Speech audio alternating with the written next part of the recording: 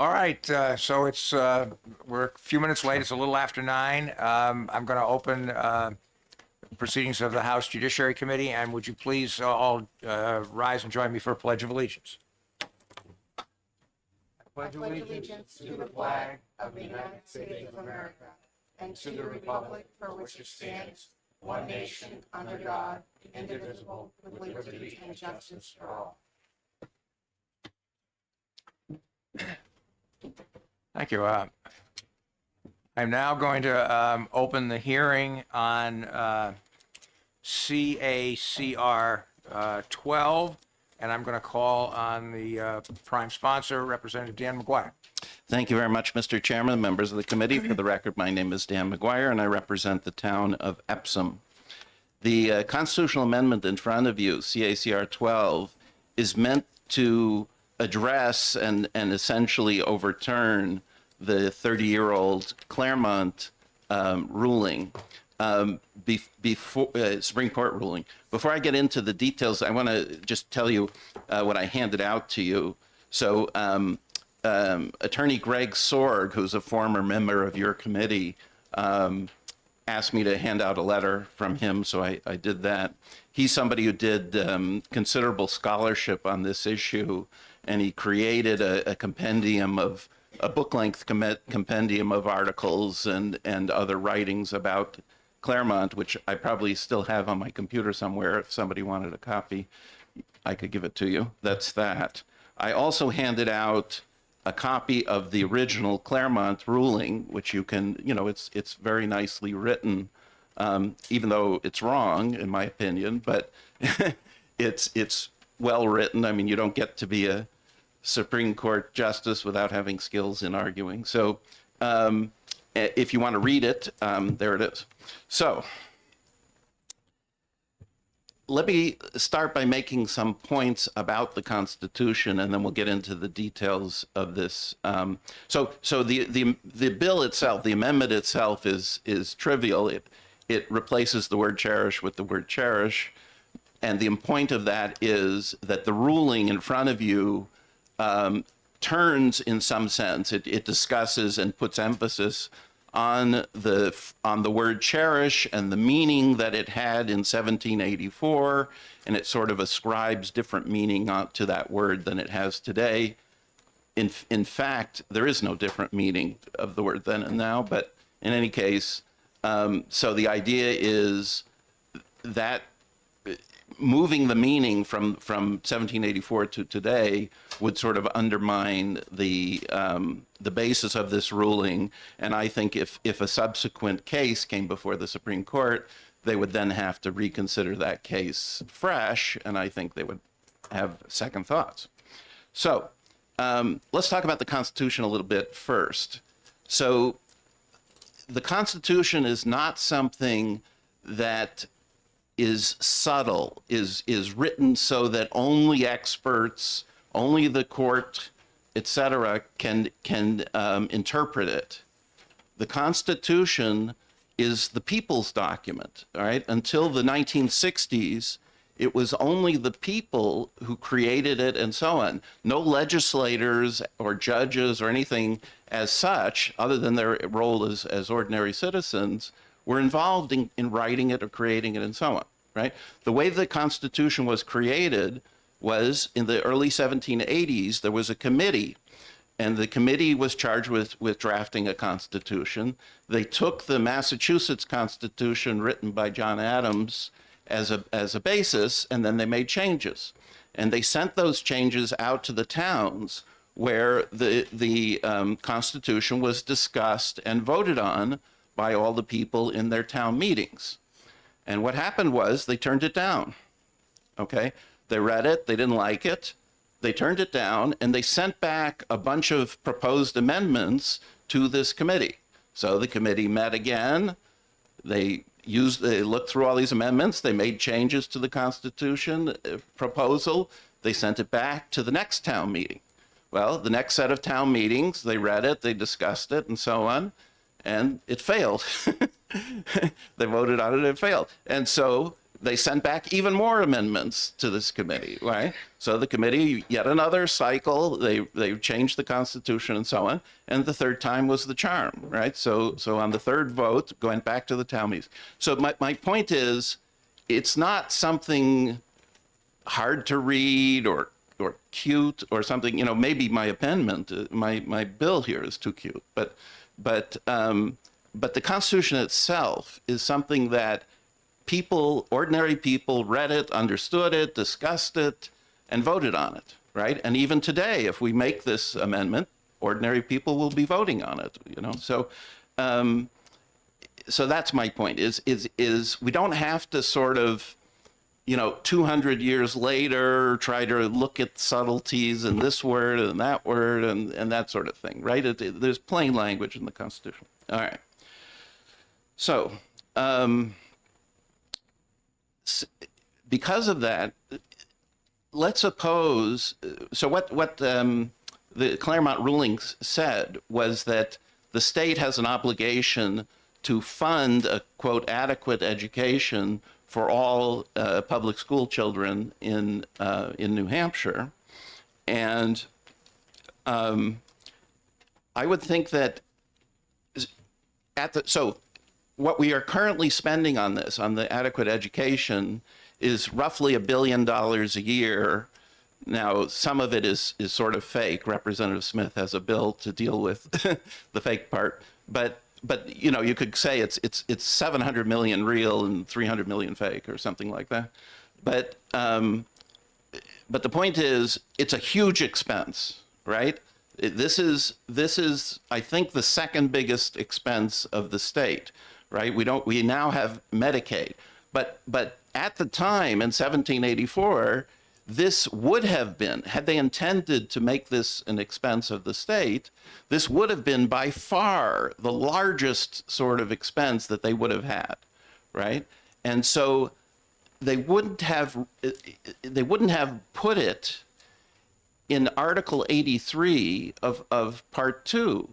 It would be right up front in the beginning part of Part 2, where you have all the obligations of the state, right? All the things the state are supposed to do. This would have been the major, biggest thing that the state would have to do and the legislatures would have to do and so on, right? It's not an afterthought. It's not something to be put into a halfway through a sentence, through a run-on sentence that includes literature and other stuff, okay? So this is not how it would have been written, and it's not how people would have understood it. All right. So let's read the phrase in question here.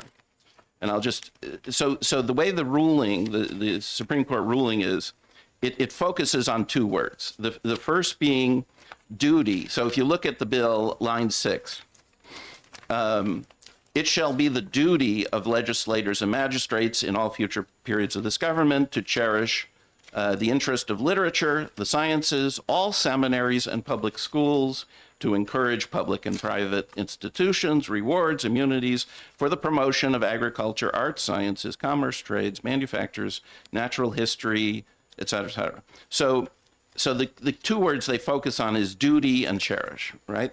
So duty means you have to do something, right? These two words in reality have no different meaning today than they did then. I can go into more of that if you have questions about it. But the question is, and they say the subtlety is, well, how do they get around the fact that we're not sending checks to authors and scientists and seminaries, right? Because whatever this sentence does to public schools, it does the same thing for literature and science and seminaries, right? And it's not just any seminaries, it's all seminaries, right? So I don't think we've ever sent a check to any seminary. I'd be very surprised if we had. So the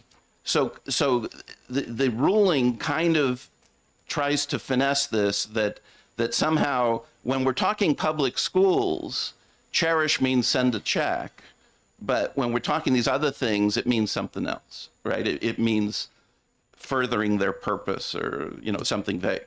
So this is one of the major problems with this is that the plain reading of this sentence is all of these things are equivalent, right? And should be treated equivalently by the legislature. So let's talk about, so this doesn't mean what the ruling says. So let's talk about what it does mean, all right? So what's the purpose of Part 2, Article 83? So the original part, if you read Part 2, Article 83, it essentially is 2 long run-on sentences, right? Maybe 3. So one of them is this first sentence about cherish the literature, sciences, seminaries, public schools for the purpose of education, right? In agriculture, art, science, commerce, all these things. The second part of this, which was added later, so that was the original part. And then the following sentence was added a little bit later, which is no money should go to schools or institutions of a religious sect or denomination. And then even later than that was the final part, which was about monopolies, right? Free and fair competition in trades should be protected, et cetera. So if you look at this as a whole, what it's telling you is these are at the front, these are the good guys, right? The people who are helping education, right? Who are furthering knowledge, those are the people we should be supporting, right? I mean, this is obvious, right? But it's true. And the people we should watch out for at the end here are the, greedy businessmen who are going to create monopolies and steal your money, et cetera, right? So that's what this is about. And if you look at the particular phrase, literature, sciences, seminaries, and public schools, the weird part about that phrase is the word public schools, right? Literature, science, seminaries, those aren't part of government.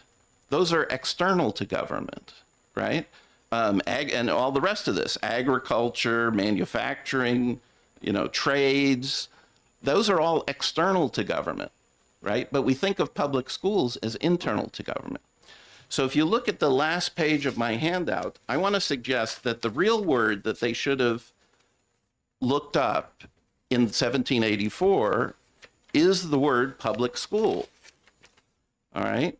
So this is from the Encyclopedia Britannica, right? And it says that if you went to England even today and asked them what's a public school, well, they'll say this is a place like Eton and Harrow and et cetera, right?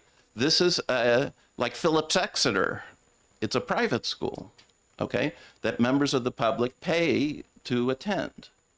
That's what a public school is even today in England, all right? What do they call what we call a public school? They call that a local school, all right? So according to this, that term, using the word public school to mean that, that's an 18th century term, all right? And the people we're talking about who wrote the Constitution were very recently British, right? So I think it's possible at least that the meaning here was they meant things like Phillips Exeter when they said public schools. They didn't mean local schools, right? Because when you make that mental substitution, the whole paragraph makes a lot of sense, right? The good guys who are furthering, we've finished in earlier parts of the Constitution talking about how government works, its obligations, all that sort of stuff. In this one, we're giving you advice about externalities to government, right? How do you deal with people that you find in society, right? And so we want you, these are the good guys, right? The people who are spreading knowledge, including literature, scientists, seminaries, and private schools, all right? Those are all external. Then this whole section is about external stuff, right? It isn't about what are we doing with local schools? What are we doing with, my school, your school, et cetera, in town, right? That's earlier, right? That's not this. So that's the basics of my argument. All right. So let's assuming that I've convinced you that this doesn't say what the Claremont ruling says, right? But you think, what's the harm, right? What's the harm of the Claremont ruling, right? We certainly want to support. I'll use the word local school just just to be clear, but we certainly want to support our schools, right?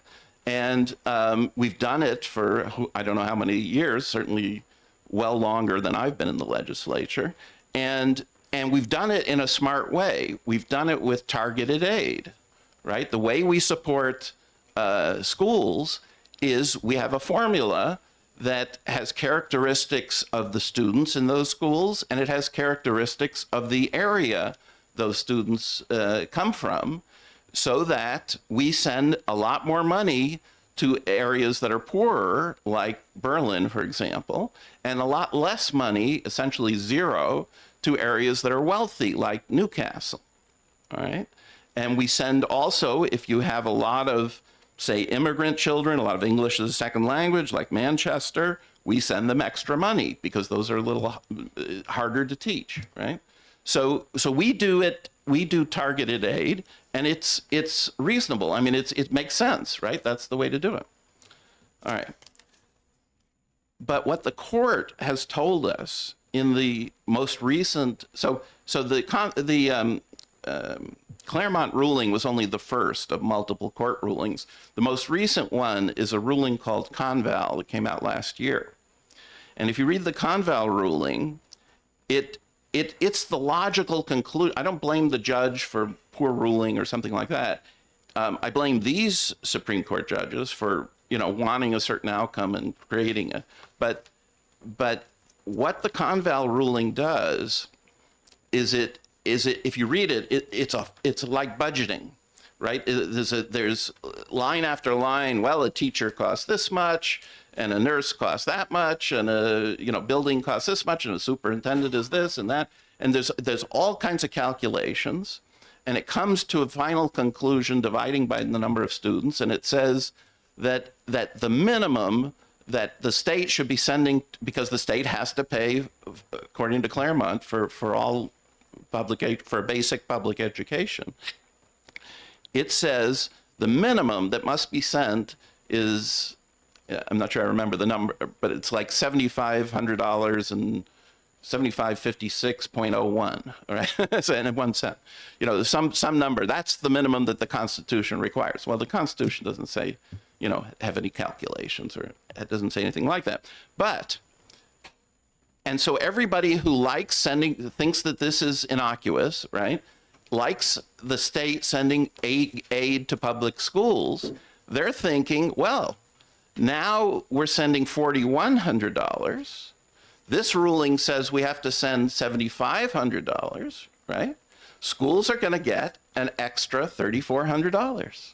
Great, right? And so, if we multiply $3,400 times 160,000 students, that's over $500 million, right? So the state, as a result of this ruling, is going to send extra $500 million to schools. But that, in my mind, is a misinterpretation of the ruling, because and so you might be inclined to vote against this because you want that to happen, right? But if you read the Conval ruling in particular, the key point of it is it's against targeted aid, right? The judge, as part of his ruling, said, I only care about per head, right? I only care about the base, the $4,100.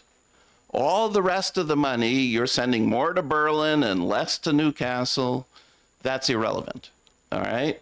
It's just the base that matters to the Constitution, right? It's like silly, and so therefore, what Conval wants us to do is set up a regime where the money we send to towns is only on the base, right?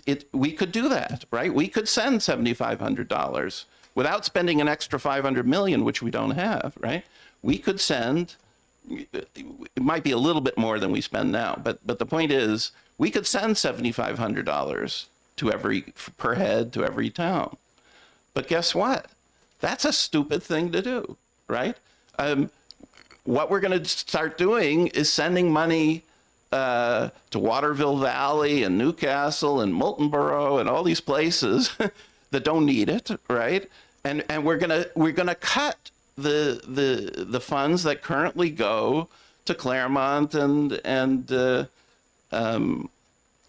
Berlin and other places that really need it. The places that would gain under such a regime are places like Londonderry and Bedford and Bow. You know, they have a lot of kids, they have a lot of expensive homes, right? And we send them now next to nothing, right?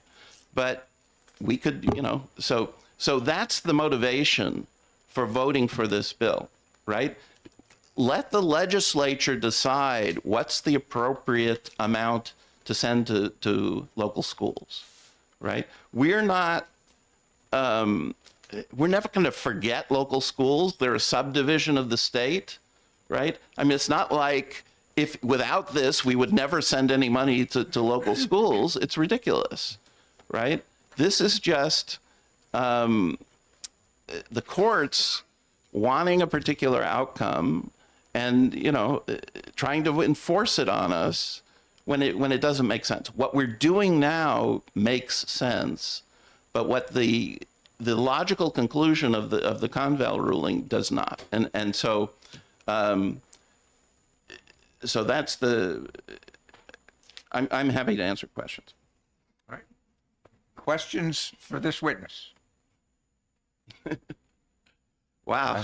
Seeing none, so I guess I have. All right. Thank you. Here's what, first of all, I have to say, I'm very sympathetic to what you want to accomplish. I mean, I think the Claremont decision was the wrong decision, and it was, I very much agree with Attorney Sorg's analysis.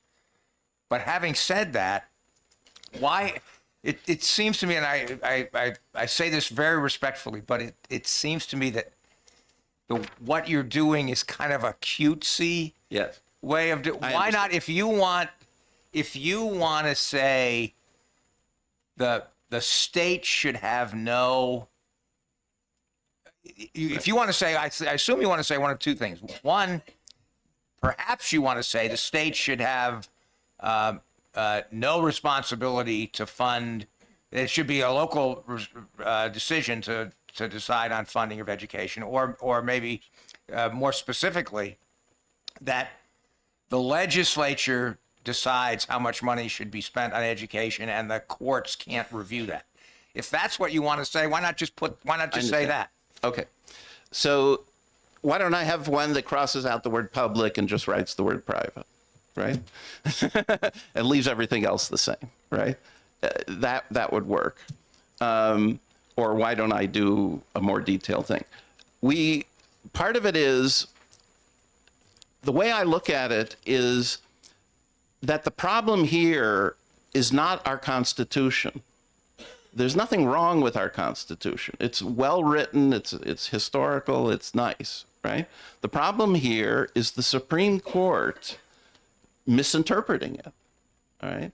So therefore, changing the Constitution, in my mind, is sort of like accepting the premise, right? That the Constitution says what they say it says, therefore I have to change it, right? And as opposed to this amendment doesn't change the Constitution, really, but it makes the point, right? You see what I mean? So there's nothing wrong with the Constitution, therefore, why should we have to change it, okay?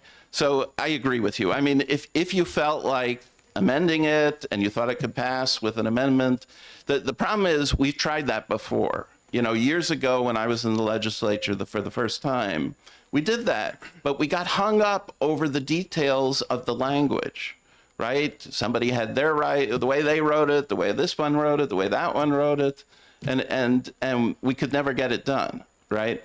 And so this one, that's my answer, all right? So it doesn't change. The problem isn't the Constitution. The problem's the court, so. Other questions? Any other, yes, Representative Stapleton.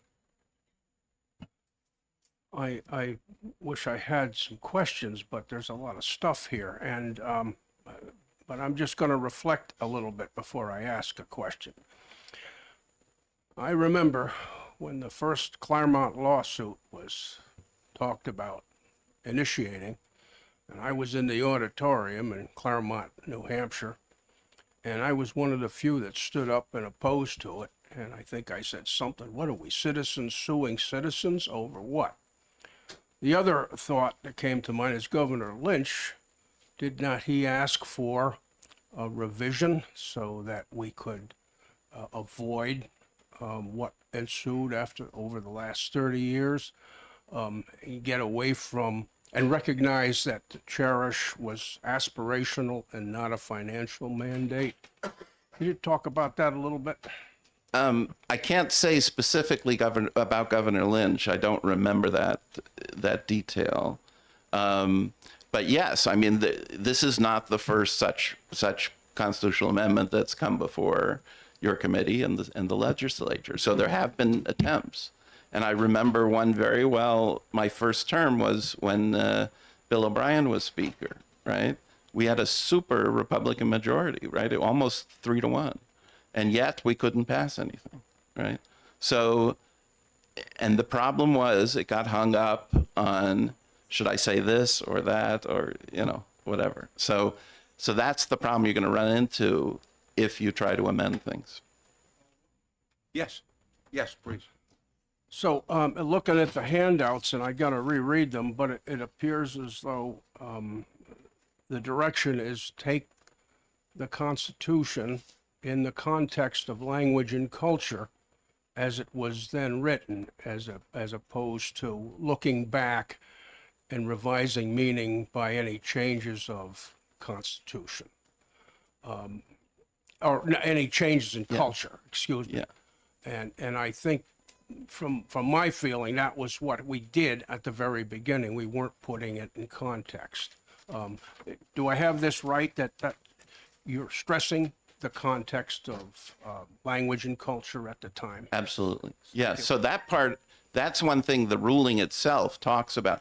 By the way, the ruling uses a 1784 dictionary. If anybody wanted to look up a copy of such dictionary, it exists online, and I could send links to the committee, and you could look up your own set of words if you wanted to. You know. So. Yeah, Representative Smith. Good morning. First of all, I have to say that I always enjoy listening to you. Doesn't mean I agree with you, but sometimes I do. I always enjoy listening to you, and it gives me another perspective. Sometimes we believe that the literal interpretation of the Constitution is what should guide us. Sometimes we believe that that is not what should guide us. And to me, that is the strength of the Constitution. It is very elastic, and it has, by and large, survived for a few centuries, recognizing that elasticity. I do want to respond to my colleague's question. I was chairman of the Finance Committee a number of years ago, and I had always opposed a constitutional amendment to try to get the state out of honoring what I believe is its obligation to pay for public education. And because I'm an American, I use the American interpretation of the word public. And most of my Democratic colleagues agreed. Governor Lynch was sitting in the corner office. He very much wanted a constitutional amendment. We worked very, very hard to try to come up with an amendment that we could try to get through the legislature. we finally came up with language that people could live with, not happily, but could live with. And I asked my colleagues on the Democratic side, I said, I have never asked for a vote before, and I will never ask for a vote again, but I am asking for one vote. Will you give us one vote on this? And they agreed. And I then went to the speaker and to the Republican leader, and I said, one vote is all I could guarantee. And in fact, if you wanted to try to amend this, you would not get support. So please don't be greedy. Please realize that you can get something close to what you want. We could get something close to what we want, and we could get that through. And I said it twice to the majority leader, or to whatever it was. I wasn't the majority leader, the minority leader. And I said, would you shake hands on this? And he agreed. And we made the motion, and it passed. And the next thing that happened is that he stood up to propose another amendment. You can go back and check and verify what I've told you. And that is why it was short-term partisan greediness that interfered with us being able to address an issue that all these years later is still with us. And it's a lesson that I think we should all be reminded of. I apologize for not asking a question, Mr. Chair. And Would you believe? well, no, I could do that, but I'm not going to, because the truth, I can laugh about it, but I'm not amused. It, to me, stands as a testament to what happens when we try to do more than we should. And So now I was one of those people who, now you know the story. I don't remember who used to say that. Who used to say that? Paul Harvey. Paul Harvey. The rest Thank is the you. story, right? And that is the story. And that is why I love listening to you, but I'm constantly reminded about the fact that this is not a laughing matter. This is not something to be cute about. This is the Constitution that has, by and large, stood us in good stead. And I can't wait to hear the next bill that you bring to us. well, thank you very much. And the compliment goes the other way as well. I mean, I am happy to hopefully be your friend, and I always like to listen to you, including this. This is very informative. And you're right. The perfect is the enemy of the good, right? I mean, it's that simple. Representative Grease.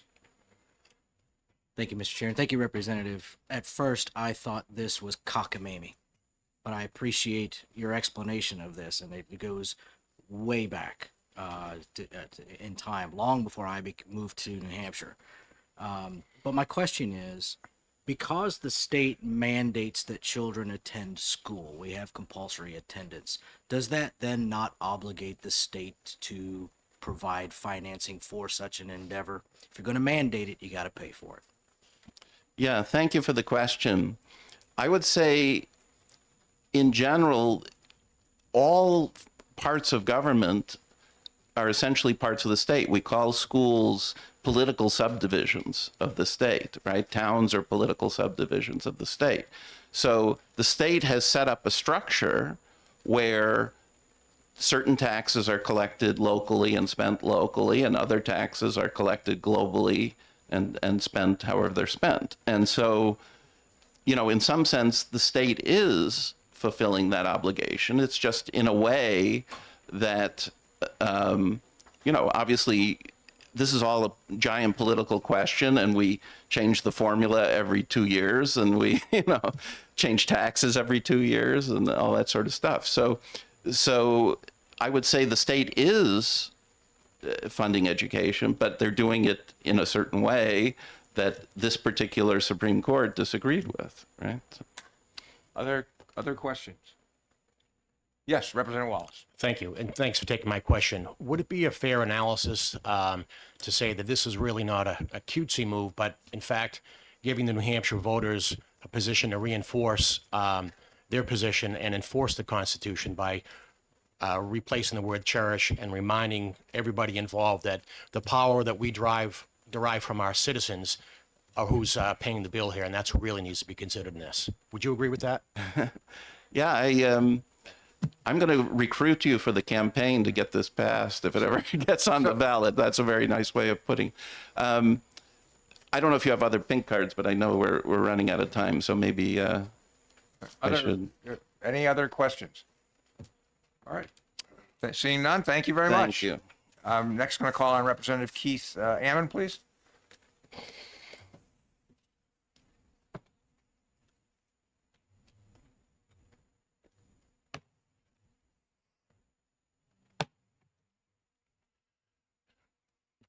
Good morning to the committee and Mr. Chairman.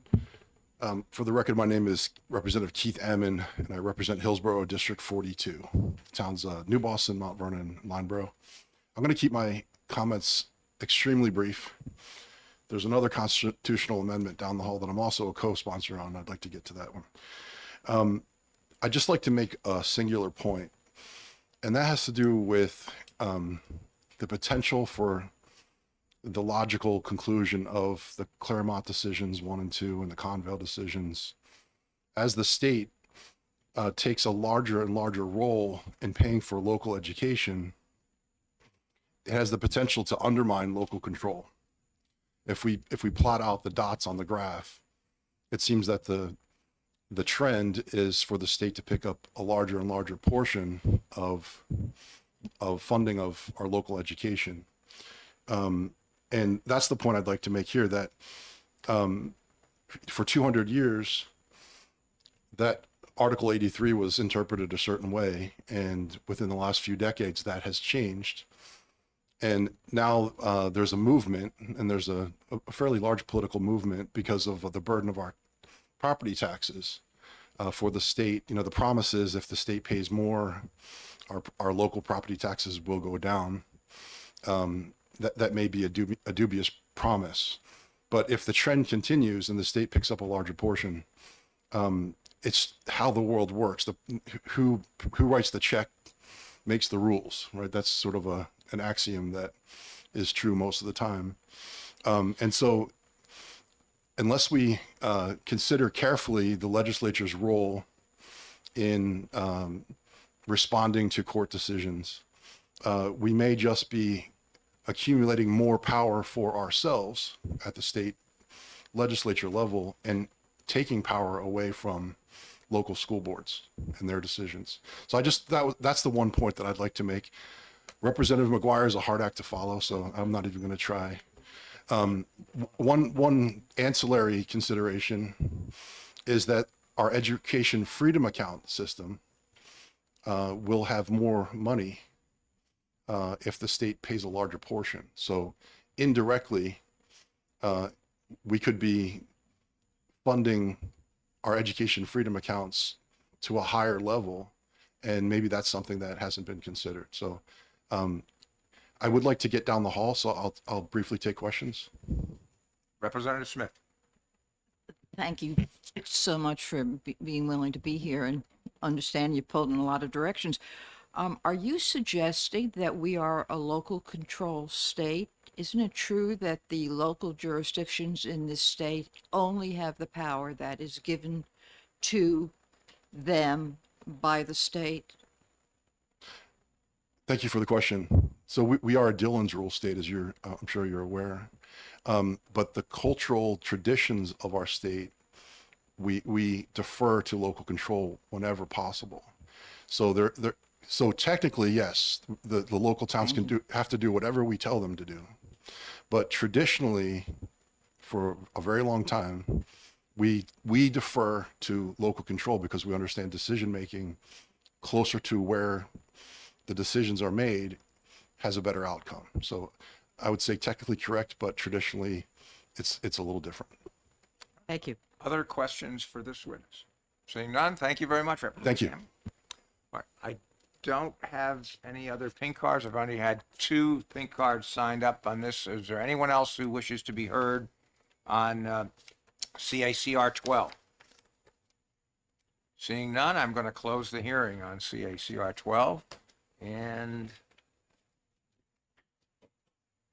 we've got 3 minutes before the correct time is 9:42. So we have 3 minutes before we open the hearing on 1169.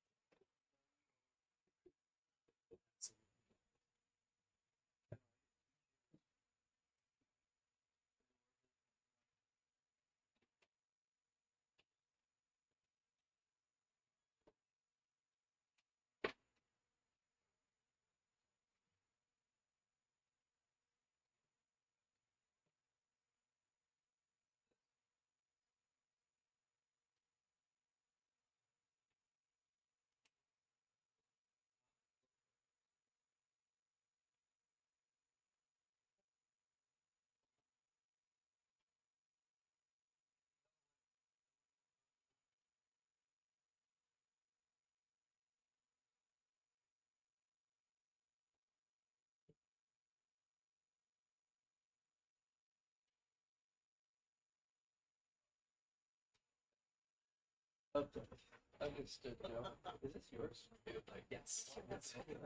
agree with you. I mean, if you want to, I agree completely.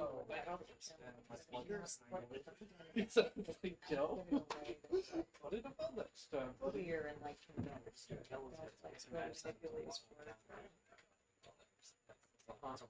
What the heck? Like if you read it, Yeah. it's clearly a right to vote.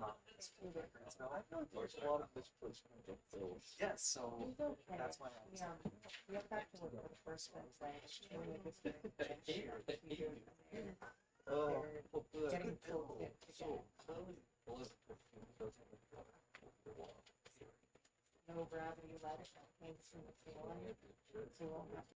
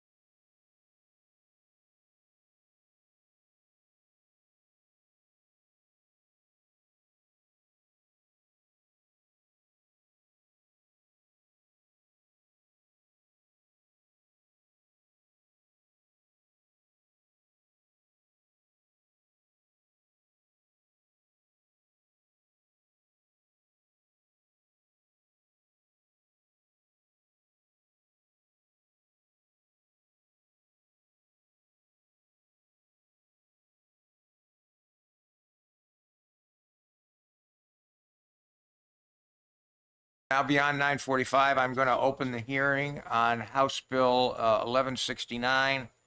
I don't see any of the named sponsors, so I'm going to recognize Representative Alexander to introduce the bill. Thank you, Mr. Chair, members of the committee. For the record, my name is Joe Alexander. I represent the town of Goffstown, Hillsborough District 29. I'm here to introduce HB 1169.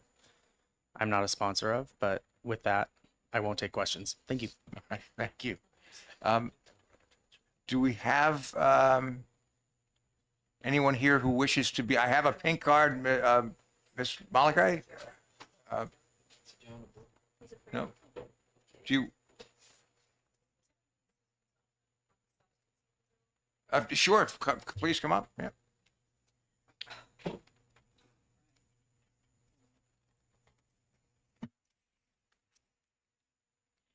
Good morning, Chairman, and to the committee as well. My name is Ani Malachi. I am the Executive Director of the Commission for Human Rights. And the content of 1169, in essence, what it's doing is creating a private right of action for discrimination based on someone's hair. And so the first element for me is the concern about the private right of action. So what that is effectively doing is removing the commission from the process, although it is putting the language, the anti-discrimination language into the commission's definitions. It is removing the opportunity for the commission to provide justice, if you will, or to stop us from being able to take a charge based on that basis. It does allow, I believe, in terms of education for us to do that. However, what I could potentially see here is quite a bit of confusion. People do contact us to ask questions for technical assistance based on what the anti-discrimination law contains at this point. And so if this definition is included in the law, then I could foresee them calling us for questions to get guidance and assistance. Of course, we don't provide legal advice, but we would not have the wherewithal to provide any training or assistance relative to anything else in the statute other than education, possibly. The next part for the commission is the commission is already able to take charges in this area. We have jurisdiction over this area, and specifically under race, it could be taken under race, it could be taken under gender, it could be taken under sexual orientation, it could be taken under age, it could be taken under disability and national origin, and actually also religion. And so if the language is put in the statute but removed and only for employment, then the protection that other people may have has been removed. And it's not, this protection that we already have in the statute is for all people. So anyone, any religion, not based on race specifically, but any hairstyle, whether it's beards, because that's not mentioned as well. Some individuals may have long beards based on their religion, or it could be their national origin. Sikhs, for example, would wear a turban. So would we take it under national origin, or would we take that under religion? So there's the other part too is there's a lot that's not covered with this. And for us at the commission, we just want to make sure that everyone in the state of New Hampshire who may feel like they've been discriminated against can find themselves in the law and not have a carve out for one group and not allow another group, which would be discriminatory on its face. So I welcome any questions that you might have. All right, questions for this witness? Representative Perez. I apologize. I did not hear where you were from, and I apologize. No worries. The Human Rights Commission. Thank you. Other yes, Representative Alexander. Thank you, Mr. Chair. And just so, thank you, Ms. Malachi, for being here. Just to make this clear, you believe that if we pass this bill, it will actually undermine the rights of those that it's actually trying to help. Correct. Yes. It would not only remove the jurisdiction, specifically in employment, from the commission, people would have to go to court versus coming to us, but it leaves out other individuals and other types of hair, which could make people not file a charge should they be discriminated against. Thank you. All right. Other questions for this witness? Seeing none, thank you very much. Thank you all. Next, I'm going to call on Representative Wheeler. Please.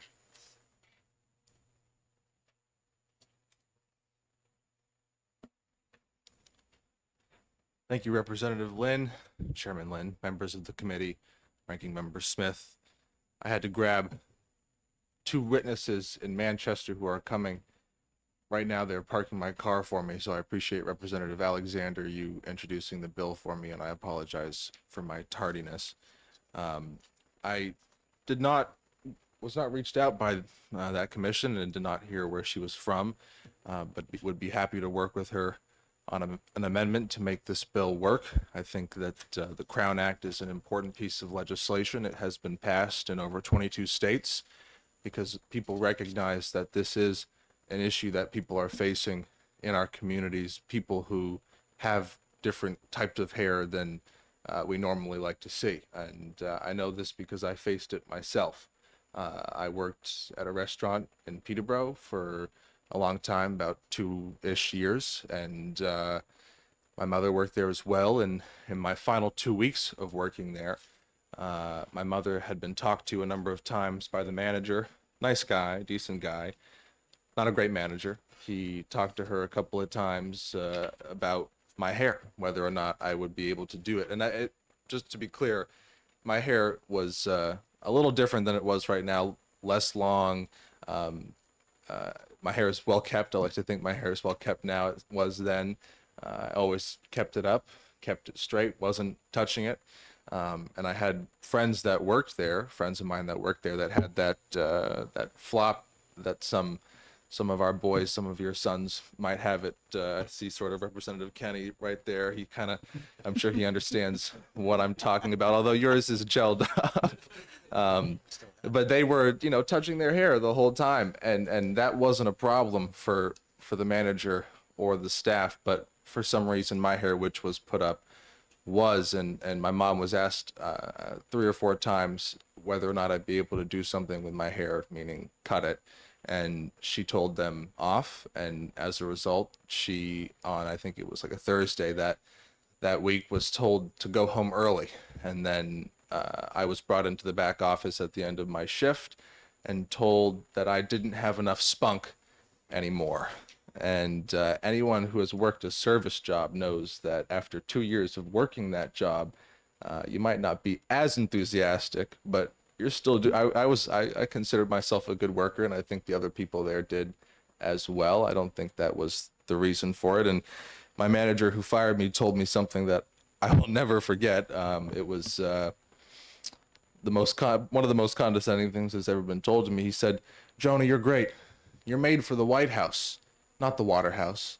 And I just, I think he was put in an uncomfortable situation where he was told that he had to get rid of me, and so he was trying to do that as best he could. But this is something that a lot of people go through in our state, and I spoke to a lot of people about this. I have 2 people, like I said, they're parking my car right now, who are coming. One of them, a loctician who does my hair, and the other, someone who has a lot of personal stories, who can relay some of the stories of the people in Manchester and other places here in our state that are facing this. They're facing it in school, they're facing it at work, and this is an issue which needs to be addressed. So as I'm open to working with the committee in whatever way possible, and I know that Representative Linda Harriet Gothright, who would have loved to be here right now, but is working very hard on a personal family stuff and other legislative business that has to do with criminal justice, is going to have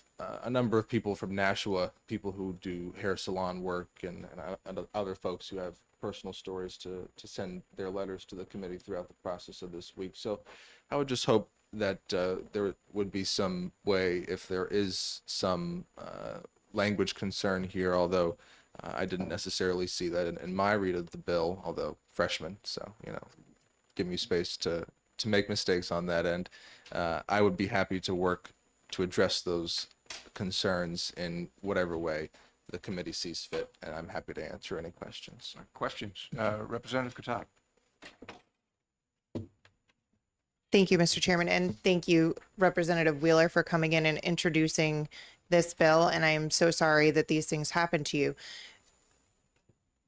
Did you know that the Human Rights Commission was available when this happened to you? And if so, did you file a complaint with them when this happened? No, I don't think that, I don't think there's a good, I wasn't aware that they were available, and I didn't know that there was recourse to be able to get this done. I was told that there was no recourse for me to address that because there was no place in law for me in the discrimination law to get that done. Thank But I you, wasn't Mayor. aware of the Human Rights Commission. Yes, follow up. Yes. Thank you. So with that in mind, and the fact that we're told from the director of the Human Rights Commission that this is covered under current statute, do you think that the issue may be more of an educational issue, or maybe people need to be made aware that this law does exist and that there are protections against these things? Because if this is happening on a regular basis and it is included in law broadly to not be allowed, then it seems as if we need to get the word out there and the message out there to stop it from happening. Oh, absolutely. I mean, I still think it would be a good thing to carve it out and make it specific.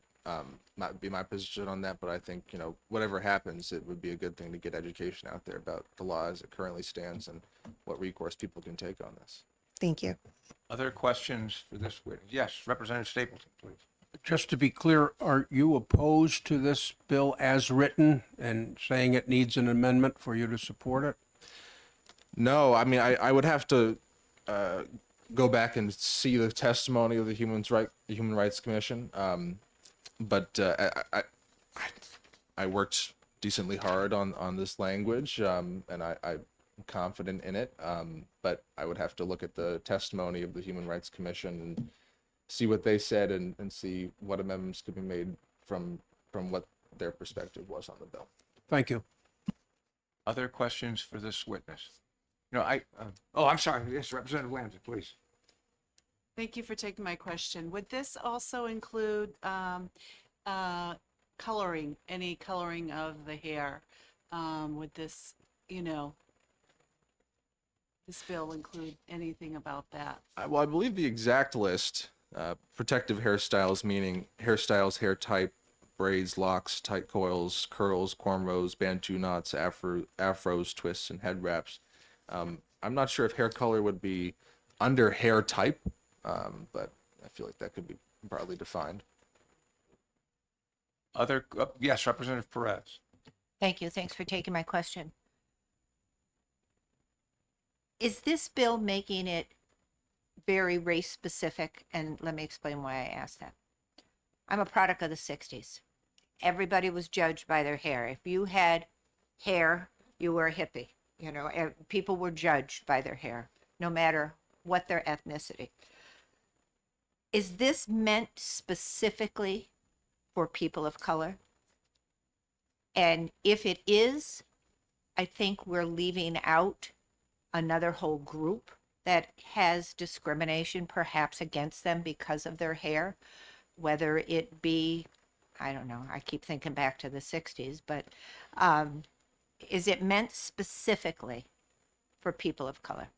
No, I think that, hairstyles or hair types is broadly defined to any race whatsoever. I think it's just talking about natural hairstyles, so I can't discriminate against you if you have a floppy hair, or I can't discriminate you against you if you have braids or locks or something along those lines. And I think the concern is right now that despite there being a broad definition of this in law, that people with braids, locks, sort of Afro style types hair, which are not always African people, that they're being discriminated against in the workplace and at school and other places. So I think that's why when hairstyles and hair types, after that is laid out in the bill on line 10, it goes through braids, locks, tight coils, etc. And I see how that could be misconstrued as people of color, but I think it is sort of broadly defined, just humans in general. Absolutely. Other questions for this witness? Yes, Representative Manos, please. Thank you, Mr. Chair, and thank you for taking my question. One of the questions that the Director of the Human Rights Commission raised is facial hair and beards. And I just wondered if you had any perspective on that in terms of your bill. And facial hair and beards, as in including facial hair and beards, or Discrimination based on the fact that men have facial hair or beards. For example, she used the example of a Sikh, or for example, an Orthodox Jew, other situations where discrimination could occur based on facial hair or beards. I think that that would be an appropriate amendment for the legislation. I think, facial hair and beards sometimes are, as you just laid out, in some cases religious and spiritual in nature. And so I think it would be good to have that in the bill. Absolutely. Yes, Representative Perez. Thank you. I'm sorry. Thanks for taking my question. There are certain circumstances where, for reasons of hygiene or reasons of, for medical reasons or because of sterilization and cleanliness, that hair can become an issue. I became a nurse in the 60s. You could not have your hair below your face line because you could. Does this exempt those places from being able to say, well, you cannot have that particular style without perhaps covering it or doing this or that for those particular types of places? I'm not trying to be hard to get along, but No, please. I see situations where having to cover your, is this going to stop people from saying, you're in an environment where we need your head covered, hair covered, and your facial hair covered in this environment? Is this going to mean that businesses or institutions cannot say that? That's a concern. No, I don't think so. I appreciate that concern. And I think that there are places in which it's simply the policy of the place and not discrimination. This applies to everybody, and for, safety standards, for, like you said, sanitation, cleanliness standards, whether it's a laboratory or something along those lines, you're working with hazardous material or something like that. There are concessions that you as an individual need to make to be able to work at those places, and whether that's a time constraint or you just have to change your hair or whatever that might be, those concessions are agreed to at the point of employment. Exactly. So I would that I think it doesn't cover that, and I think that's clear in the bill. Other questions for this witness? Representative Stapleton. Yeah, thank you for taking my question. Let's go back to the restaurant where you were working. Did you have to wear a uniform, a cap? Were you in kitchen or serving? What was the environment like there Sure. that brought this on? Well, I mean, we did have to wear black, so that's technically a uniform. We had to wear a black shirt and black pants, but we weren't forced to wear a cap. As I said, there were other people with longer hair, much more greasier than mine, much more in their face than mine was, that did not also have to wear a cap and were not talked to in any way whatsoever. I spoke to them about this. I was a busboy and a food runner, so I was in the front of the house, sort of just with people and things like that. Yeah. Yes. Were these other people with longer or variant styles of hair approached and talked to as you were? No. Thank you. Other questions? Yes, Representative Tripp. Thank you for taking my question. I was just wondering, when you were hired, did you have long hair like you had when you were dismissed? Well, hair grows, so I didn't have exactly the long hair as I did, but it was long. It was long. Follow up? So the the reason I asked that question is I was just wondering, they did not make your hair a condition of employment, did they? No.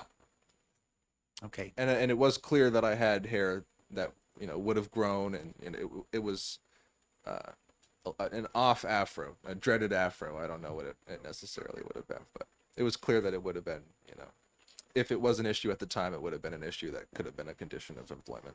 Well, thank you for answering my question. Thank you. Other questions for this witness? So I guess I do have just one or two questions, Representative Wheeler. You have in the bill uses in quotes the term protective hairstyles, and I'm wondering if I'm not sure that I understand what that means. In other words, should I understand that to mean that the hairstyles are protective in the sense that because of the texture of certain individuals' hair, they need to use these other things like braids, locks, tight coils, or curls because of the texture? I'm not sure I understand what the term protective hairstyles means. I think you do. I think you've got it right. As I see here in line 16, protective hairstyles means hairstyles or hair type including braids, locks, tight coils, curls, cornrows, bantu brats, afros, twists, and head wrap. I think that I think you've got it right in that protective hairstyles means a hairstyle that is protective of, like you said, the hair. But there also is a loctician here who would be able to better answer that question than I think any of us. So absolutely. Okay. All right.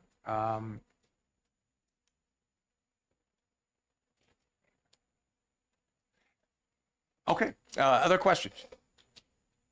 Seeing none? Well, thank I'm you very still- much, Mr. Chairman. I really appreciate this. This is an important conversation that needs to be had. I think that, as I laid out in my testimony, that this is something that does happen here in New Hampshire. There's a parallel bill to this in the Senate.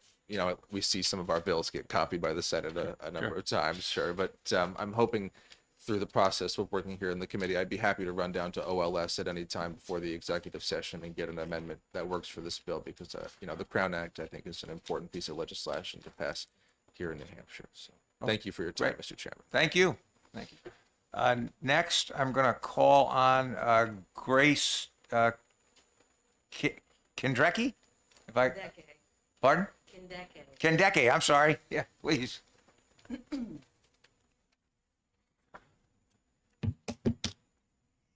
All right, so thank you, committee, for taking my testimony today. For the record, my name is Grace Kendecki. I am the program coordinator with the American Friends Service Committee, but I'm also here today just as a resident and a citizen of New Hampshire, a young woman who has grown up here, who has went to school here, and certainly has worked here for the majority of my life. And so I am here in support of HB 1169 and urge the committee to pass it.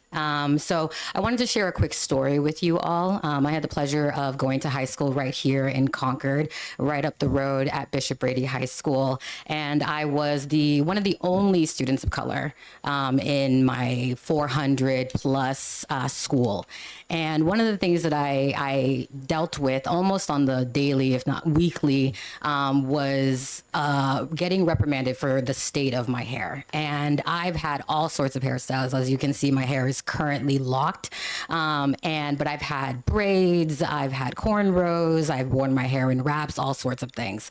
And I wanted to also address the chairman, your question about protective hairstyles. Absolutely, because of the texture of our hair. I often tell people that this is what my hair naturally wants to do. I spend a lot of time straightening my hair, trying in very many ways to actually make it look like many of y'all hair, because that's what my peers look like. That was what was most acceptable acceptable when I was growing up, and I certainly didn't want to stand out. And it took me a long time to learn how to take care of my hair. But while I was doing that, it was not only a matter of trying to keep my hair neat and healthy, it was also in order to ensure that I wouldn't constantly be getting in trouble for my hair. So I went to a school with young people who would go on vacation, you know, with their families during spring break, during summer break, and would come back with very similar hairstyles to me. They would come back with cornrows, they would come back with braids, with beads in their hair, and they would get very much applauded. They would get, you know, praised for that hair. But when I would sport the same hair, I would get a lot of scrutiny. I would get penalized. I would be asked to change it. And it honestly, it might not seem like a big deal, especially if you're not used to having to put your hair, like put so much attention to your hair. But it absolutely impacted my quality of studies. It impacted my comfort, my ability to feel as if I belonged in my school. It absolutely impacted my ability to focus on what was important. And I think that's exactly what this bill is about. It's sending a message to New Hampshire residents, to sending a message that says very clearly that we don't brook discrimination when it comes to hairstyles. And I certainly have heard through testimony from Representative Wheeler and from the committee that this might not be needed. And I think that that's wonderful. If the fact is that the New Hampshire statutes and law already cover non-discrimination for hairstyles based on the type of hairstyles, then I think absolutely that needs to become known, because I work with young people and they still undergo the same issues. And I live in Manchester. I'm a Manchester resident. And if some of you don't know, Manchester has one of the most diverse school populations in the state. And so I think it is really important to send a message because this one impacts young people. It impacts people and residents of this great state, to make it known and make it clear that yes, absolutely, there are policies and rules in terms of how a hair should be kept in order to perform certain job duties. But I think the reality is again, when you have hair that looks like mine, you spend a lot of time justifying the state of your hair, the look of your hair, and that does directly impact your productivity, your focus, and as well as your sense that you do in fact belong in the state, even if you don't look like every other person, especially those who are penalizing you for that hair. So I'm happy to take any questions, happy to take any reflections, and that is it for me. Question, yes, Representative Anders. Thank you, Mr. Chair. I'm very sorry that you or anybody else ever has any hassle, because it's definitely not right. My question is, like, when you were in Concord, who gave you the problem, students or the administration? Oh no, so my peers would always compliment me and ask me like, oh, Grace, you know, what did you do to your hair this time? It was honestly primarily the administrators and teachers.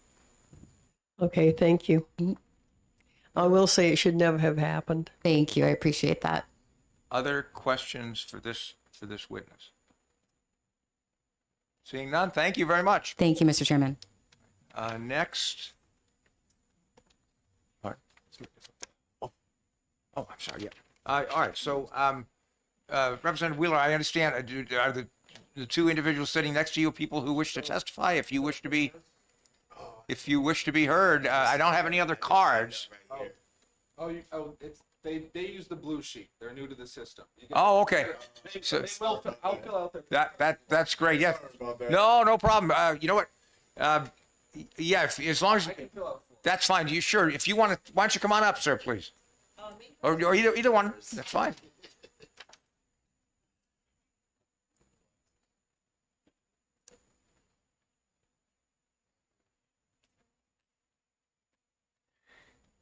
Good morning. Morning. Hi.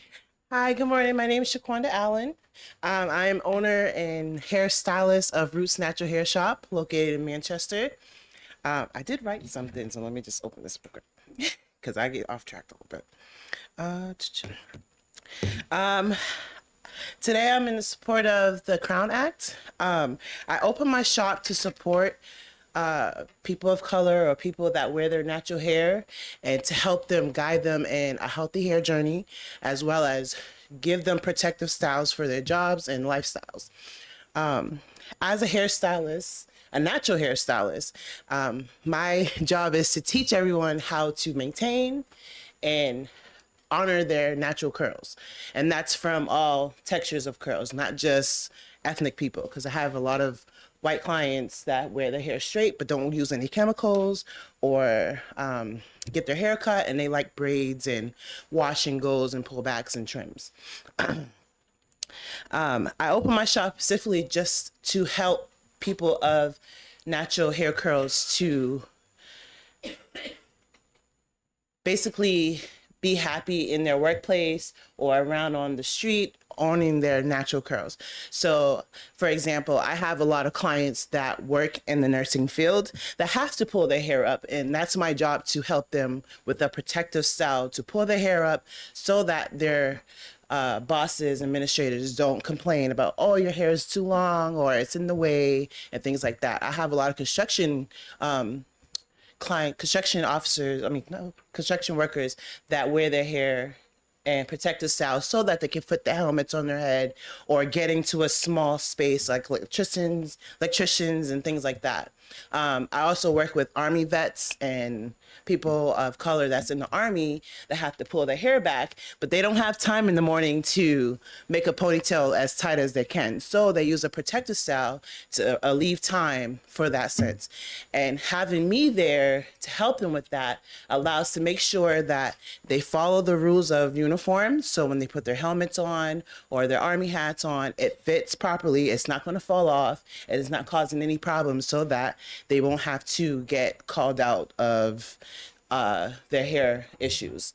I also work with a lot of teachers, scuba divers, and things like that. And having the protective hairstyles help all these workers and people of natural hair wearing techniques feel comfortable and making sure that they're not breaking any rules. It's also allowing me to show the workforce and people around that don't understand that our hair is not maintainable. It's, you haven't seen it maintained or not maintained before. So we're educating the world on, today my hair is messed up, so you can see it's messed up, but tomorrow when I come in, after I came from Roots Natural Hair Shop, it's been maintained. So you can see the difference. So now when someone comes in not maintained, we have the right to say something because we know it's not maintained. Unlike someone that comes in with the afro, somebody will automatically say, oh, this is not maintained. But actually, this person went to the hair shop, Roots Natural Hair Shop, by the way, to get it washed, cut, and trimmed and poofed out properly so that it's not shedding all over the table. It's not out of order of a uniform, and it looks presentable all the way around. I love my job. I help a lot of people feel confident in who they are, and me having my shop and helping them allows them to come to workplaces like this place here. And especially like for Jonah, he's one of my clients where when he first started, he wasn't comfortable wearing his locks until I showed him, look, this is a nice protective style where it looks professional. So when you sit up here and present your bills and stuff, you feel as powerful as you do with your hair, so that our outsiders don't say, oh, well, your dread's sticking up this way and it looks this way. Is it cleaned or anything? Yes, it's cleaned. We wash every time he comes, and it's combed, well, not combed, but palm rolled and put back so that he looks professional at all times.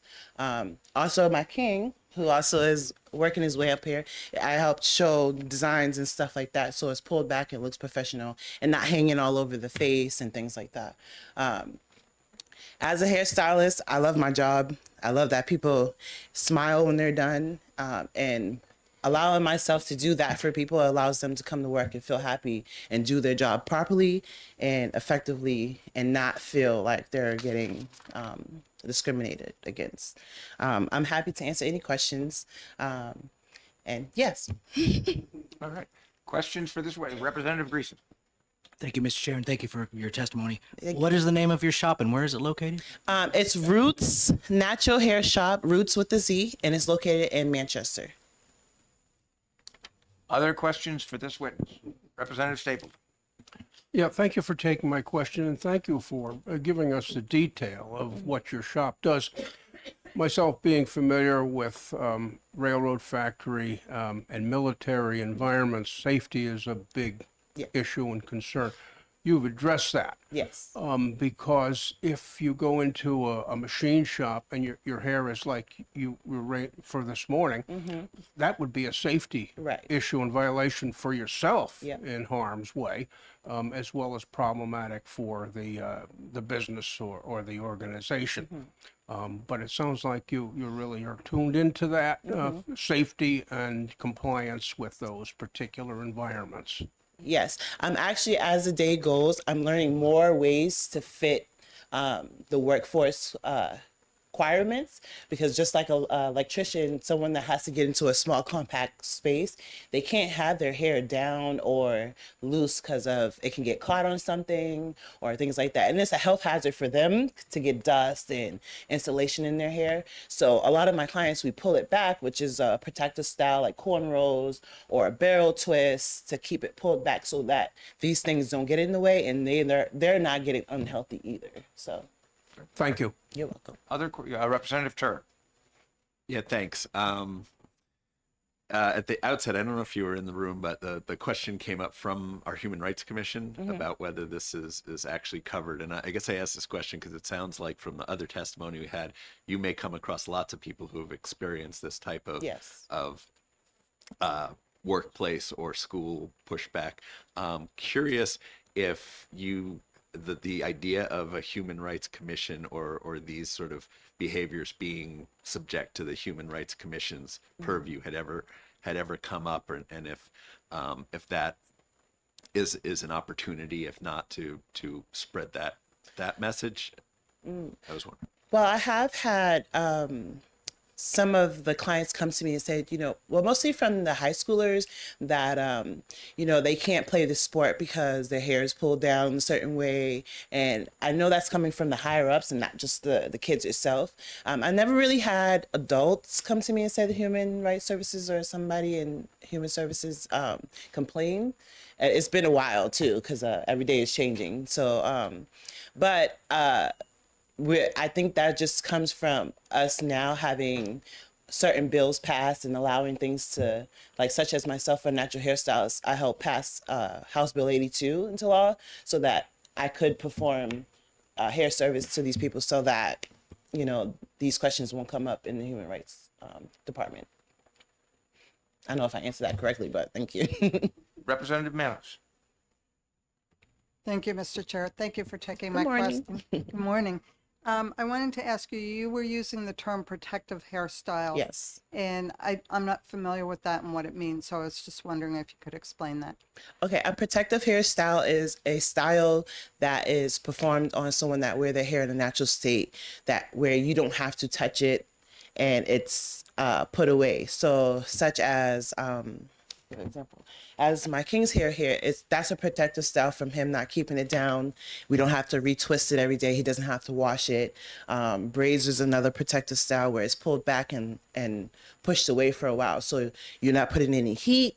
You're not putting a comb through it. You do put products, but not as much, just to give your hair a break and leave it alone.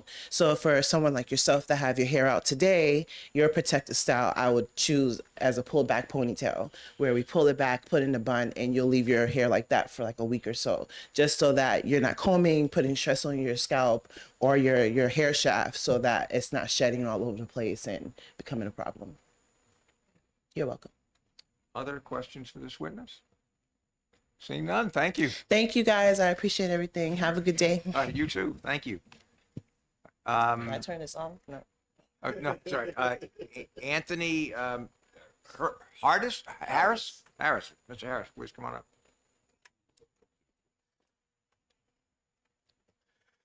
Hello, how are you kings and queens doing on this beautiful morning? My name is Anthony Harris. I am the founder and executive director of BOSS Initiative, the next chapter. BOSS has an acronym, Beating the Odds and Striving for Success, where we help previously incarcerated individuals successfully walk the path from prison to prosperity.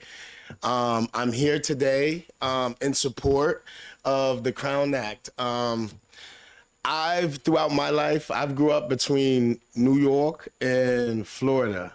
and I've always had locks. This is my fourth set of locks throughout my lifetime. A couple of times I was forced to cut them because back when I was when I first started the workforce, I'll be 42 in May.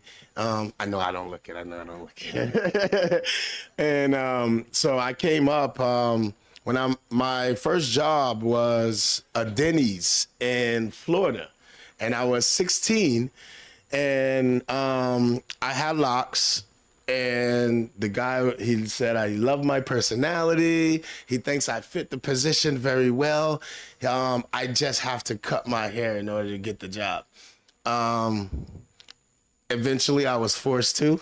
I was forced to because if I didn't get the job, then I would get locked up. So I eventually had to cut my hair, and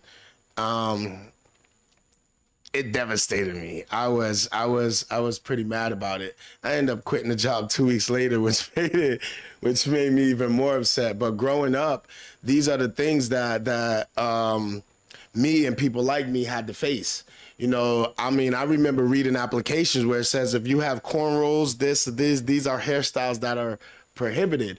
But like my queen was saying earlier, these are the protective styles that we need for our hair to grow and be healthy, you know. And so without being able to do that, the only options we have is what we call a Caesar cut, a low cut, fade, or blowout, you know. And that's not the look that we all want to have, and that's not a look that we all feel confident with, you know. So I do see a lot of change since I was 16, but I feel like we still got some ways to go. And with this Crown Act being passed, that we're one more step towards the true solutions and freedoms that humans, us as humans, should have. Period. Where everyone is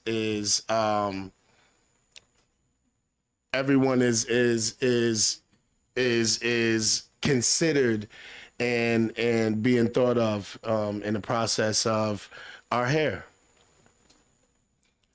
And so that's my time today. If there's any questions, I'll be more than happy to answer.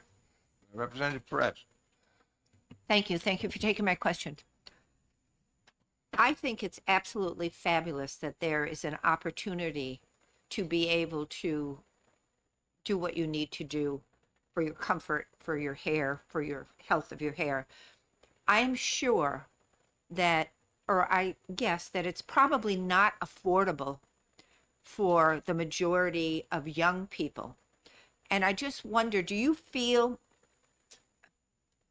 I see this more protecting the people who don't have the opportunity to do what you all are doing. Mm-hmm. I see it more as protecting the young people who may be of color or whatever, who can't afford to go and do what they need to do exactly to maintain the health of their own hair.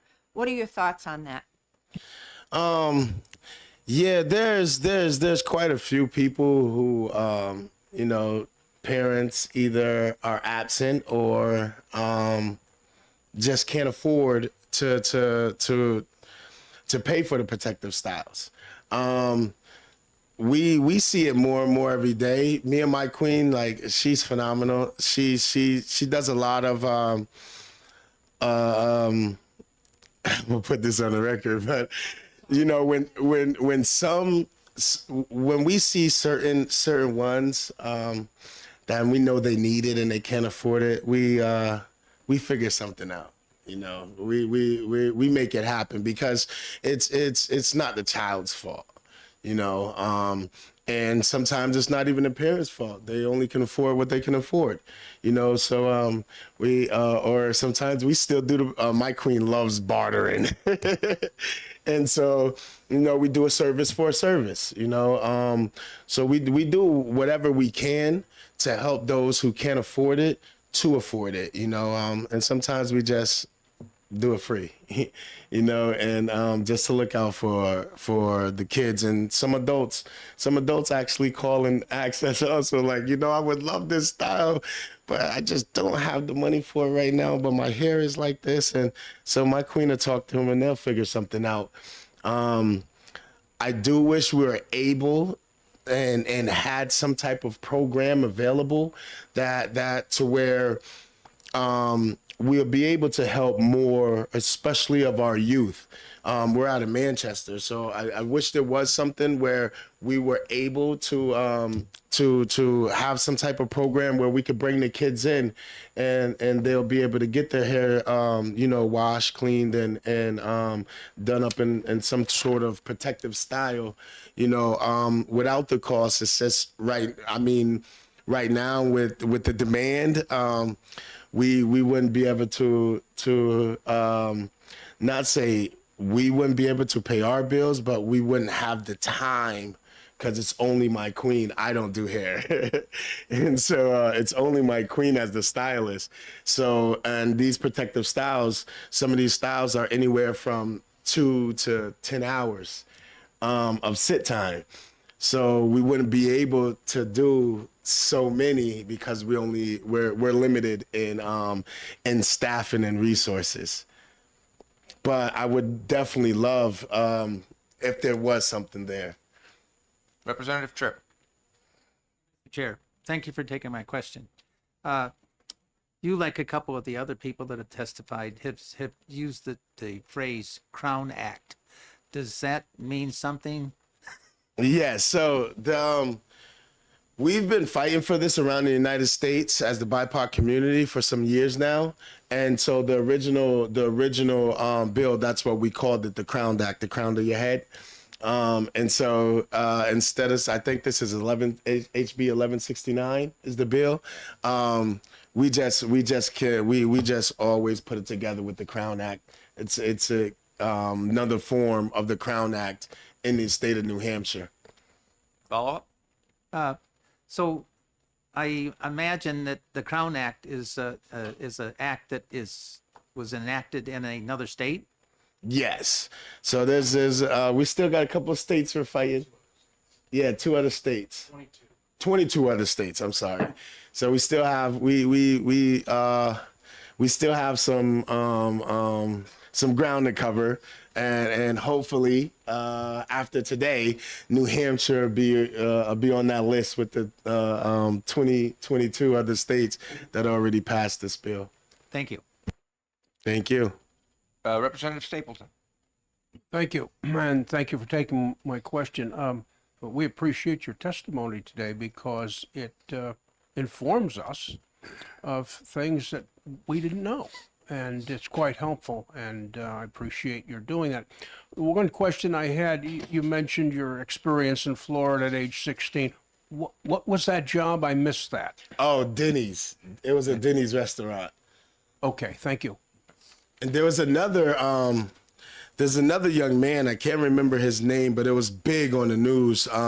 He was wrestling, and he was wrestling one of his white peers in a tournament, and he was beating this guy, and then the referee stood him up and brought him to the sideline and said he had to cut his locks off because they were giving him some type of advantage.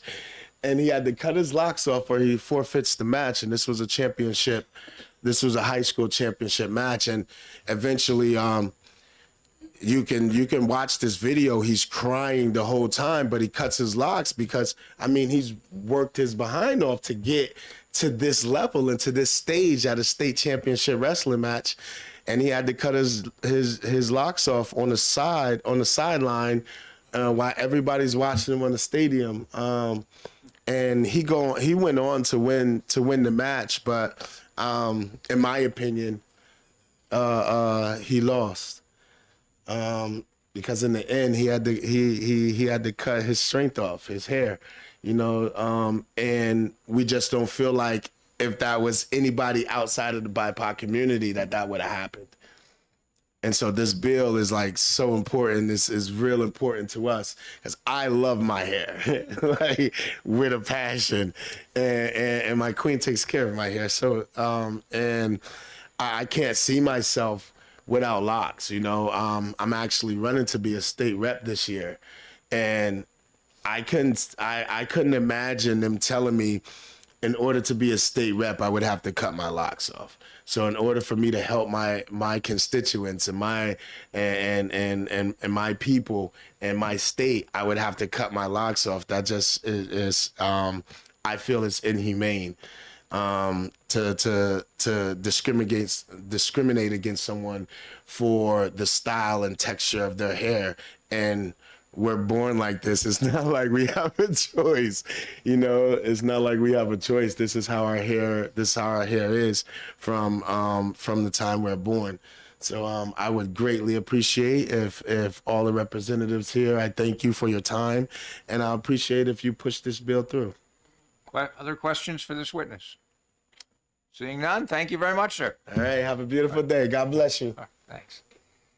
I don't have any other pink cards on this bill. Is there anyone else here who wishes to be heard on House Bill 1169? Oh, yes. So the record should reflect that there have been 72 people have signed up in support of this bill and 4 opposed. And with that, I'm going to close the hearing on House Bill 1169 and open the hearing on House Bill 1220.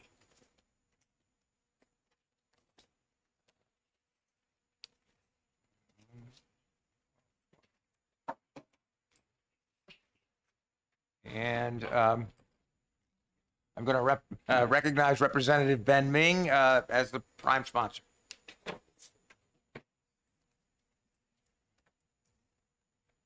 And Representative Ming, can I just add something? Can you just fill out a card at some point? Oh, yes. yes. No, don't worry. Don't worry about it now. You completely can just forgot. do it after you're. Yes, sure. Thank you, Chairman. For the record, my name is Ben Ming. I'm a state representative for the town of Hollis, and I'm here to introduce HB 1220-FN. This bill would remove the requirement for municipal clerks to request race and ancestry information of couples wishing to be married in New Hampshire. Before we get into the details, I'd like to lay out some of the context for how this bill came into being. The sponsors of this bill were contacted by Assistant AG Sean Locke, who is here and will speak in greater detail about the history. He indicated to us that in 2020, Governor Sununu voiced support for a bill that would remove this requirement from marriage license applications. The bill he referenced was HB 1644 from the 2018 to 2020 session. It sought to remove the collection of race data from marriage license applications, as well as other governmental forms. That bill had much more expansive reach, and we're just talking about marriage today. And for the record, the statute in question for HB 1220 is RSA 5C, Section 41, Paragraph 3, with RSA 5C being the chapter of the RSAs on vital records. So there are several reasons that support removing this data collection requirement in marriage license applications. First, this requirement has what I believe to be a chilling effect on joining the institution of marriage. And perhaps for those families that are many generations removed from their immigrant ancestors, sharing race and ancestral information may not appear to be a strong reason to not apply for a marriage license. But for those Americans that either know their immigrant family members or are immigrants themselves, this is not a completely inconsequential question. And recent efforts in other states to remove these types of data retention policies on these grounds have been successful. Again, Attorney Locke should be able to go into greater detail on that point. Secondly, the data being collected is ineffective. It's incomplete and not necessarily representative of current reality. And as a related matter, race data is collected by the national census. So this data is sitting around with no real purpose, which brings me to my third point, and that's the fact that we must be cautious with the type of data our state government collects and holds. I think the importance of data privacy is becoming more and more common knowledge, and even incomplete and unorganized data can be mined for not so innocuous purposes. So I thank you for your time and consideration. I request that the committee give a recommendation of ought to pass, and be happy to answer any questions. Questions for this witness? Representative Perez. Thank you. Thanks for taking my question. I have to ask, why do you see this as a problem? I'll first say that I was approached, or the sponsors were approached by Assistant Attorney General Locke to put this bill forward. He had the language ready to go, and he identified it as being an issue that could be a problem in our state because, like I said earlier, it's been an issue in other states, and there have been efforts to have that removed in other states. So this is kind of getting ahead of the situation, and that's my understanding of it. And what's also interesting is that in this conversation is I don't know if any of the sponsors have their marriage application in New Hampshire, so we don't actually have a whole lot of upfront knowledge. Like my marriage license is from Massachusetts, so it's not something that I don't think any of the sponsors had real life knowledge of, but I could certainly see why certain people would feel this way. Yes. Do you know if it is required on the marriage certificate to state that, or can you leave it blank? And I ask because my parents came here from Italy. Yeah. I don't say I'm Italian. I'm a white American. So is it required that you fill that out on your marriage certificate?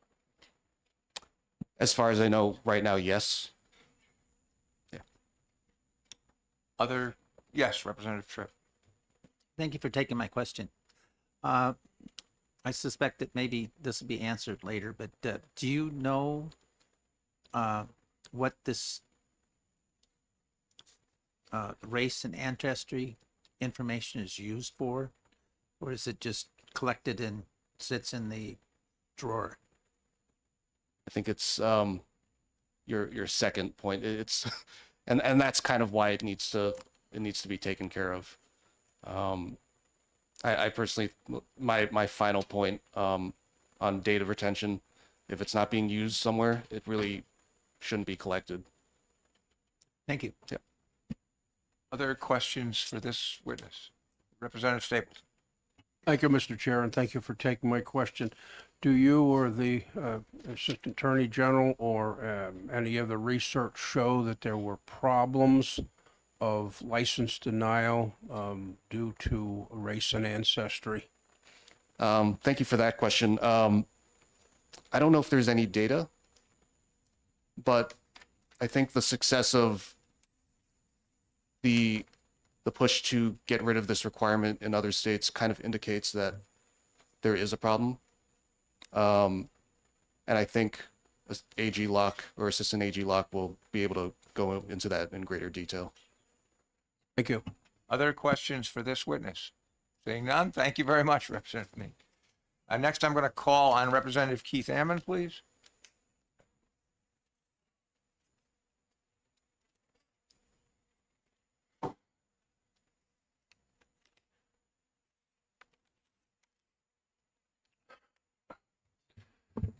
It's still good morning, committee members. This is my second time this morning testifying. It's a pleasure to be here. Thank you for hearing my testimony. I am a co-sponsor on this bill. I'm here to lend my support to the bill. I think it goes towards the idea that we strive to be a colorblind society, and that, we see each other as individuals, not of members of a group. And that is the basis of my support for this, that I think it's maybe an obsolete data point that we're collecting. Many people like to use ancestry.com to track their ancestral roots. We have immigration records that track where your ancestors came from, Italy or Germany or some other place. And so that data is readily available and tracked in large systems like with Ancestry.com. So I see this data point as superfluous, and I think I support removing it, simplifying the marriage license. And I'm happy to take any questions. Questions for this witness? See, Representative Greason. Thank you, Mr. Chair. It just occurred to me to ask a question about this. The immediately following the race and ancestry question is their level of education. What would be the purpose in collecting that data as well? You talk about superfluous information. What's the reason for collecting their level of education as well? Yeah, so the bill doesn't touch on that point, but I share your question. I don't know why that's collected either. Maybe to make sure that I don't know what the reasoning was behind it. I won't even hazard a guess. Representative Tripp. Thank you, Chair. Thank you for taking my question. Since you brought up Ancestry.com, I find that interesting because I've never done it, but my kids have, and they found out that their ancestry is from multiple places, multiple being probably about 20. I don't know how the marriage license works, but is there just a checklist of things you can put down? The expert behind me can answer that question a little better. There may be a checkbox with a line that you can fill in for other. I don't know the answer. I guess the other question I would ask is, is there a penalty for falsifying that? I doubt it that there is, but again, I'll defer to experts behind me. So this is kind of like your Facebook birthday. Everybody knows it's a lie, but Oh, I don't use Facebook, so. Smart man. Questions for this witness? Seeing none, thank you very much, Representative Ammon. Next, I'm going to call on Sean Locke, please.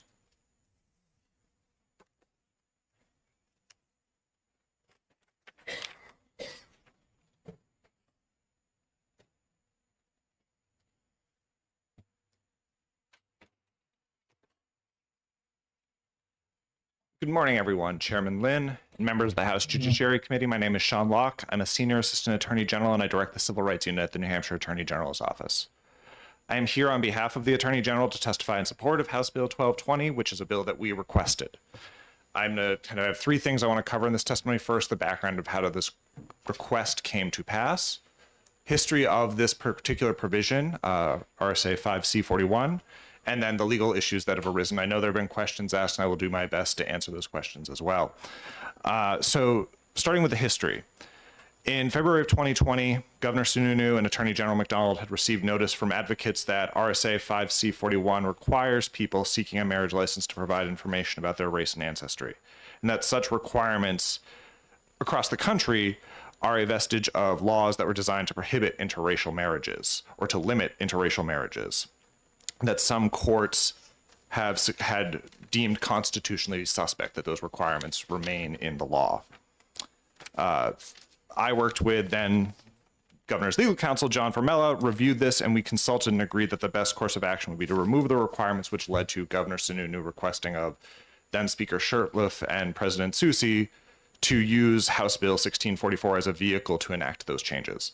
Unfortunately, that occurred on March 9th, and about less than 10 days later, the COVID-19 pandemic began, the state of emergency began, and along with many other pieces of legislation, that did not go forward.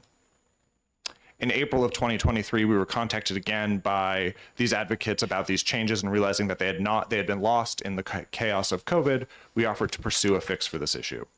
This afforded me time to do the research and ensure that there were no conflicting issues with respect to this data that's being collected.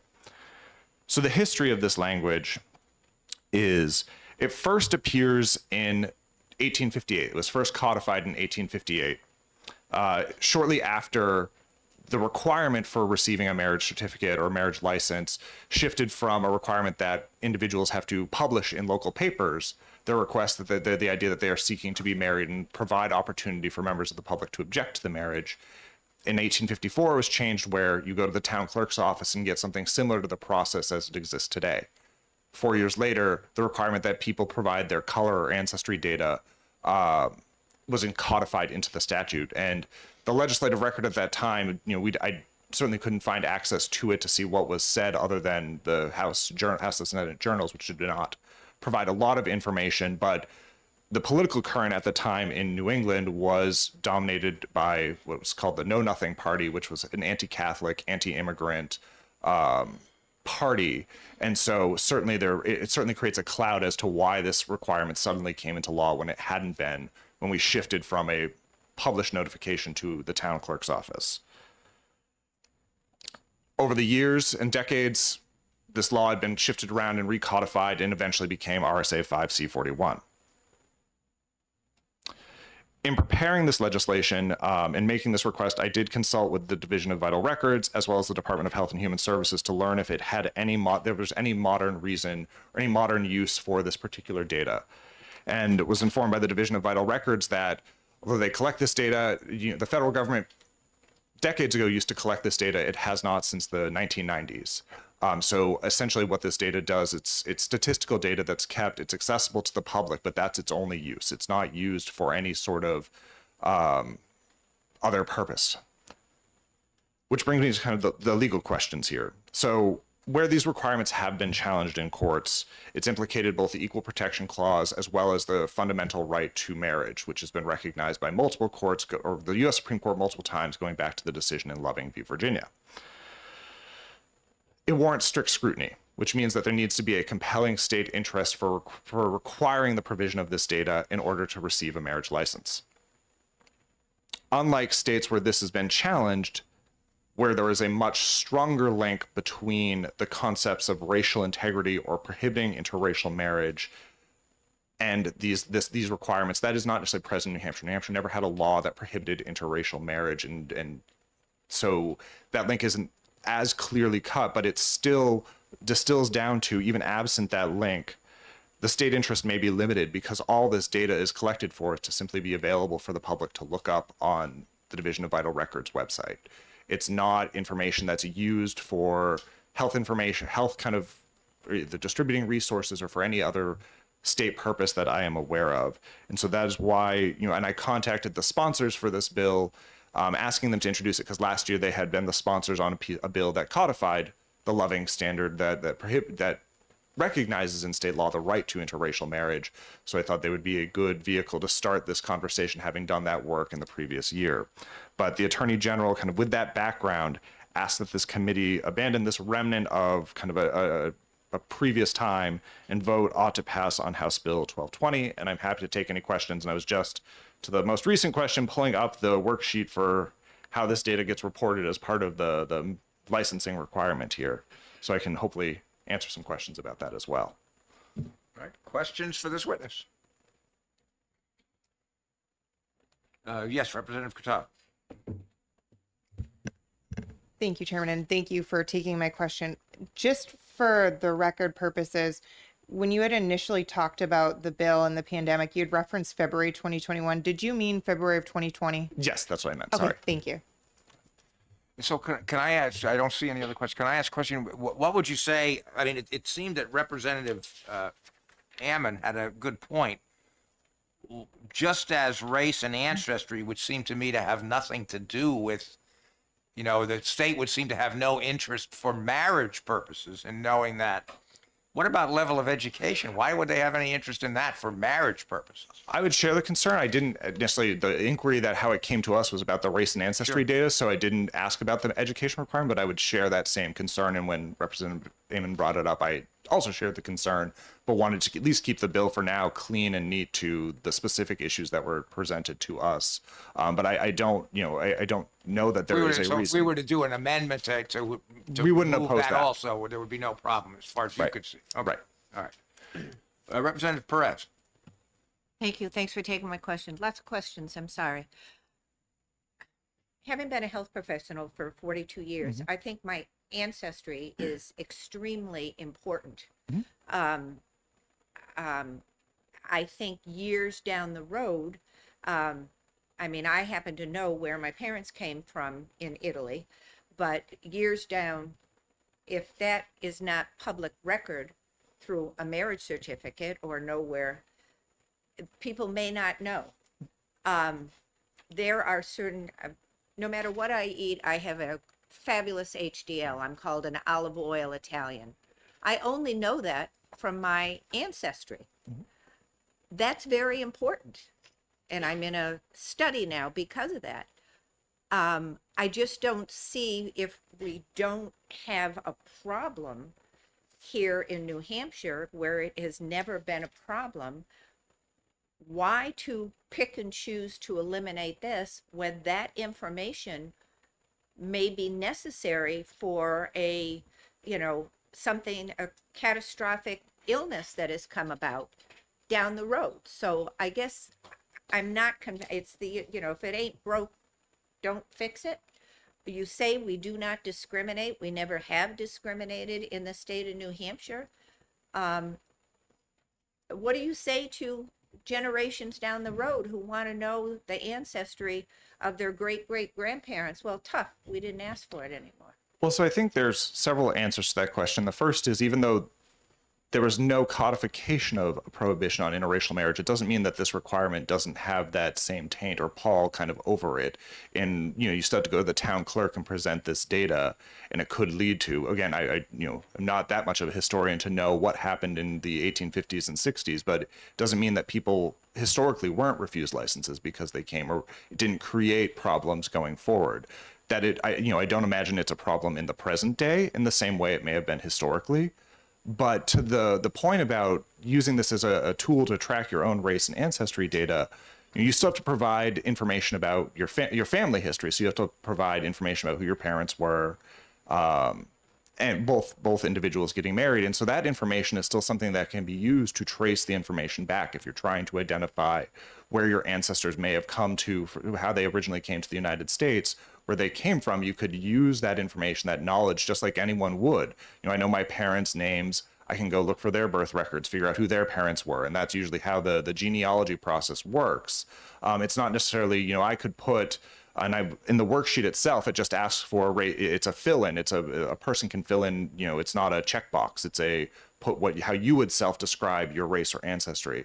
But I couldn't go look up your marriage license in a public record somewhere and find that information, because it's the worksheet itself is done. It's collected by the clerk's office before they issue you the marriage license. And then when the person is married, it gets sent to Vital Records and compiled into data that is publicly accessible, but only in a statistical sense. So it'll say, 1,000 people who identify as Black, received marriage licenses in this previous year. It's not to the point of this particular person identifies as this race and received a marriage license this year. So it doesn't, for those research purposes, it isn't necessarily useful data in that regard, as opposed to birth records, which would still require provision of race data. Adoption records still require provision of race data and familial data. So there's still other vital records that may collect this data. That was part of the issue in House Bill 1644, from what I recall, and why the governor, when he in his letter asked for, and I can provide a copy of the letter for the committee, to save this one piece with marriage licenses, because there were concerns about other types of vital records, birth records, death records, adoption records, and the requirements under state and federal law to ensure that vital records is in compliance with those. Yes. And I understand you can go back, but when my mother came here, her last name was changed because they wrote it wrong coming off the boat. So tracing things is not as clean as you think it might be. Whereas if when she had to have her marriage license, she said her ancestry was, Abruzzese, you could trace it. So I understand in a perfect world that would work, but names are dramatically have been changed, and people can change their names, and people can change their names to change their possible of notifying, take the I and the O off, and I'm not Italian anymore. So I understand where you're coming from, but again, I still just cannot see where this is in the best interests of future generations. And I would just to quickly respond to that, I appreciate that concern, But I also reckon this is a question of whether or not it's of a compelling state interest to collect that data. So there's a question of, I want to do genealogical research versus, why is the state collecting this data? Because I don't know that it's going to be a compelling justification to say, so other people can, so someone generations down the line might be able to do genealogical research. Other questions for this witness? Representative Manos. Thank you, Mr. Chair. Thank you for taking my question. Is there a technical definition of ancestry, and if so, what is it? Not in this statute. Let me see. I will look at the worksheet and see what it. So for ancestry, it lists as examples English, French, Puerto Rican, etc., and it's open to that person to specify what their ancestry is. Yeah. So then there isn't even necessarily consistency between how similarly situated people would answer the same question. Correct. And that's something that was identified in the court that has most recently addressed this particular issue, is that even where the data is collected, it's not consistent. So how reliable is this data if it has any purpose at all? Representative Tripp. Mr. Chair, thank you for taking my question. Are there any other documents like birth certificates or whatever where race and ancestry information is collected? Yes. So my understanding is birth certificates, adoption records, and death certificates do still collect race and ancestry, or at least race data. I don't know about ancestry off the top of my head, but those do. And like I said, that was part of the codification that was being proposed, or the changes that were being proposed in House Bill 1644. And like I said, I don't remember which exact set of records became the problem, but some of them, there was concerns raised by Vital Records and the Health and Human Services about removing that because there are requirements under federal law to collect some of that information. I know specifically with respect to adoption records, there are a lot of federal laws related to Native American adoptions that if you were to remove that requirement could create problems and conflict with the federal law, government's ability to kind of ensure that those laws are being followed. Thank you. Other questions for this witness? Seeing none, thank you very much. Thank you all. Next, I'm going to call on Kristen Keniston, please.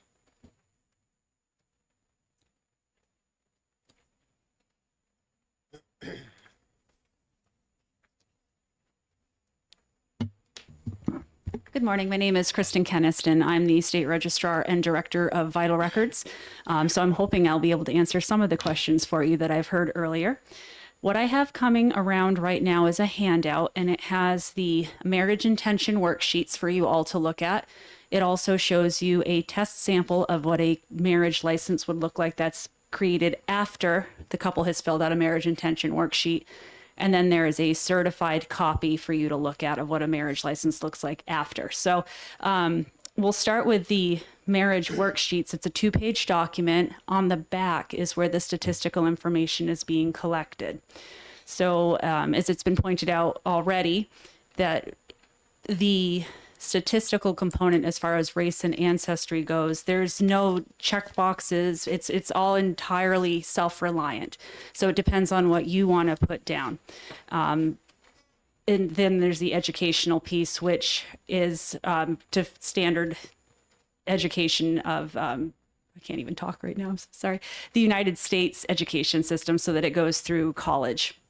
So when a couple gets married, they need to go to the town clerk's office or the city clerk's office in the state of New Hampshire to apply for their marriage license. They bring with them their photo ID, $50, and then they have to show some proof of that they're free to marry. So either they would bring their divorce decree with them or maybe a copy of a death certificate for a previous spouse. They fill out that information on the worksheet, they sign it.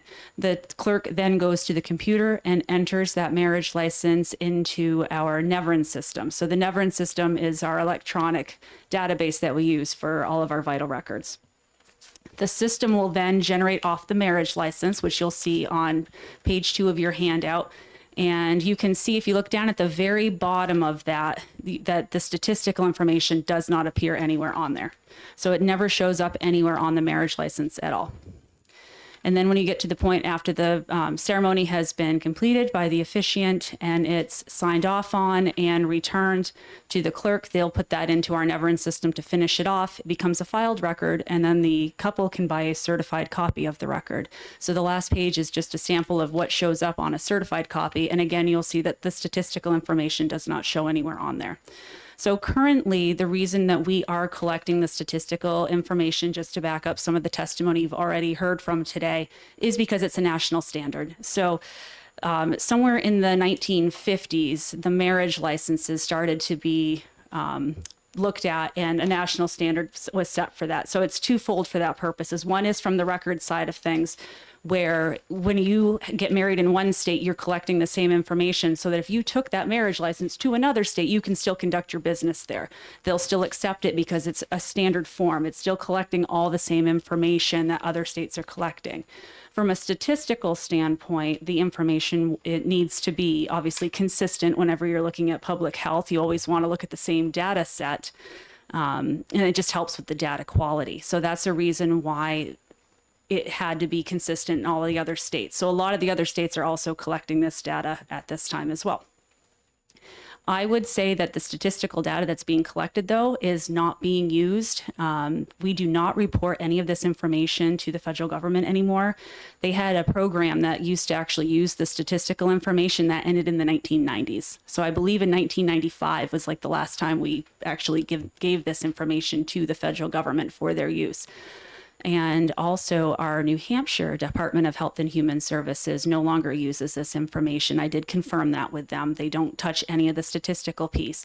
So to echo what you are hearing today, this information is simply being collected, and it's just collecting metaphorical dust in our database, and there's no reason for us to collect it. So just another component so you understand too, we collect the data at Vital Records. We actually don't use it. We are not doing statistic work with it. So we have no use for it. Federal government has no use for it, and our New Hampshire Department of Health and Human Services does not either.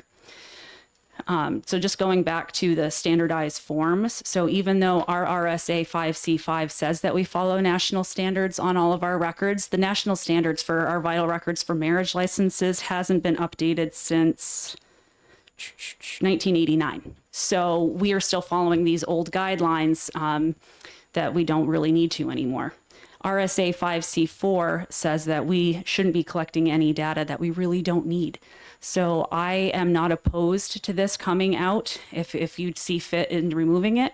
I would actually even go one step further and ask that you do also remove the educational piece, because that's sitting there and we're not doing anything with it either. To answer a question that was brought up earlier about education, at one time occupation used to be something that they sought. And then somewhere along the line, the federal government realized that wasn't a really great indicator of socioeconomic backgrounds. So they did change that piece to being education, because they thought that that was a better way of actually being able to interpret that data. So that's why that's on there. But again, it's not being used. The only other final thing that I would say is fiscal impact's relatively small. I think we said $10,000. In working with our software company on some other things, I might put that closer to $20,000, but still not a huge fiscal impact. We'd have to redo our forms, which again aren't a big deal. In the 60 days, though, for I think it was an effective date of 60 days, I might respectfully request that's 90, just to give us a little extra time to get our forms changed and to make our software changes should you choose to pass this. And I can take any questions. Questions for this witness? Representative Todd. Thank you, Mr. Chairman, and thank you for taking my question.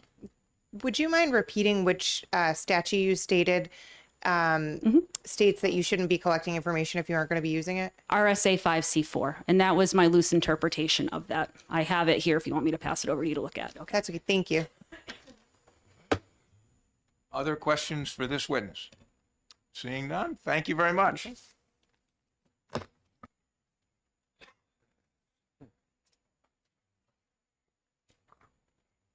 Just making a note on something. All right, I don't have any other pink cards. Is there anyone else who wishes to be heard on House Bill 2020? I should note, for the record, that there were 4 people supporting this bill, 3 people opposed, and that's it. I don't see anyone else, so I'm going to close the hearing on House Bill 2020. And what time is it? We have 3 minutes for the next hearing. Oh, okay, great, that's fine, sure. Yes. Mr. Chair, do you think it's appropriate that Representative Ming might pursue an? Do you think it's appropriate that Representative Ming might pursue an amendment removing the language about education? Oh, absolutely. Yeah, no, absolutely. And you know what? The other thing I would suggest for Representative Ming is maybe we change 90 days. the effective date to 90 days also. Yeah, I noted that as well. Okay. Yes. No, that'd be, I think that'd be great. Right. All right. Thank you. Oh, right. Yeah. It's supposed to be 90 days or January 1st. It says, well, it's right now it's 60 days, right? I thought it's supposed to be January 1st though, because it affects multiple agencies and towns, doesn't it? I don't, According to the statute, I think it's supposed to be January 1st, but yeah, I don't know. they don't care now. Yeah, right. So go and sit in Commerce and It's in free education. John Hunt, first of all, everybody has food and drink on the table, which of course is not permitted.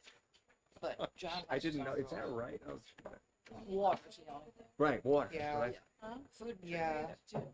He then, there's a reference in the. Yeah, just press the, oh, He maybe Ben will John do it carried for on us. a conversation Will you hit with the up on the members. thermostat? It's What freezing. do you think about this, or should we do that, whatever, just let. Thank you so much. That's. It is, but he was polite to the witness. I've been there when he was not. Yeah, you definitely don't want to. But No, that won't work. No? Doesn't make any difference. You could try, but it's just illusory. it's Maybe that one works? no, None of them work? No, you need to, you need to, get the master to come and there's a magic code. Who is the master? 12:40. Who is the master? We need said master. I'm freezing. So Well, no. don't So you I. know? I just like link into that first.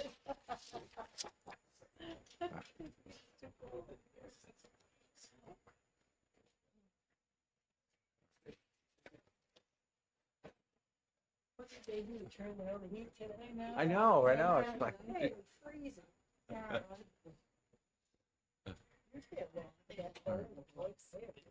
least put my gloves on. Also, Get your blood going. Really? Put my gloves on. Getting the blood going.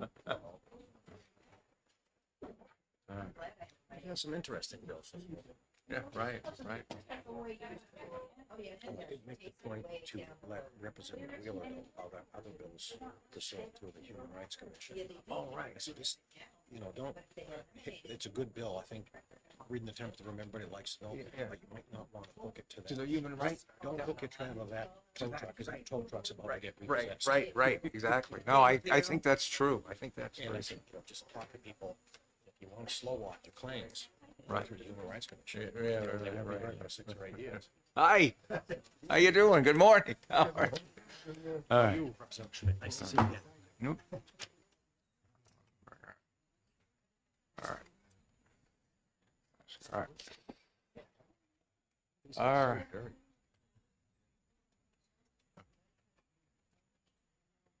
All right. All right. I think it is now beyond. It's 11:16, so we can start the hearing. I'm going to open the hearing on House Bill 1245 and recognize Representative Peter Schmidt. Thank you so much, Mr. Chairman. I'm so tempted to call you judge because I remember you very well as Chief Justice of the Superior Court System and then Chief Justice of the Supreme Court as well. So it's a pleasure being before you as my colleague on the gel car, and so where we sit next to each other. And so I'm pleased to bring this bill before you again. As all of you who are not new to this committee this year know, this bill was before you last term, last year, and it was amended at our request as well. And so the bill, as I'm bringing it to you, is the amended version. Since we were totally on board with the amendment that is incorporated was incorporated in the bill last year.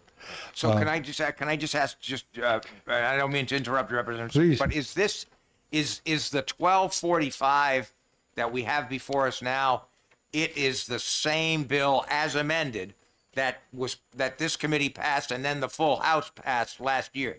That is my understanding, Mr. Chairman. Thank you. Because we were totally on board with the idea of the amendment. We endorsed it fully.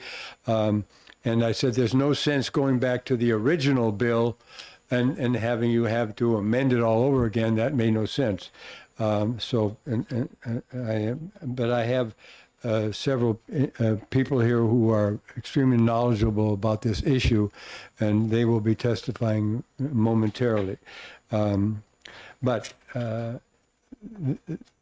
this may seem like a small bill, but to the people in this category, this is a very important issue. And I appreciate the hard work that the committee did last year on getting it to this point. So I'm not going to take questions on the subject because the attorneys and so forth who are here and to present the facts and discuss the issue with you, they're the people you should be hearing from and talking to. But I appreciate the work that was done last year. It came out of the committee, I think unanimously, OTPA, and went through the House. I'm not sure whether it was on the consent calendar, but you yourself were there in the Senate after the bill passed and testified in the Senate and so forth. And unfortunately, the bill was not understood properly by some members of the Senate committee, and thus it was ITL'd. But this is an important issue, so I recommend it to your attention and to your competent assessment. And I thank you for the opportunity to appear before you today. And I would like to yield to the attorneys who are the experts on the subject matter. Thank you. Great. Thank you. Thank you, Representative Smith. Let's see. Karen Rosenberg. I know I saw her.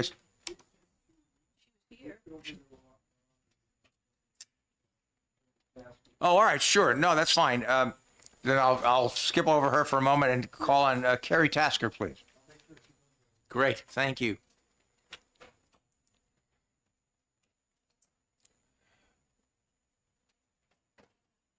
Morning. Thank you. I appreciate this opportunity. As indicated by Representative Schmidt, I have worked with Karen Rosenberg on moving this piece of legislation forward. What this bill is about, in essence, is about persons who are under guardianship, so adults who are under guardianship, and letting them have access to their own personal records that include medical records, financial records, education records, any sort of personal records to themselves. More often than not, the orders that come out of the probate courts for guardianships do include language that suggests that the wards should not have access to their records. And so we think that that is more of an unfortunate oversight. And so we would like to correct the issue both for existing guardianships and for guardianships going forward. So the first section of this bill does talk about how we address new guardianships and saying that we would like the court to find that there is a reason to include in the order that the person should have their right to access records basically withheld, and a finding that the person can no longer access their medical or personal records. And later on in the bill, we talk about how we want somebody who's already under guardianship who has an order that might suggest that they shouldn't have access to their records, or that it's unclear whether they should have access to their records, that there's an opportunity for them to approach the court to find a way to obtain access to their records. And this can occur in many different circumstances, either when somebody is trying to remove or change their guardian, whether they're trying to terminate their guardianship due to various reasons, or whether they want to just amend the terms of their guardianship, that in order to do a lot of those things, they need access to their own records so they understand what their personal assets are, what their medical records might state. And so this gives them an avenue to approach the court, approach their guardian for access to those personal records. What we see, what I tend to see myself, is that a lot of the wards here under guardianship feel that they have no right to access their records. The guardians do tend to tell them that they have no right to access their records, and they don't really know how to move forward with that issue and present it before the court necessarily. So they more or less just agree and never access their own records. We want this to be clear in both the court's orders going forward, that they do have a right to access their records unless there is a good medical reason for them not to access their records. Or second, that there is a way for them to petition the court for existing guardianships, for them to now seek permission from the court to access the records. So essentially, this is just allowing any person under a guardianship to obtain access to their records unless there is a good finding, legal reason found by the court for the person not to have access to those records. All right. Thank you. Thank you. Ms. Rosenberg, welcome. I apologize for being late. I'm Karen Rosenberg, the Policy Director at the Disability Rights Center. I thought I could run faster than I can these days, so I was trying to get some information for the sponsor, but I think he probably So, you know, did well without it. Ms. Rosenberg, since I know you were very intimately involved in last year's bill, I wanted to sort of ask the same question to you that I asked to Representative Schmidt. This bill that we have now before us is the exact bill that was passed by this committee and the whole House last year. Exactly. The only thing that's different is the number. Everything else is exactly the same. I didn't mean to interrupt you. My sense is, at least I hope this is the case, that you're preaching to the choir here. But please, if there's, tell us. I hope so too. And I just think if anyone has any questions about the bill or concerns that have arisen since last section, that Attorney Tasker and I would be happy to address them. Speaking for myself, the only question that I had, having testified before the other body, the only question that I have, which you are not in a position to answer, is what the problem was. I just don't understand what this seems like a perfectly reasonable bill, and I just don't understand what the problem was. Well, of course, we agree with you that it's perfectly reasonable and hope you will continue supporting it. And I think we'll just have to do some more work and make sure that folks in the other body really understand what we're trying to accomplish here and why. So we'll do our best. Great. Are there, yes, Representative Tur. Yeah, just one quick question, and this may be more to our chair than to our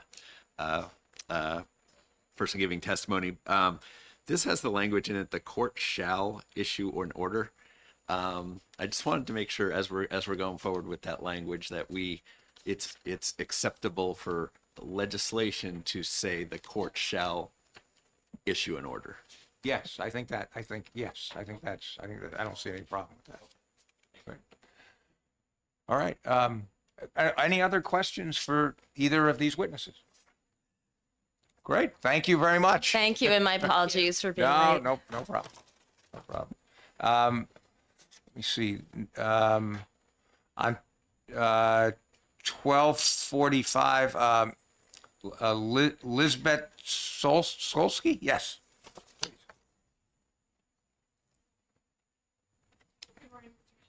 Microphone. Oh, yeah. Thank you. Red means on, apparently, not stop. Good morning, Mr. Chairman and members of the committee. My name is Lisa Britt Solsky Stevens, and I'm the incoming Chief Executive Officer at the Office of Public Guardian. I feel a little bit like I've dropped into the fifth act of a play, so please forgive me. I have been at OPG now for 2 months, and this bill came to my attention.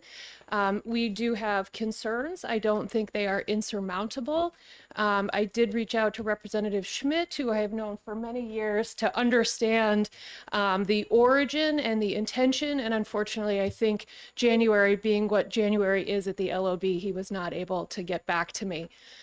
The Office of Public Guardian has guardianship over about 1,200 Granite Staters, so we are the biggest game in town as it relates to the performance of guardianship services over adults in New Hampshire. And so our initial concerns are how this would increase our current workflow and how we would account for that with our funders, who are primarily the Department of Health and Human Services and the Department of Corrections.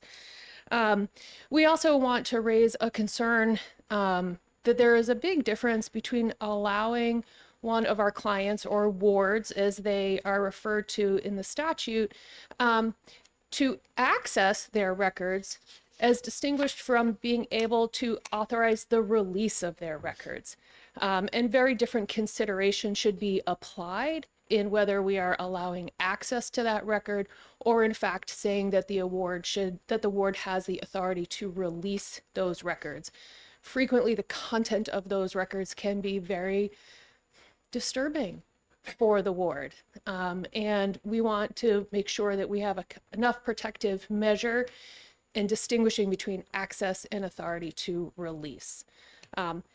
I would look forward to the opportunity to connect with Karen and her colleague from the DRC. Again, I feel like I've dropped into the fifth act of an ongoing play, but we did feel at OPG it was important to show up today and be heard. Okay.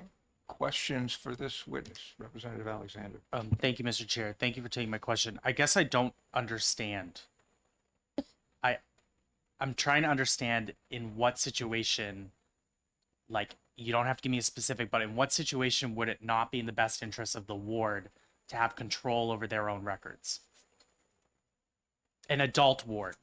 Absolutely. Again, sometimes the content of those records can be very disturbing. It might recount trauma and things that that individual has spent perhaps most of their life trying to adjust to and be able to be as independent as possible despite the sequelae of that trauma. Again, we feel like there is a very important distinction between having access to that record and then being able to authorize the release of that record. So if I could just follow up, what's the difference between the access and the release? Because it's still giving the trauma to the person that it's their own information. So I guess, yes, you are coming into the fifth act. I feel like we've already looked into this kind of thing. And I guess I'm wondering, what more are you contributing that would make me pause on a bill that we've already passed and we think that somebody's information should be their own information to send out? I guess I'm like, give me something more to go on. You're right, I'm flat-footed. I've been at OPG now since the middle of November. I'm surprised that nobody in the office had been engaged prior to now. I'd like to rectify that. The first thing that comes to mind, though, about the release is, could that be being done in a retaliatory way because somebody has been named in those records as the perpetrator of that trauma? Representative Smith. Congratulations on your new job, and Thank you so welcome much. to the Judiciary Committee. You Thank certainly have had a long history of being involved in issues that are concern to all of us and that we share. and I don't want to put you on the spot, but I've put myself on the spot. well, a phrase comes to mind, and I'm not, I'm not a lawyer. I don't play one on TV. But the phrase that comes to mind is not a phrase that I find attractive, and it is in loco parentis. It is the assumption that someone else has more power, more right, more authority to make decisions for me than do I. And do I or I do? Well, I think either way is grammatically correct. And I just wonder if this might be a situation where it might be possible that you haven't had a time sufficient to be grounded in the history of this, and why, after a lot of research and a lot of time, the decision was made to support this. I think the tail end of your commentary is spot on. Again, I raised this with the leadership team at OPG, and they had not previously been engaged, and that was a little bit of a surprise to me. We certainly are grateful for the opportunity to participate in the conversation now. In terms of your introductory comment, Representative Smith, I couldn't agree more. And I think that the guardians at OPG have probably the deepest understanding of the balance and a tremendous commitment to ensuring the ongoing integrity of every ward in our charge. I'm sure it is no surprise to the committee that the burden of proof in determining that somebody is incapacitated to the degree that they cannot make those decisions, that burden of proof, though it is a civil proceeding, is beyond a reasonable doubt. And I think that is precisely at the juxtaposition of what you are describing, that nobody would be under guardianship unless it had been demonstrated beyond a reasonable doubt that that was in their best interest and that they could do harm to themselves or to others. I hope that's responsive to your question. Other questions?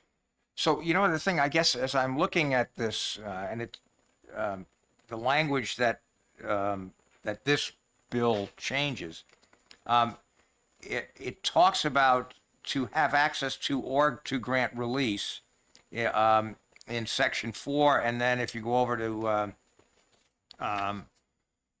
I'm sorry, that was section 1, Roman numeral 4 on page 1 of the bill, and then if you go over to section 4 of the bill, it also talks about the ward may request authority to access and grant release of his or her confidential records. I don't see anything in either of those sections that would prevent a court. In other words, if you had a situation where you were saying to the court, well, we don't have any problem with the release of the records of the guardian of the ward to the ward, but we don't think the ward should be able to further release them. I don't see anything in this would prevent you from making that argument to the court, and if the court agreed with you, they could do that. I tend to share I think what the sentiment of Representative Smith and Representative Alexander, that it would strike me that it would be an unusual situation, I would think, where a court would say, you can see the records, ward, but you can't pass them on to somebody else. Maybe that would exist, but that would seem to me to be pretty unusual. And I think perhaps illustrates why it would have been so important for OPG to be a more meaningful part of the dialogue. And I would enjoy the opportunity to be involved in the go forward. Ours is not to say this should not pass. Ours is to say we think we should be involved and read in. Okay. All right. Yes, Representative Smith. I don't think you'll be able to answer this, but perhaps one of our previous witnesses could. Was there a specific action ever taken to make sure that the Office of Public Guardian was not involved in everything leading up to the initial preparation of the bill last year, and that then went publicly through the House, through the committee, the House, and to the Senate. I guess I'm not sure why no one in the Office of Public Guardian saw fit to say, hey, we might have a problem. I can't speak for I my didn't current think colleagues. I can say that as the newest member of the executive team, and because perhaps of my long history of walking these halls, I, as a matter of custom, review the LSRs and review the bills. And I said, guys, what do you think about this? I would like to give them all space and grace and the benefit of the doubt that this might be something new to their calendar. I'm sure you'll be adding some valuable strength to the work of the office. You're very kind. Thank you. Yes, Representative Lonzo. Thank you for taking my question. So, in thinking about when a person who is incapacitated and is not is seeking to get their records, first of all, would it be the guardian's position to actually review those records with that person, to go over those records, and especially if somebody really wants to know what they're, they're seeking their records, they want to know exactly what's going on. It's the guardian's is there for that person, and they should be allowed to. Should they not be allowed to sit down with that guardian and review their records with them? I think it's important to clarify that a guardian is not part of the care team for any of these individuals. They represent largely a legal status. And as I'm sure all of you can appreciate, not all people under guardianship want to be under guardianship. So they have an appropriately distanced relationship. There is information that they absolutely share. And then there are also people under guardianship who have very strong ties to their guardian and work very collaboratively. But I can't say that it would be customary to sort of have that caregiver kind of relationship. I think it would be more likely that the guardian would express concern about what that person might see in their record and encourage them to work through that with their care team. Other questions for this witness? All right. Ma'am, I just want to say, and I please understand, this is in no way meant as in any kind of criticism of you. But in light of the history of this bill, we may, I'm not sure if we're going to, but I just wanted to let you know that we may decide, if the ranking member and myself agree, that we would exec this bill today, given its history. And what I would say is, to the extent that there are concerns that you would like to, bring forward, obviously the fact that we exec it and even pass it in the House doesn't mean that it becomes law. It's got to go to the other body. And so you will have an opportunity to raise the concerns there. And I would also suggest, I think, there are, you've heard there are several witnesses here who have testified, I'm sure would be happy to meet with you and talk with you about this. And so, but I do think, we've got a very busy House schedule, and to the extent that we can exec things, particularly things that we've already sort of done the dance before, it's in our interest to move forward. So I just wanted to let you know that, and it certainly mean no disrespect to you in any way. Thank you so much. I appreciate that. Thank you very much. All right. Is there anyone else here who wishes to testify on House Bill 1245? We have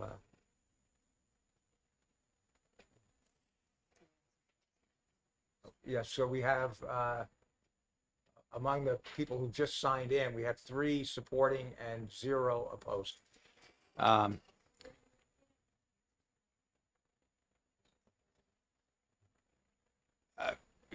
Sure. Come on up. Representative Yokala, we're going to get to you, I promise. It's all right. I'll be quick. I just, as far as the issue that was raised about possible harm to the ward, the bill as written actually provides guardrails that I wanted to call your attention to. So if there's not a determination that on this issue about whether the ward can have access to their records and they request access from their guardian, if the guardian feels that it would be harmful, the guardian can then petition the court for an order. And similarly, if the ward is seeking a modification or they're seeking to change guardians and they're asking for permission, they petition the court themselves for permission to see their records, the court then would have the opportunity to determine whether providing such access would be harmful. And the guardian would have the opportunity to weigh in on that. So I just wanted to put your minds at ease about this. There are some guardrails to protect people if it would be harmful. And just because someone's under guardianship doesn't automatically mean that they are stripped of all of their rights that an adult would enjoy. Courts are required under law to consider specifically which rights they're taking away and why, and affirming that the person, due to their incapacity, is unable to exercise those rights. Questions for this witness? Oh, yes, Representative Smith. I don't want to delay it. If you are under guardianship, are you permitted to vote? Unless the court says you're not, yes, you are permitted to vote. Other questions for this witness? Thank you very much. Mr. Thank you Grossman. for having me again. Anyone else who wishes to testify on House Bill 1245? Seeing none, I'm going to close the hearing on House Bill 1245, and I'm going to open the hearing on non-germane amendment 2024-0237H to House Bill 1696. And I'm going to call on, Representative Josh Yokala.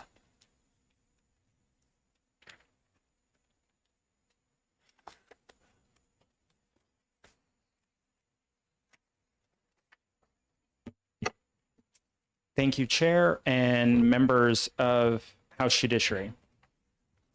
I am happy to be here today. I guess for the record, my name is Joshua Yokela. I represent Fremont, Danville, and Brentwood.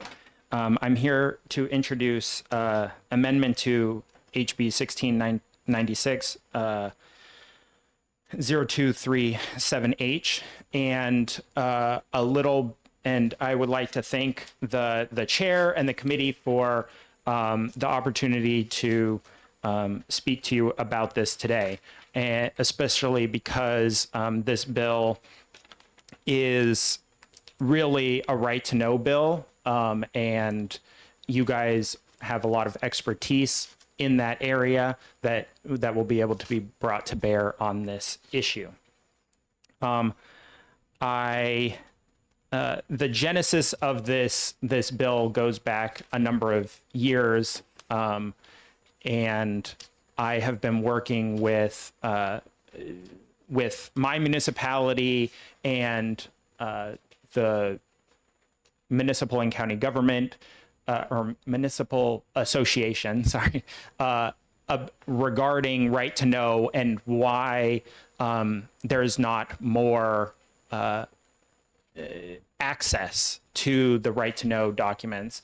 I definitely, at my municipality, a lot of those records are just stored in boxes up in some filing cabinet. And if you're asking about something that wasn't in the last 6 months or something, they're going to be like, that's going to be hard to find somewhere, especially if there was some turnover in the office and the person currently in that office wasn't the person that filed that document. There is some concern about that and some hesitation, and that can create one kind of a chilling effect on the person requesting it, that it's going to be a burden on their town, which they didn't want to impose necessarily, and also from the town just feeling overwhelmed that they have many things to do and that this is kind of a burden on them every time there's a right to know request. And I think that one option that would be a win-win-win for everyone involved is to have those records online. And a lot of municipalities are starting to do that with their current records. However, there's space constraints on their website, and they may pull them down if they feel like they're, old and people are not regularly using them. And so to cut down costs, they may limit to only the, current stuff within the last 6 months or a year or something like that on their website. And then there's, and so this bill is here to kind of create a central repository at the state for those right to know documents if the municipality chooses to upload them to that. It's completely opt-in. It's completely at the discretion of the municipality how much or how little they want to take advantage of this option that the state would give them. There is the website would be housed at the office of the archivist, and they have the expertise and have already done some due diligence around this and what technology that they would like to use, or specifically technology that has been used around the country for this exact purpose, and have a high degree of certainty that the records will be kept and maintained and stuff like that. And also they are very happy to be able to use this local record or local government records manager for training and helping municipalities fulfill their obligations to retain these records and keep them. Currently, that local records manager is in statute already, that position. It's just never been funded, and so that position is not filled, and they have a limited capacity to be able to help municipalities right now. This would essentially allow them to hire that person and provide, even in addition to the website, more services to the communities about how to preserve these records. The win for the public is the access to those records all the time without even having to do a right to know request. They can just go on the website and start pulling down stuff. I did that this weekend with the website, one of the websites that I emailed the committee about on Sunday with Texas. I watched some video about their drought in the 80s or something like that. And being able to do that on that website without a right to know request or anything is beneficial to the public, and that transparency that we're looking for that is guaranteed in the Constitution. Very happy that will be addressed by this. As far as the public is concerned, the state has that ability to help the municipality get these records out, and then specifically the municipality, to the extent that they abide by the guidance from the archivist and upload these documents to the website. Under this bill, they would be relieved of the responsibility to fill those 91A requests in physical form. They would just be providing the website address for any records that they uploaded to the website, instead of going through all of those records, saving the municipality time and money, and incentivizing the municipality to do and upload more, so that with every document that they upload, they reduce that liability for potential right to know requests in the future. And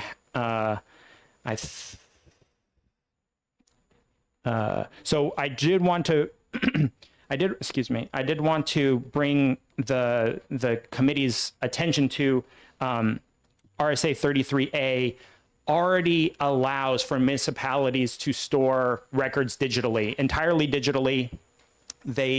But most municipalities don't do that, and one of the questions was why. And part of that law requires that they be accessible. And so even if they store them as PDFs or whatever, it's in the law that they have to store it as PDF-A or other things that were granted by the archivist or the Secretary of State. Why aren't they doing that? And I believe that the accessibility option is kind of an unknown. Right now, they have paper, they know how to get at it, and the accessibility has kind of a worn path. But the accessibility for these electronic documents is kind of an unknown Wild West because no one really has paved the path for them. And I think that this will pave the path for them if the state pays that path to that accessibility, and then municipalities will be much more encouraged to utilize that option. So thank you, and I'm happy to answer any questions. Questions for this witness? Representative Perez. Thank you. Thanks for taking my question. I have two quick questions. So it would be the responsibility of the municipality to upload these documents, correct? Thank you for the question. Yes, it would be the guidance would be issued from the state archivist, and they would be trained on how to do it. They could also hire a third party to do that. If the example I was thinking of for my town, I went personally and scanned essentially all of their documents, and so I know the amount of work that it would take, kind of to how much we're talking about. And I also considered the possibility of putting a warrant article or something on the ballot to say, hey, we're going to raise $25,000 to essentially do our backstock of stuff and hire someone, contract them to scan it and upload it to the website. That is another way. It wouldn't necessarily have to be the current staff, and give the option to the taxpayers if they want to do that or not, right? My second question. Thank you. A concern about who picks and chooses what they decide to upload. Thank you for the question. The question of who decides is up to the municipality. The municipality can choose either by board, or they could have the selectmen put some guidance documents and kind of put it out to all the people that they want to have this board or the entire amount of documents that are currently being generated uploaded. I think that the amount of effort is going to be for the current documents to upload to the website. Many municipalities are already doing it to their own website, and so I think that it would probably be just instead of or on top of that, and so not any additional real work by those municipalities. Other Representative Andrews. Thank you, Mr. Chair. Thank you for taking my. Sorry about that. And a couple of them. What is a person going to do that doesn't have internet? And we have many people in the state of New Hampshire that do not have any internet access. So thank you for the question. I am going to direct you to page 2, lines 2 and 3 of the amendment. Specifically, essentially what we are going to have is that not only are you following the guidance of the municipal or the state archivist on how to upload it, but you also, if you're going to not keep those records at your municipality anymore, you need to be able to give access to the website, for cost-free access to the website in the municipality. So if they were able, to go to the library or go to the town hall to be able to fulfill that that copy or be able to get that record in a cost-free way to them, then that would fulfill that responsibility. However, that's kind of at a town by town basis. If they don't wish to do that, then they would still just have to go to the town office for that right to know request as they do today. Okay, second question. There's 234 municipalities in the state of New Hampshire. Let's say even half of them, even some of your big cities, did this. It says in here it's only going to cost about $150,000 for the state to set this up. I don't believe it's an accurate figure. Thank you for the statement. However, the figure came from the state archivist. About the 150,000 is one for about 100,000 for the actual person to help train the local records manager, and then the 50,000 is for the actual website. And in the email that I sent you this weekend, it included the quote from the place that she's planning to go, and it came to $50,000. So, if it is widely adopted, we have to, buy another, some more storage capacity or whatever.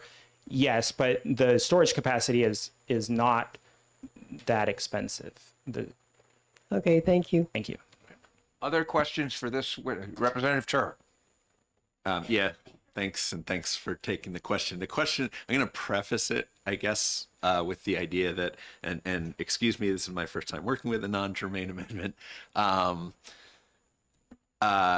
This is being amended to a bill that we haven't finished working with yet, and it's a bill that I particularly liked. Okay. I know there's another amendment potentially to be offered that would combine this with another bill, and it's a bill that I don't particularly like as much. So I guess my going back, and I know you have probably no say in exactly where this ended up. I guess, could you explain because we're looking at an amendment to your original bill, I assume, maybe I'm wrong. What does this do that needed to be changed, or that's an amendment from what you originally introduced? Thank you for the question. So this is an amendment to not my bill, right? The bill is not mine. The amendment has language from my bill, which is HB 1708. And the only difference between this amendment and my original bill was a drafting error in OLS, where on line 11 on page 2, there was an appropriation ending in 2024 instead of 2025. That is the difference in the language between 1708 and the language that you have in front of you. So just quick follow-up, if I may. Yes, of course. So if this amendment was not adopted and we went back to the original bill that it was added onto, what would be the implications of implementing your law? Would it become completely unworkable, or it would just have the wrong sort of time horizon? Thank you for the question. I guess if I could ask for clarification, are you supposing both legislations passed as you see in front of you? Because I had an amendment in municipal and county to fix the time frame issue already. Okay. Representative Smith. Thank you. I have the baler already before the rowboat sinks. Is it not true that this bill, for reasons that are not my pay grade, went to the substance of this amendment went to municipal and county, a committee that has a great deal of responsibility and experience, but none dealing with issues related to right to know? By the time the chair realized that did not belong, that bill, your bill, did not belong in municipal and county, the chair had already scheduled a hearing, and therefore the rules of the House required that the bill be acted on there. It was too late for them to pick up the phone and say to the chair of Judiciary, this is your court, not ours. And therefore, the way to resolve that problem and to get this language before a committee that is familiar with right to know, that is dealing with these issues in other bills, the decision was made to propose a non-germane amendment, which in effect is your bill with the correction of the date, for it to be attached to a bill already before this committee. And that's how this poor little bill made its way from municipal and county down the hall to judiciary. Is that a correct summation of how we got here today? That is a very, very good summation. Yes. There are some language in here that do historically go to municipal and county, like the records retention, but that is really in service of the 91A kind of issue. And this is more of a 91A issue than a records retention or even a state archivist kind of bill. So yes, I do believe that this is the correct committee for this bill. So thank you. Mr. Chair, I don't know if that helps our colleague or not, but if it doesn't, then he should proceed. And if not, I do have a question to ask. Sure, and you know what, so, and maybe if I could just add as for the clarification, the way this amendment was proposed, it completely replaces 1696. If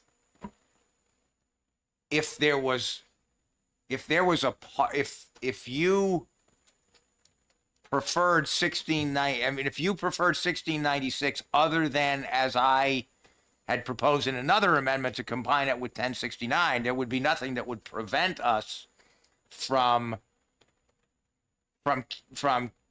keeping 1696 as it originally was, and I guess we'd have to prepare another amendment to make this another section of that, but we could do that. I don't think that would be prohibited. Yeah. Yes, Representative Kata. Or I'm sorry, did you want to? Can I just clarify that? Because I feel like, so if we could take the non-germane amendment as it is, and then we could add the existing HB 1696, which is one section that just says nothing in this section shall prevent the public body or agency from accepting a governmental record request by electronic means or from providing such records electronically without requiring the physical appearance of the citizen making the request. So that sentence could just be added to the bottom of this non-germane amendment. Is that correct? Sure, I think we can sort of, I think we can do that for sure. Okay. That would make me more comfortable just because I feel like the original 1696 has merit and it's separate from the thing that it might otherwise get combined with. Okay. Sure. So, I think the answer to that question is we can do that. We certainly can discuss that when we exec 1696 and 1069. We can certainly, if that's the way that the committee feels we should go, we can certainly do that. Other questions for If I could, yeah. and just in response to your comment, because it does not appear that the chair is planning to have a work session on this, but instead seems to, see us moving towards an executive session, that would require in advance of the executive session that an amendment that someone else might think it appropriate to prepare before, in fact, we vote.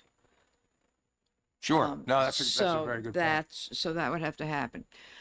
I have a slightly different concern, and it might just be because I'm sitting here and I'm not sitting on municipal and county.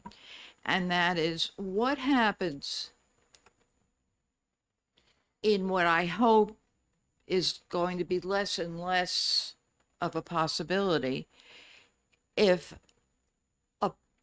a particular municipality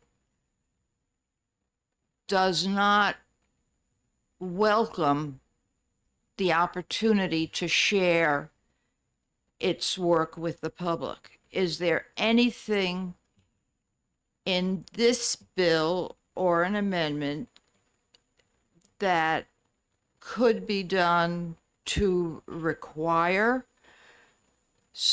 communities to make this alternative available? Thank you for the question.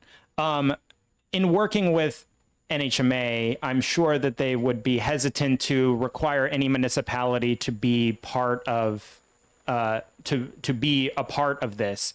I drafted it to be completely voluntary. Obviously, if they do not wish it to be accessible on the website, they're still required to be accessible under 91A the traditional way. And so I do think that there still will be accessibility, and I do believe that with the records manager and NHMA being able to help advertise this in their training courses, which I believe that they will be happy to do, as far as this being a good option for municipalities, especially when you're talking about, case studies of municipalities having to fulfill right to know requests that cost them $60,000 or something like that. Having that liability kind of hang over their head will be incentive enough, but I think a mandate from this to utilize this at this time is probably premature until it's been, off the ground and been working for a long time, and we see the benefits of it. Could you provide for the committee the case study that documents the costs that you just alluded to? You don't have to answer. I've made my point. Thank you. Thank you. Other questions for this witness? Seeing none, thank you very much, Representative Bukella. Representative Alexander, did you want? Thank you, Mr. Chair. I was planning on speaking, but the video "I'm Just a Bill" went through my head about the process of the bill from 4th grade, and Representative Smith she's been around a lot longer than me, and she did such a great job explaining the way this happened to end up in this committee, so I'm all set. Thank you. Great, thank you. Then I'm going to call next on Natch Grace, please, from the Municipal Association.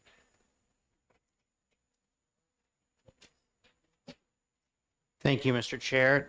Nate Grace for the New Hampshire Municipal Association. We do support this legislation, this non-germane amendment as it is. I want to first thank the sponsor for his multi-year partnership with us, and obviously now it's Secretary of State's office to work on increasing accessibility and availability of public records. I think that's been a very fruitful relationship, and I hope that continues in the future. In this particular bill, we're trying something new. And what we're trying new is we're funding a state position that already exists. And that position will both be in charge of creating this records repository, which is basically a slightly more boring version of Netflix for municipal records. And also assist municipalities with figuring out how to best use that repository to help everyone have greater accessibility for records. As part of this conversation, of course, everyone was concerned about not only the accessibility of records, but also the security of those records. Recognizing that the bill provides that if a municipality does use this option and does provide some sort of access at the local level for citizens to access those records, whether that's through the library, a terminal at the library, a terminal at town hall. We want to make sure that that if that's occurring, and therefore they're allowed to destroy the original records, as is already allowed under 33A3A. We wanted to make sure that this was a system that was secure, that we had faith in, and we believe the Secretary of State's office can provide that. As Representative Yokela mentioned, it is our first foray into doing this. It's going to take some time and some effort for the Secretary of State's office to set it up, to make it work well, and to work with municipalities to start providing opportunities to upload records in this manner. I imagine that probably the ones that will opt in will do something fairly simple like meeting minutes, because everybody has meetings, they all have meeting minutes, they comply with the law now, and they're used to that type of system. And then obviously for municipalities like Fremont that have a large portion of their older records digitized through one way or another, or are looking at that in order to free up storage space in town hall or where have you. Obviously, we're trying to make this as easy as possible, as user-friendly as possible. And there are a lot of small questions out there that have to be answered with kind of the software development and how exactly that's going to work. So we're asking for a little leeway here to perform this experiment, and we think that's going to be successful based on the many conversations that we've had with the sponsor and with the Secretary of State's office so far about how this may function. And I'm happy to answer any questions that the committee may have. Questions for this witness? Representative Andrews. Thank you, Mr. Chair, and thank you for taking my question. You just stated this is an experiment. You mean to tell me we're going to pass a bill and spend money, the towns may put all their records on and it may not work, and that's going to be okay? What I mean to say is that no one has done this before in our state. This is a new area. We've had success over the past several years helping municipalities work towards greater digitization of records, greater accessibility for the general public of records, and we think this will work as well. Other follow-up? Yeah, I'll follow up. Okay, so you've been working with the municipalities in putting their records together, et cetera, et cetera. So if they have their records there now, why would they want to even consider taking them to the state level? To me, putting their records at the state level is taking away the right. We're just making a big conglomeration up here. That's my thing, and I'm not happy with it. Well, thank you for the question. I'm not sure I understand what the question was, but I would defer to the chair. No, I didn't mean to stop you from responding. I just was I'm not sure I understood if there was a question as opposed to a comment, which the representative's certainly entitled to make. I will defer to the chair's interpretation of the words used by the representative. Other question, Representative Smith. Yes, thank you very much. I'm very pleased to hear that I've been a little confused about pronouns. I mean, when you say we, I'm not sure whether you mean the state or the municipal association, but I know you're speaking to the municipal association, and I'm pleased to hear you talk about how important you think it is for people to have access to records, including electronic records. I'm not sure how that meshes with the information that was presented to this committee on the two other bills that are somewhat in the same basket, in which we have copies, for example, of something that quotes the municipal association saying to the town of New Durham, not Durham, but New Durham, that paper copies can be required and can be charged for at certain rates. I'm not quoting, I don't have it in front of me, but I guess I need to know if it is in fact a statement of municipal, of the organization's policy of encouraging all the municipalities do all the municipalities belong, by the way? Yes, they do, ma'am. Okay. I thought so, but I just wanted to check that, to encourage them to move to electronic record keeping. Well, it seems to me that the policy of the legislature has been to encourage electronic record keeping. For instance, there have been recent provisions passed about posting meeting minutes on the website, about other provisions related to, that type of accessibility.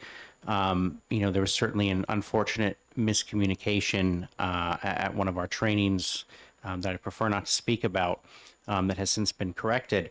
But it appears that is the general direction that the legislature is moving in, that society is moving in, is this type of records access and keeping. And certainly other legislation has been discussed about electronic records requests and everything else. And so what seems to make sense is to try to engage with the stakeholders and discuss with them about, what we can do to help promote this type of accessibility. And I'm certainly happy to share our policies on the right to know bill with the committee if that's helpful. We have a very lengthy policy on that, and it does emphasize the importance of providing accessibility to records and continuing to work with stakeholders to make sure that those are available as openly as possible. So my if I just be clear, then my question isn't what the legislature wants or what the state wants. My question is to you, representing so adequately the municipal association. Is the municipal association's policy to encourage all municipalities to move towards electronic record keeping? Our policies to inform municipalities about what the law is and what their options are under that, and to provide them as much guidance as we can as to the direction of the state. Thank you very much. So I can't help I can't help recalling the testimony we heard earlier on some of these right to know bills, in which, if I understand correctly, some official, maybe even the council for the city of Rochester, thought it appropriate to take the position that because somebody who runs a newspaper in Rochester but lives in Maine made the request, that person was not entitled to get the records because of an interpretation of the provision that uses the term citizen. Of the interpretation of the word citizen is my understanding of the testimony. That strikes me as incredible. I understand the trial court rejected that position out of hand, but now apparently there's been an appeal to the Supreme Court. That is amazing that somebody could take that position, I have to say. I can't speak to any individual position any of my members may take. Other questions for this witness? Representative Andrews. Thank you, Mr. Chair, and thank you for taking my question. Do you have data available of how many municipalities have their records electronically already, and how many do everything manually? I don't have specific data on that. What I will say is most municipalities have some sort of cutoff date where they've started transitioning for the larger municipalities. So if they've started taking minutes electronically and posting them to the website, oftentimes it'll be, they started doing that in 2006 or whatever. Everything before then is paper. They haven't necessarily gone back and digitized those. Some have. It's kind of all over the board at the moment. As I think. Follow up. Yeah, follow up. One more. When a municipality, if this went through and they went on to the state for their records, how far back is a municipality going to go? I mean, they may have been in existence for 300 years, and they may have records in their boxes. Are they going to have to put all that and bring it forward? So obviously they have to still comply with the provisions of 33A 3A for what has to be kept as paper, regardless whether you digitize it. But honestly, I think that question is better for Representative Yokela, because I believe he has been one of the most zealous individuals in terms of scanning and digitizing records from his municipality. And I don't know how far back he has gone, but I'm guessing he probably has the record for that. Well, you know, I'm wondering, correct me if I'm wrong, but wouldn't the short answer to the question be municipalities wouldn't, under this bill, wouldn't have to go back? It's completely up to them whether to correct, whether to digitize any of them. It would be a local option, and that's why I would imagine that what you'd see first is something like, you know, any municipality opting in would transition first to, hey, we're going to put all of our board's minutes up there. That seems to be working well. It seems to be useful. We're getting feedback from the community. What do we do next? And kind of phase in. And then as they look to do something like, for example, the police department I used to work at, we had an entire records room. If we were able to digitize that, we could use that for something else, that space for something else. So as they look to, you know, repurpose rooms or whatever the policy is, the local level, that would be when you'd see them digitize some of those older records. Other questions for this witness? Seeing none, thank you very much. Thank you. Ashley Miller, please, from the Secretary of State's office.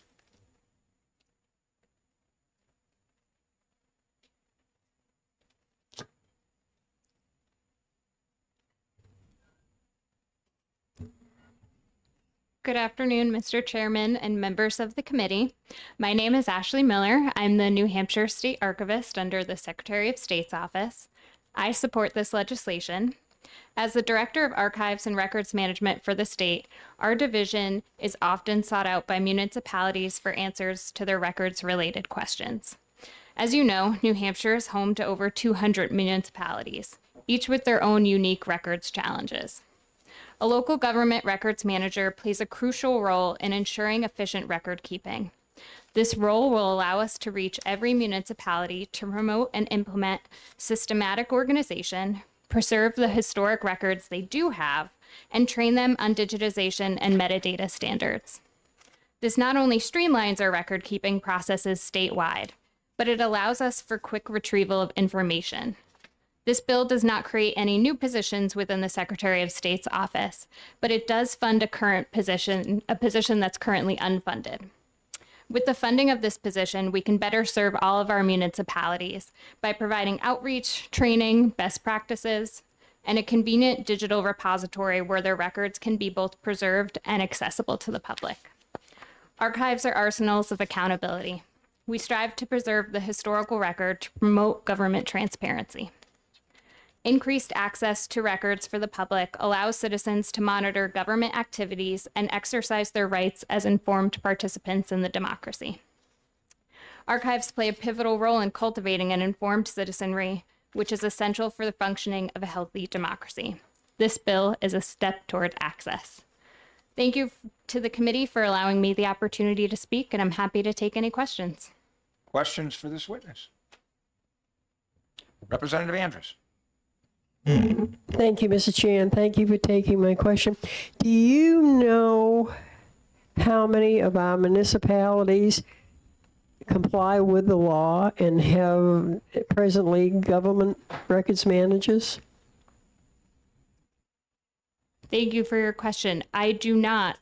Currently, we have municipalities who reach out to me every day in terms of their records related questions, whether it's retention, whether it's access, whether it's preservation, but no. Thank you. You're welcome. Other questions for this witness? Seeing none, thank you very much. Thank you. I don't have any other cards on the non-germane amendment to House Bill 1696. Is there anyone else who wishes to testify regarding Amendment 2024 0237H to House Bill 1696? Seeing none, and do we have a, oh, it's an amendment, all right. All right, seeing none, I'm going to close the hearing on House Bill 1696, and I'm happy to report that we are in recess for a half an hour for lunch.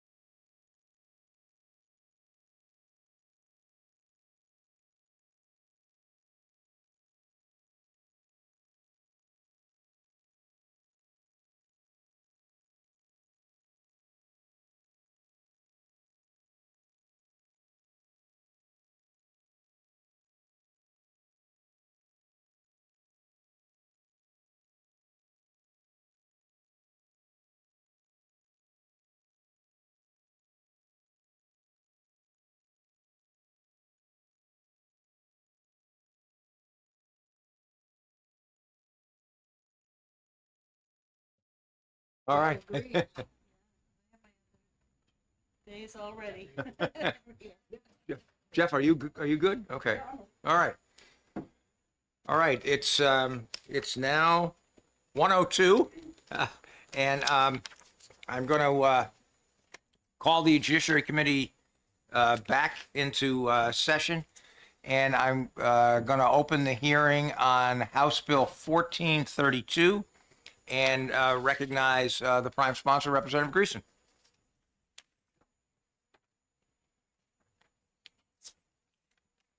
Thank you, Mr. Chair, and members of the committee that are here. Those that will be here a little bit later will probably be falling asleep during the afternoon. This is the worst slot to be in for any speech or time. It's right after lunch. So I appreciate your time, and if your eyelids are still open when I'm done, God bless you. So the bill that is before you is designed to try to get ahead of, if it's even possible now, advancements in technology in the area of artificial intelligence. Artificial intelligence is not somebody who's not as smart as they appear, such as me. Artificial intelligence is a development in computer technology. It has taken mega leaps over the last few years, be it computing speed and capacity, and it is branching out into areas of video and audio, robotics. They're literally talking about AI replacing people in numerous industries because it has the capacity or the capability of self-learning. It can, if it's designed, there are several different programs or applications out there that are being test driven for different reasons.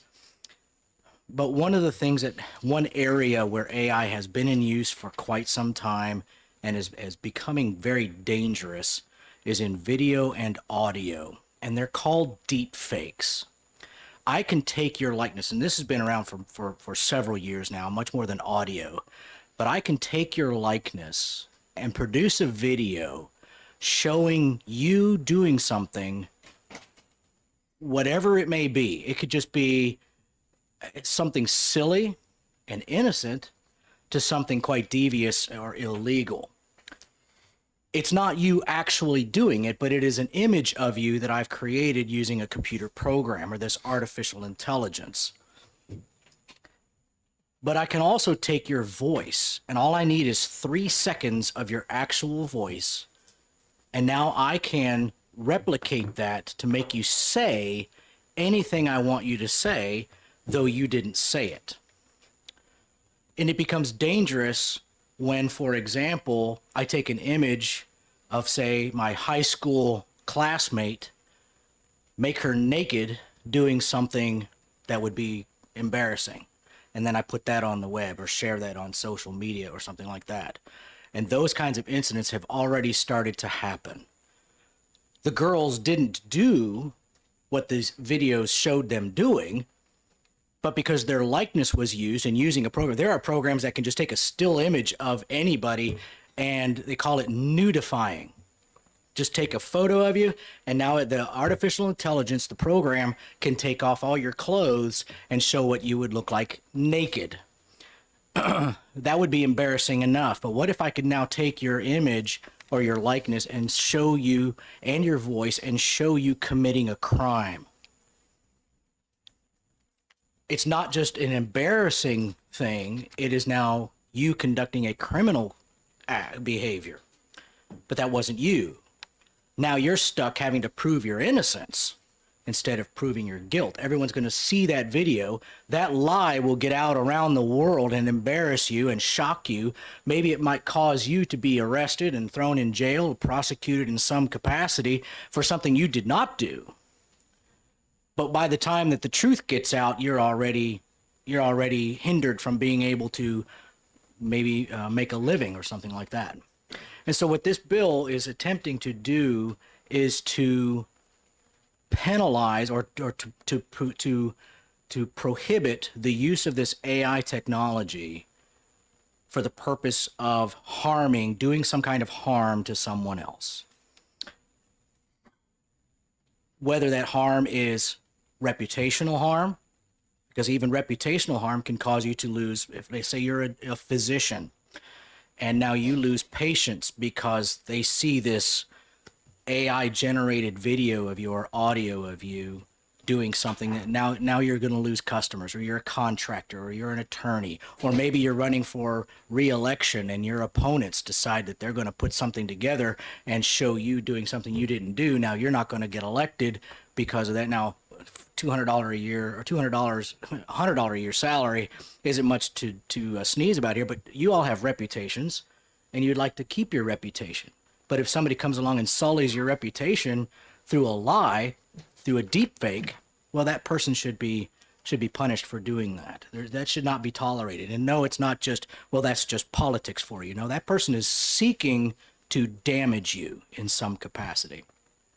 And so this bill seeks to create a penalty for the use of these deep fakes in harming somebody reputationally, financially, or in an attempt to entrap them in some kind of a crime, to get them arrested or prosecuted in some way. And then also a private right of action where there may not have been a criminal act done. They didn't film you committing a crime, or they didn't create a video showing you committing a crime, but it was something, and it was just brought to my attention this morning walking in, even billionaire pop stars are subject to these deep fakes. I guess Taylor Swift, there was a video of her, which wasn't actually her, but somebody created a deep fake showing Taylor Swift in provocatively nude, a pornographic video or something along those lines. And so, that's not something that even a pop star should have to shake it off. That is something that you and I have to deal with going forward. Are we going to wait until there's a trail of bodies before we address it? Or are we going to get out ahead of it and say, no, we're not going to allow the use of AI for those purposes? There will be a cost to it. And so the private right of action would allow Ms. Swift to find out who did that and go after them in that regard. Because the making of pornographic images is not illegal. But if you're creating a reputational harm and it's not actually her, then she can go after you for doing it. So that's what this bill does, and it protects everybody, because lying about somebody and doing reputational harm to somebody is not free speech. That's all I have. Questions for this witness, Representative Perez? Thank you. Thanks for taking my question. I find this very interesting that you're bringing this forward, and I appreciate you bringing it forward, because being a Law and Order fan, I just watched a program last week where they use this technology to literally convict a man for a crime that he did not commit. They used the technology, and they kept saying, well, he was left-handed, but you're showing him shooting with his right hand. There was no way to prove that it wasn't him. So I appreciate this coming forward, because I immediately had the discussion of what's to stop that to happening to anybody. So I think the charges or the amounts or the penalties that you have, as far as I'm personally, what made you choose them? They seem very low to me. Well, I think in my mind, I guess what would people go for, and what should it be? There are times when you think a little street justice is all that is needed, and there was a time in our history where you just took care of things. We don't live in those times anymore, and so I look at it like, if you are going to make an image, a video of somebody committing a crime, and the sentence of that crime is 10 years in prison, the person didn't do this crime. You made a video showing this person doing a crime that carries a 10-year sentence to it. So you should do the 10 years instead. Now, that was my thinking that's involved with it. Now, whether or not we can make that fly, I don't know. If we need to amend the bill to say, well, you get a slap on the wrist the first time and 3 strikes and you're out, that's not justice anymore either. And so why bother? But there needs to be a penalty for doing this sort of thing, because real people are going to get really hurt by really nefarious people using a very powerful weapon. This is a weapon. It's a tool. That's the problem. Most tools are also weapons. That's why the game of Clue has candlesticks, ropes, and pipes, and not just shotguns and poison pills. So everything that is a tool is also a weapon. And so these are, it's very dangerous technology while at the same time being very useful technology. Thank you. Other questions for this witness? Yes, Representative Manos. Thank you, Mr. Chair. Thank you, Representative Greason, for taking my question. I wanted to ask you about the definition of deep fake. And it said deep fake. It says deep fake means video or audio that is generated with the end goal of portraying something that did not actually occur in reality. Correct. And it seems to me that that definition would that the only thing that it would limit it to documentaries, that unless something is a documentary, it becomes a deep fake. And I just wondered about your reaction to that. In order to define the terms, I had to do a search for common definitions that would be recognized throughout the, shall we say, the industry or the public.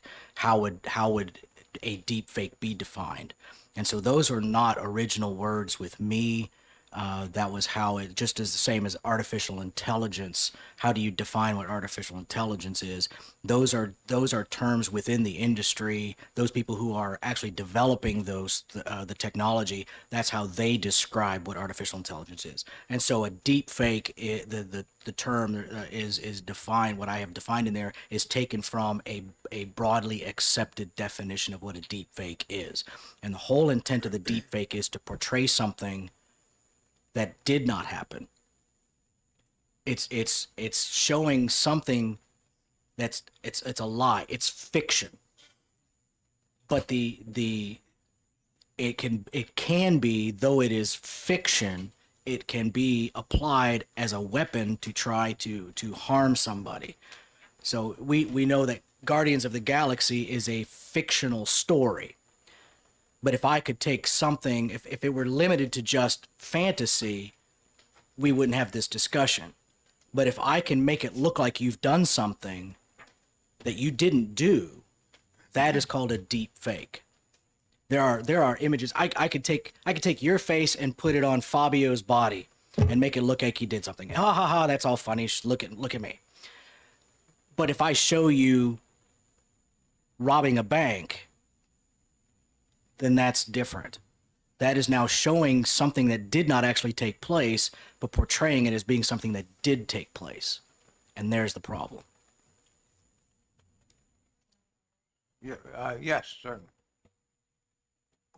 There are a number of this general topic of AI and concerns that come out of AI has been raised in a number of committees, a number of bills before different committees, and different definitions of deep fake and artificial intelligence. And I'm wondering whether you would be willing to work with the language so that we can reconcile it with other definitions of AI and deep fake that are coming through other committees and other bills. We need consistency within the law. And so if we need to make sure that the definitions are adequate and accurate, then by all means, we need to change the language so that it is well understood. Again, the underlying premise of a deep fake is it is fake. It is portraying something that did not happen, but promoting it or showing it as being something that did happen.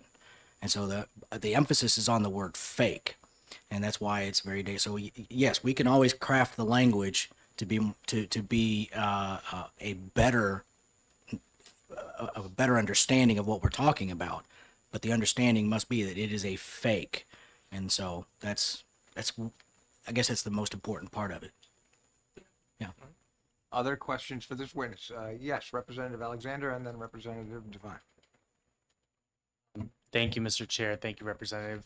This is so fascinating for me. I love this area, like learning it, and it's so new. It's like almost scary at like how much we don't know about AI yet. I guess my question comes down to like it talks about any person injured, like the damages component of it, but what happens if it's the computer that causes the damage and not an individual? Is the individual that made the computer liable? I guess I'm like, I see AI evolving into this thing where no humans have to interact with it. It just starts making stuff, right? So what happens when we have an RSA or a law at this point that says something like this? I know there's a lot of work need to be done, but like, what happens next? When does AI become a sentient being? Supposedly we crossed the Rubicon. At that point in time, I should probably think we should pray for the end of the world to happen. But because right now it takes somebody initiating, some human being has to initiate this deep fake. Somebody needs to sit down and say, I want to frame Representative Alexander. I want to prevent him from getting reelected. I want him actually where his neighbors seek to tar and feather him and run him out of town so that Goffstown is no longer his place of residency. Wherever he works, he's going to get fired from there or forced to quit his job. And by golly, if we can drive him out of New Hampshire, that would be even better. And you know what? If we can just find a grave somewhere and pitch him in there, that's fine too. Whatever the end result is that they seek, there's a human being at the beginning of it seeking some nefarious end to you. And so right now that's where we are. How we go beyond that, where does the AI decide, I don't like Representative Alexander? They've already hated me first, so I'm pretty sure I'm the first one to be in that unmarked grave. So I don't know that we could ever answer that question. Representative Devine. Thank you, Mr. Speaker. Thank you, Rep. Greason, for taking my question. I'm super excited that you're putting this bill together. I think this is much needed in light of some of the things that are coming up with AI. One of the things that I'm wondering if this will address, or if it's too soon to say, is what you have a creator of, say, a deep fake or digital forgery, and it goes out viral on, say, a distributor's site like, say, TikTok, Twitter, Facebook, Meta, whatever. This kind of recently happened in 2 weeks, one audio and one video portion that affected some very prominent people. How would this bill affect the distributors, say like Twitter, who, it's up on their platform like it recently happened? Would they be accountable for distributing that type of content? It's a good question, actually. And unfortunately, up to this point, well, fortunately or unfortunately, I'm not sure which one, they are not publishers. That's explicitly stated in federal law. They're covered from liability. I think it's Section 230. They are not publishers. They are platforms. And as long as they maintain that distinction, then they are not liable to what is posted on their platforms. And that's where all the censorship comes in. I don't like you, so I'm going to block all your content, that sort of thing. This bill does not address the platform. So Twitter cannot be held, or X cannot be held accountable for what you post on there. You will be. So that's if it would require alterations to Section 230 at the federal level to address that, unfortunately. Representative Tur. Yeah, thanks, Mr. Chair, and thanks for taking the question. So I was focused on page 2, the difference, sizable difference between the damages described when this is used against any individual versus when it's used for essentially political purposes. And it's $10 million cap on damages to people, and essentially a $5,000 penalty for using this for political purposes. I was wondering why that big disparity. I mean, it seems like the political realm is where this is already we've seen used. Why is that so much lower?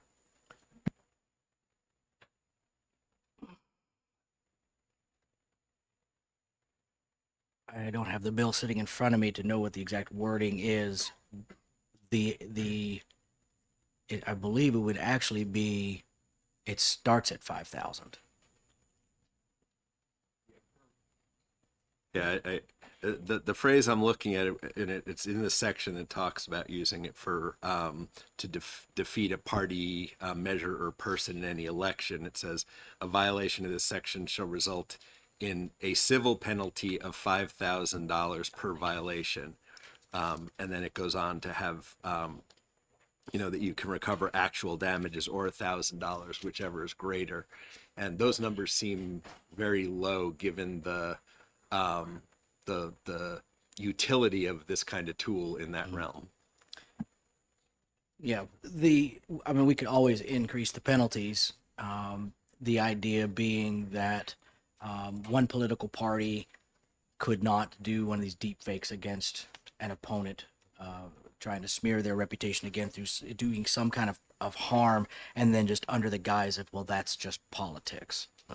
A lot of times politicians are not covered or protected by slander. They're not protected from other attacks against them. And so this is a means of protecting even politicians. They should be protected as well, because a lie is just as damaging to a politician as it is any other private citizen. You don't forfeit your rights just because you run for political office. And so there needs to be protection for them.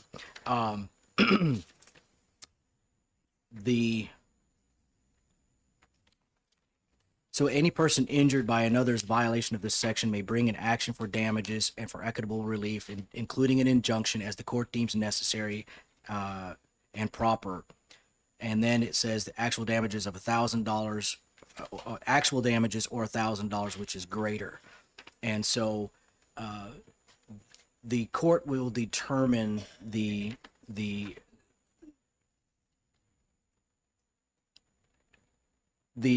section that says damages awarded under this section shall not exceed $10 million per claim is in the section above that.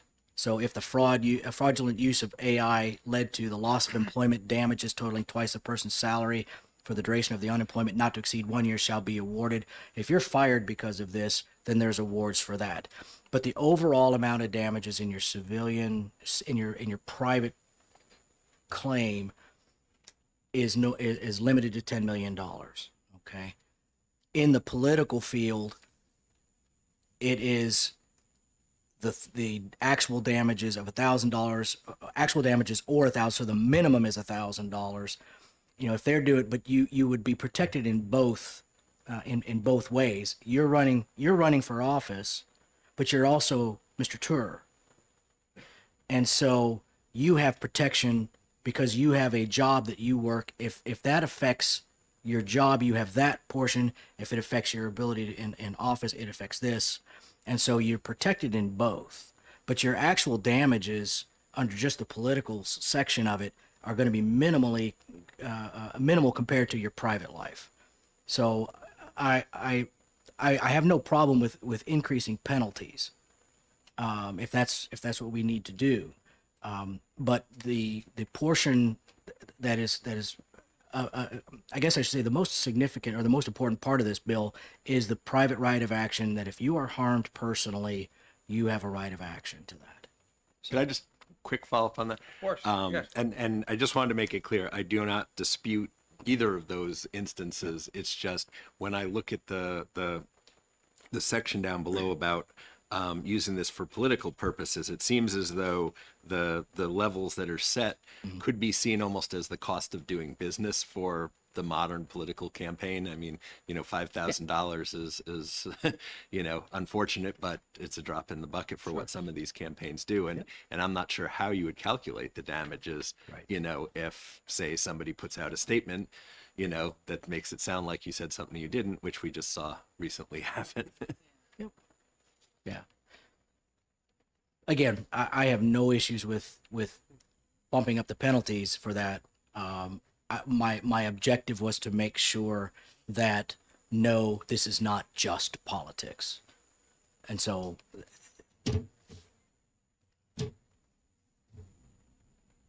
Other questions for this witness? Seeing none, thank you. Next. I'm gonna, let me just make sure we don't have any other reps. That's a different one. Wait a minute, I'm sorry, that's 14 to go. All right. Is there any, do we have anything else? Anybody else wish to testify on 1432? Yes, please.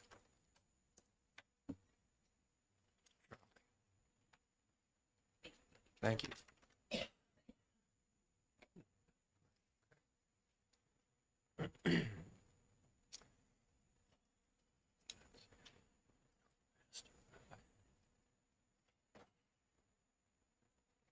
Yes, please. Good afternoon, Mr. Speaker, members of the committee. My name is Tamara Hester. I am a lieutenant with the New Hampshire State Police. I am assigned to the Special Investigations Unit, where in our unit we investigate cybercrimes, child exploitation, and we conduct digital forensics. Not necessarily here speaking in opposition or support of this bill in general. I just wanted to bring up a couple of the concerns that some of them have already been brought up by other members of the committee already about some of the language as the bill as it is currently written. I was hoping, basically, it's important that as law enforcement, in order to enforce the laws, we actually understand the law as it stands. Paragraph 3, the way that it's written, which would be on page 1 of the bill as it stands. And I'm not sure if the sponsor can elaborate a little bit on that. It's just the language is a little bit confusing. As a law enforcement officer, I'm having difficulty understanding what that might mean in order to enforce that law. If it, I guess an example of what I'm thinking in my head, and I'm hoping maybe we could get maybe a clearer definition, would be if somebody uses a deep fake, if somebody wiretapped an individual in order to get their voice, to use that likeness in order to commit the offense using artificial intelligence, is that kind of what that paragraph is intended to mean? That's one of the concerns. I certainly agree with the sponsor as well as the members of this committee in the sense that it's really important that we as a state get ahead of artificial intelligence, because unfortunately it is being used to exploit individuals online across many different platforms. So I don't disagree with that in any sense. But there's a couple other laws that are already on the books that, as one of the sponsors mentioned, one of the representatives mentioned, have similar language being introduced this year to talk about combating artificial intelligence. Some of those other bills use synthetic images, I think, as a definition. Obviously, that doesn't encompass the whole of this statute, as the fact that audio recordings could also be included, so it may need to be broader, but I do definitely agree with potentially modifying the definition so that is a little more limited in scope. And there's a few other statutes already that I understand certainly having a penalty for this, but it doesn't necessarily, the penalty for this as it stands doesn't necessarily match up to some of the other penalties that exist that are similar, specifically where this is going in 638. So we have harassment, which falls under RSA 638, violation of privacy, which falls under 644, and criminal defamation, which falls under 644.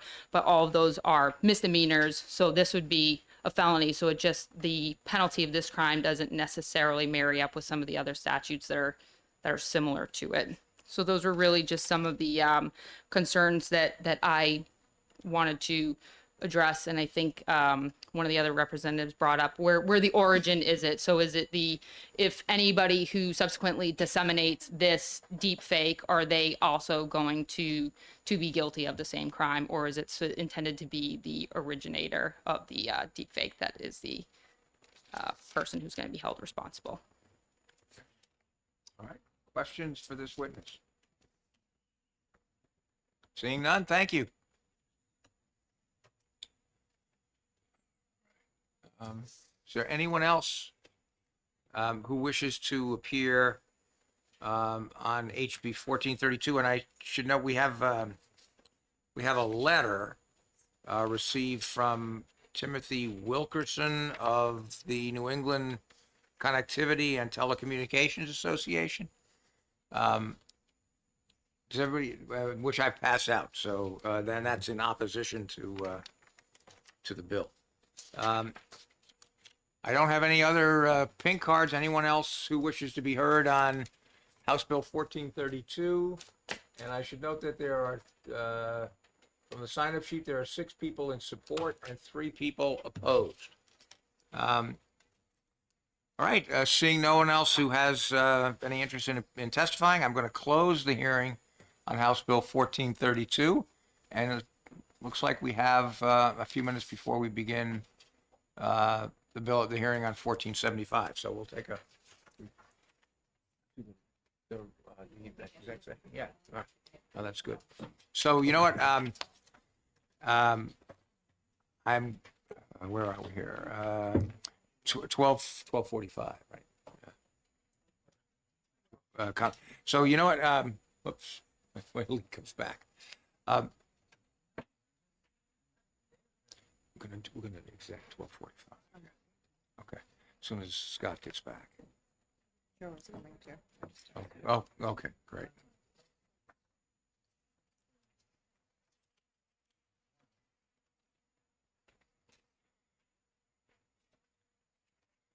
I'm happy to make the motion and do the report if you want. I have the report for last time. Okay, So I that can sounds copy and great. paste it That if you sounds want. great. She'll make the motion. I have the report from last time, so I'm happy to do it and use the same report we used last time. Okay. All right. So have we got, who are we waiting for? Oh, there's Joe. Okay. All right. All right. So I'm going to, since we have a few minutes, I'm going to reconvene the Judiciary Committee for an executive session with regard to House Bill 1245.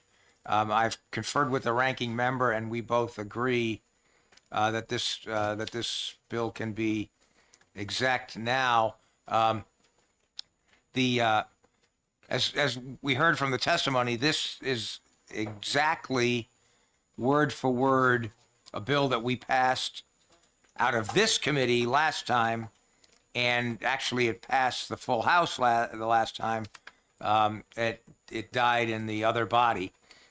So I think it's entirely appropriate that we exec this bill now in the interest of moving our business along as quickly as possible. So I'm going to recognize Representative Kutab for a motion. I move on to pass. Is there a second? Representative Smith, second. Any further discussion? Or? I think we went through this the last time and we amended it as needed, and I think that it's ready to move forward. Right. Any further discussion on House Bill 1245? Yes, Representative Perez. I just want to state that the information that was brought forward by the woman from the committee, I think she had some very valid things that group should have been involved with this from day one, since they are the people, the keepers or of this group of individuals. So I just don't think we should discard the fact that she had some extremely valid points in the fact that they should have been involved, and it was a mistake that they weren't involved. Right. Yeah. I'm sorry. Representative Alexander. And I happen to disagree with my friend. I think that because these meetings, we've been talking about this bill for a year, these meetings have been all public. And I believe if there's something, a department or a committee or somebody that would like to be involved, the onus is on them to get involved in the process early on. I think it startles me that when somebody comes in, and no offense if she did not know or the organization didn't know, but comes in at the 5th hour to come in and raise concerns. It's a way to defeat a bill that is a good bill, and we vetted it carefully to the committee. Any, Representative Perez? Representative Alexander, I respect your opinion. All right. Any other discussion? Representative Tripp? I believe it was you that said if she really wants to be involved in the discussion, she can always go to the Senate since they're going to hear it also. So I think that our moving the bill along is a good idea. Thank you. Any other discussion on House Bill 1245? Seeing none, I would ask the clerk to please call the roll. Vice Chairman Wallace. Yes. Rep. Alexander. Yes. Rep. Andrews. Yes. Rep. Stapleton. Yes. Rep. Tripp. Yes. Rep. Greason. Yes. Clerk Hutab votes yes. Rep. Perez. Yes. Rep. Smith.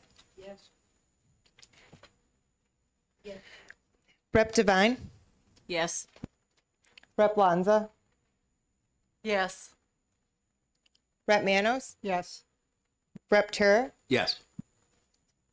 Chairman Lynn. Yes. Motion passes 15-0. And Representative Katab, would you write the report? And I assume we can put this on consent. Happy to. Yeah. All right, great.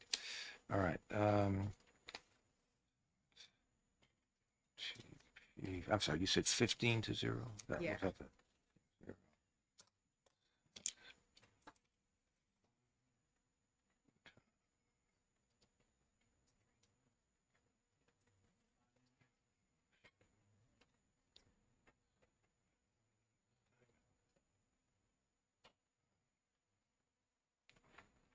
All right. Still have a couple of minutes. No, I don't think so. Let me see. No, I don't think so. Just in case.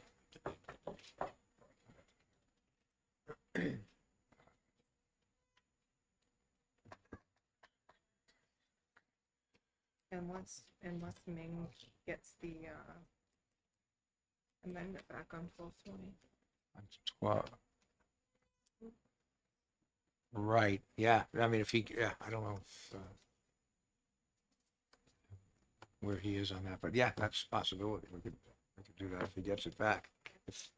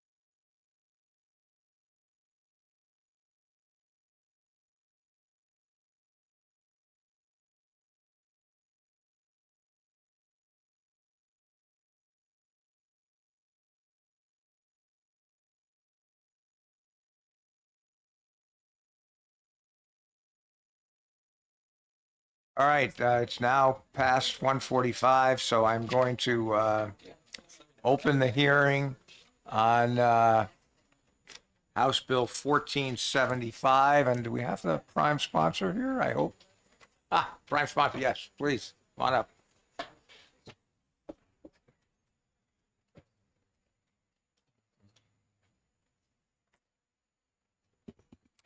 Travis Corcoran, representative from Hillsborough 44. My thanks to the chair and to the committee. I'll be fairly brief. To explain the problem is to sort of suggest the solution. The concept of SLAPP, or strategic lawsuit against public participation, is a lawsuit that is not designed to actually accomplish its stated goals, but is intended as a strategic move in a greater game, which is influencing public policy. So examples of when this might happen have occurred in a lot of areas across the country. And this is sort of a non-political issue, which is to say that it's both a left and a right problem. So you might have, for example, a anti-factory farming activist who is speaking about conditions in a factory farm. And they will get sued by the factory farm for a lot of issues such as defamation or other things.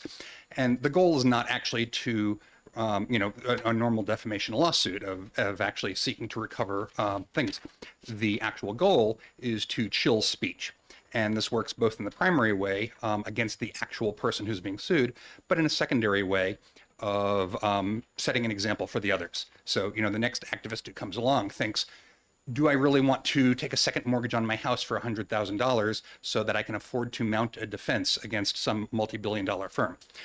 That's a example that would, hopefully get the sympathies of those left of center. But this can also work in the other direction, where a pastor running a small church out of his garage could get sued for statements that he makes that go against some large corporation or large NGO with a huge budget. And this is not a theoretical problem. There have been hundreds of such lawsuits, and this has happened, for decades. And the fact that it's happened has given rise to a, solution to the problem, which is anti-SLAPP legislation. New Hampshire is in the minority. There are, obviously 50 states, and I believe 32 of them already have anti-SLAPP legislation. There are several groups that publish reference standards, and this proposed legislation has been, designed with reference to these other things that have been through the crucibles of multiple states' legislatures and committees. The goal is basically, or the mechanism of an anti-SLAPP bill is basically to empower as a defense against these things that, hey, I'm actually, the speech I'm engaged in is political speech, and your lawsuit against it is designed as a political act. So the goal is really to refuse the larger, rich entities, whether it's a for-profit corporation or a very large NGO, to stop them from weaponizing the courts against the sort of smaller protester or church owner or gun store owner, et cetera. And I have testifying after me, friend and compatriot attorney Mark Rendazza, who has been very active in free speech issues for a long time. So for any detailed questions, I might say, please talk to the expert, but I'd be happy to answer general questions. Questions for this witness? Yes, Representative Perez. Thank you. Thanks for taking my question. So in the town I live in, we had a horrendous incident that ended up with a judge writing a 12-page slap on the hands to the people who brought this lawsuit against this person. So is this going to protect the little guy too? You talked about corporate. That is entirely the goal. It is protect the little guy against the multi-billion-dollar firms. Well, not only multi-billion-dollar film, this was a municipality that, Okay. And that's, I always say I'm here for the little guy. That's what we need this for, and this will protect them from doing. Absolutely. And to go meta for just a moment, if you look at my bio on the general court website, the reason I'm here in this room and wearing a suit as opposed to my normal t-shirt is because I was in something very similar, just absolutely brutalized by the Good Old Boys Network in my town, where law was used as a weapon, where my budget came out of, my pocket, and their budget came out of the taxpayers. So we were on exactly the same side. Well, fortunately, this judge made the town pay for hers too, so. That's wonderful. I'm glad that some stories, even if not mine, have a happy ending. Other questions for this witness? Seeing none, thank you very much. Thank you for your time. Oh, I'm sorry. I have one question. You said that there are 32 states that have anti-SLAPP bills. In drafting this bill, is this based on the language of those other states' bills? And if I'm going to have to look to my coach for a hint. Yes. All right. Thank you. Thank you. All right. Next, I'm going to call Mark Randazzi, please.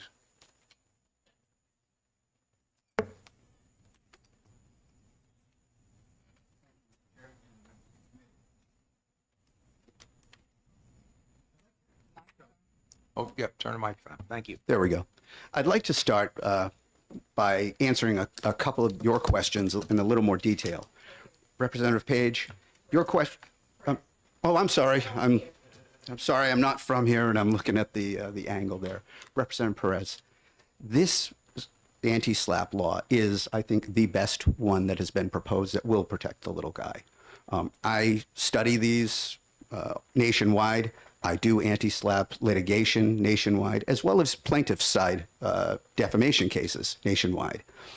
And a great example of one that does not protect the little guy is, for example, Florida's, which was written by lobbyists for the motion picture industry, and it protects motion picture producers and publishers of books and publishers of newspapers. But if you were to write a negative review of a hotel or something like that and got sued for it, that is not a work under the statute, so you wouldn't be protected.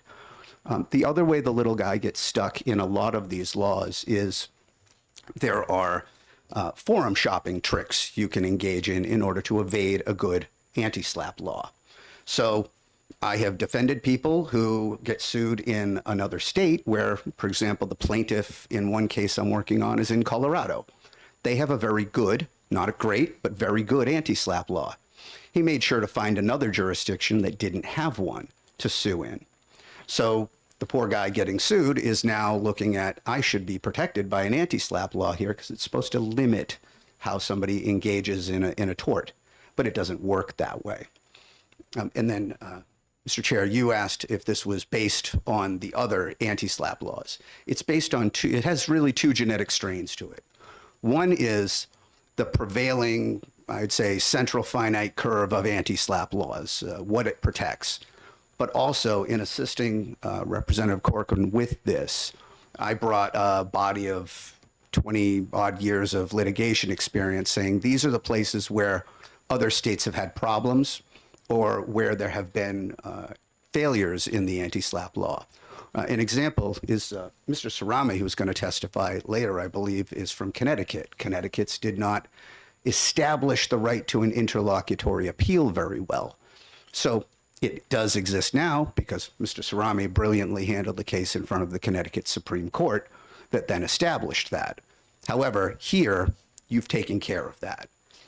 This bill really takes, look, the First Amendment is, to me, practically a religion. It's a promise that we have the right to engage in wide open and robust debate. However, that promise is ephemeral if you do have to say, you know, I remember there was a quote from Henry Luce that said, if you want a free press, go ahead and buy one. Well, if you want free speech, go ahead and buy it. You know, the thing that inspired me to get involved in this kind of thing was my very first case I ever handled all on my own as a lawyer. And there I was with ink still wet on my law license, defending a guy against a huge law firm that had sued him because he put up a website complaining about the plants that his homeowners association had put up and saying that he found that they were ugly. Now that shouldn't put anybody in a courtroom or have anybody writing checks to a lawyer, but the developer had a big ego and decided he wanted to shut down all dissent. And so we fought this big law firm. It was in Florida. We fought for a little over a year, and boy, was I proud when I got the ruling that I had won. And I called him up, ready to celebrate. He said, "That's great, kid. If I won, why is my retirement fund empty?" And, boy, was that a real life lesson for a young lawyer. They don't teach you that in law school, that, the real cost that can hurt somebody if somebody just brings a frivolous claim. Now, the way that this bill is drafted, it's going to create also one of the things that it does that a lot of the other ones don't is really just stylistic, but it will work to a great function. And it separates your procedural parts from your substantive parts. California's is really the OG of anti-SLAPP laws. After California passed its, Washington, Oregon, Nevada all followed, Texas, and as Representative Corcoran said, about 32 states have one. But you have a trend in the federal courts of not applying state anti-SLAPP laws anymore. I frankly think that the argument is foolish, but it has taken hold that these laws are procedural and not substantive, and that's because they run into one procedural element, and the court says the whole thing is procedural. Well, this disambiguates the substance from the procedure. Procedurally speaking, it may stop, for example, stop discovery in its tracks. You can't legislate that in a federal court. That's in the procedural section. So if a federal court is looking at a lawsuit brought in violation of this section, the federal court will be able to take that part and exclude it. But really what it does is it creates a substantive immunity from suit. And every word in that sentence is in that phrase is doing work. Okay, you want it to be substantive. You want this to be a right that you are free from not just liability, because if you're just free from liability, I can tell you that judges are human beings. They make mistakes. They have biases. Sometimes they're downright hostile. But let's think of, I can think of a case that I handled where I was before, frankly, I think the best judge that I know of. He's a wonderful man, a principled man, and he messed it up. My client made a complaint to the real estate board in Nevada about her real estate agent had treated her in a racist manner, and he, to retaliate, filed a defamation lawsuit against her. Now, there are two reasons why that just can't be. One, whether somebody's racist to you or not is a matter of opinion. And two, it's privileged if you're complaining in an official proceeding. It didn't matter to him. And, the trial judge, I've never seen him make a mistake before, but everybody's human. He made a mistake. Now, she would never have been able to defend herself without the Nevada anti-SLAPP law in place. So what this does is not only does it give you a remedy, but it creates an avenue to access to justice that poor people, frankly, don't have. I get calls every day for people who are being sued for speaking out. And when it's in a state that I'm not licensed in, I call somebody in my network and I say, do you want to take this person? And their first question is, can they afford a retainer? And the vast majority of people can't. But in states where there's an anti-SLAPP law, I have people fighting to take the case. I mean, imagine any place else where you could have poor people getting fought over by somebody who makes hundreds and sometimes over $1,000 an hour to be their client. So if you have any specific questions about the bill, I've looked through it. I think that it makes a very good balance. Frankly, I will say it's not the strongest one that I've ever seen. Washington State had one before that required clear and convincing evidence in order to get past it rather than mere prima facie evidence.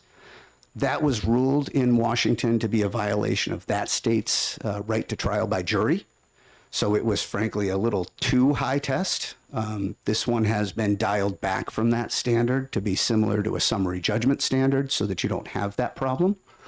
And the other perspective I'd like to make sure that you have going into this is last year, I would say, despite me sitting here, waiving my First Amendment bona fides, the majority of my income last year came from plaintiff's side defamation cases.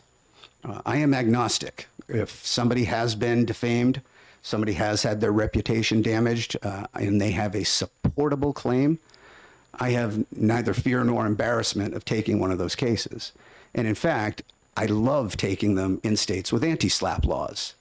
they do not create a speed bump for anybody except for, I would say, lawyers who do not know enough to look at a case and say, you should not bring this. So foolish lawyers, and unethical lawyers who may take one and say, it doesn't matter, let's do it anyway. But I think that this bill will take, if you look at the Institute for Free Speech's map of anti-SLAPP law rankings, right now, New Hampshire is red on that map. It has an F. And while my native state of Massachusetts may be the cradle of liberty, this is where liberty lives. So I think that you should pass this law in order to ensure that. And if you have any questions for me about it, I could talk about this all day long. Questions for this witness? Representative Turner. Yeah, just briefly, thanks for bringing a wealth of knowledge. Can I just ask, are you here on your own behalf, or are you with this particular group? No, I am just here as Johnny Appleseed. Other questions for this witness? Representative Manos. Thank you, Mr. Chair, and thank you for taking my question. I'm an attorney, but I don't practice in this area. I don't do civil litigation. Well, I do divorces, but anyway, my question is why a motion for summary judgment or a motion to dismiss shouldn't end most of these cases? Well, they very well could. But here are the two problems. One, if I were to take a case here and file a motion to dismiss, that's not cheap. It's not free. Summary judgment, same thing. But also, if you have a substantive immunity from suit, what happens when you have a motion to dismiss that's denied? Well, the case goes forward. So all you need to do is plead it out. If you have summary judgment that's denied, that's not reviewable on an interlocutory basis. So what winds up happening is, look, judges are human beings. And if you can look at a case and say, I can make a reviewable decision and rule in favor of the defendant on summary judgment, or I can make a non-reviewable decision and say, or at least not reviewable until the very end and deny it, well, then that litigant is still going along for the six-figure ride. And perhaps that can be reversed on appeal, but not very many civil litigants can survive that long. Representative Smith. I think I'm a little speechless because every single thing you talked about had a dollar sign. Every single thing, whether you take a case, whether you don't take a case, whether you get money, who pays it, who doesn't pay it. So is this just about money? And by the way, I do have to point out to you, since you're not from this state, that at least sitting on this committee is the one person who was the former Chief Justice of the New Hampshire Supreme Court. I'm not going to tell you who, but I just thought you might want to be careful about what you say in the future. When they say it's not about the money, it's about the money. Is there anything about this that you would talk about that doesn't have to do with the money? Unfortunately, it's the fuel of litigation. I mean, I certainly take pro bono defense cases where it just wouldn't matter if there was an anti-SLAPP, at least to the litigant. It's free for them anyway. But money is the pressure that I think a plaintiff who brings a SLAPP suit is going to use to bring to bear on that defendant. You know, if that defendant gets sued, they're going to think, do I need to mortgage my house to defend myself, or should I just shut up? So I look at it from that perspective, but the money eventually leads to whether or not we have wide open and robust debate. Do we have a real free speech ecosystem or not? So if somebody gets sued for something like this, for example, the gentleman that I talked about in Florida, do you think anybody else at that HOA ever spoke out again after seeing what happened to him? They didn't. Not that I'm aware of. But the woman who spoke up in Nevada, who was able to employ the anti-SLAPP law to protect her, that created an ecosystem where people were happy to speak up if they wanted to about somebody being treated unethically. So I do understand sometimes, There's more than just one lawyer on the committee here. You know, I think we perhaps sometimes we look at things in dollars and cents too much as lawyers. You know, you talk to a normal human being about a spine injury, and everybody says, "Oh, that's terrible," and a lawyer might go, "Oh, that's a good injury," looking at it as as how expensive it might be on a contingency fee case. But really, it's all about, can somebody defend themselves? This is the shield that allows a regular person to be able to use their free speech rights and not be worried that they're going to be bankrupted just by defending themselves. Thank you. Other questions? So I guess I want to make sure that I'm understanding one part. Am I understanding correctly that the essence of whether the immunity applies or not is what the motivation of the plaintiff in the case is? No, sir, it is not. Okay. In fact, Illinois had a law that looked to that. The first thing it looked to is, what is the motivation? And if you can't prove that, if you couldn't prove that their motivation was to silence somebody, if they were clever about it, if they simply pled it in the right way, well, then it didn't apply. Effectively, that turned Illinois' old anti-SLAPP law into nothing more than words on paper. It was really never used again once the state Supreme Court interpreted it that way. So no, it's the effect, not the intent. So you may come into it with innocent intentions, but that's not what free speech is about, is it? We want to protect the citizens' right to speak. And if somebody simply brings the case because they're angry, I'm not trying to shut them up. I'm trying to express how angry I am. Well, that's what the gentleman who was the plaintiff in that real estate case said. But if you're talking about, it sounded like in your answer when you say, I brought the case because I was angry, or I brought the case because I wanted to shut him up. I mean, isn't that a motive issue? What was the intent in bringing the case? That's what I'm.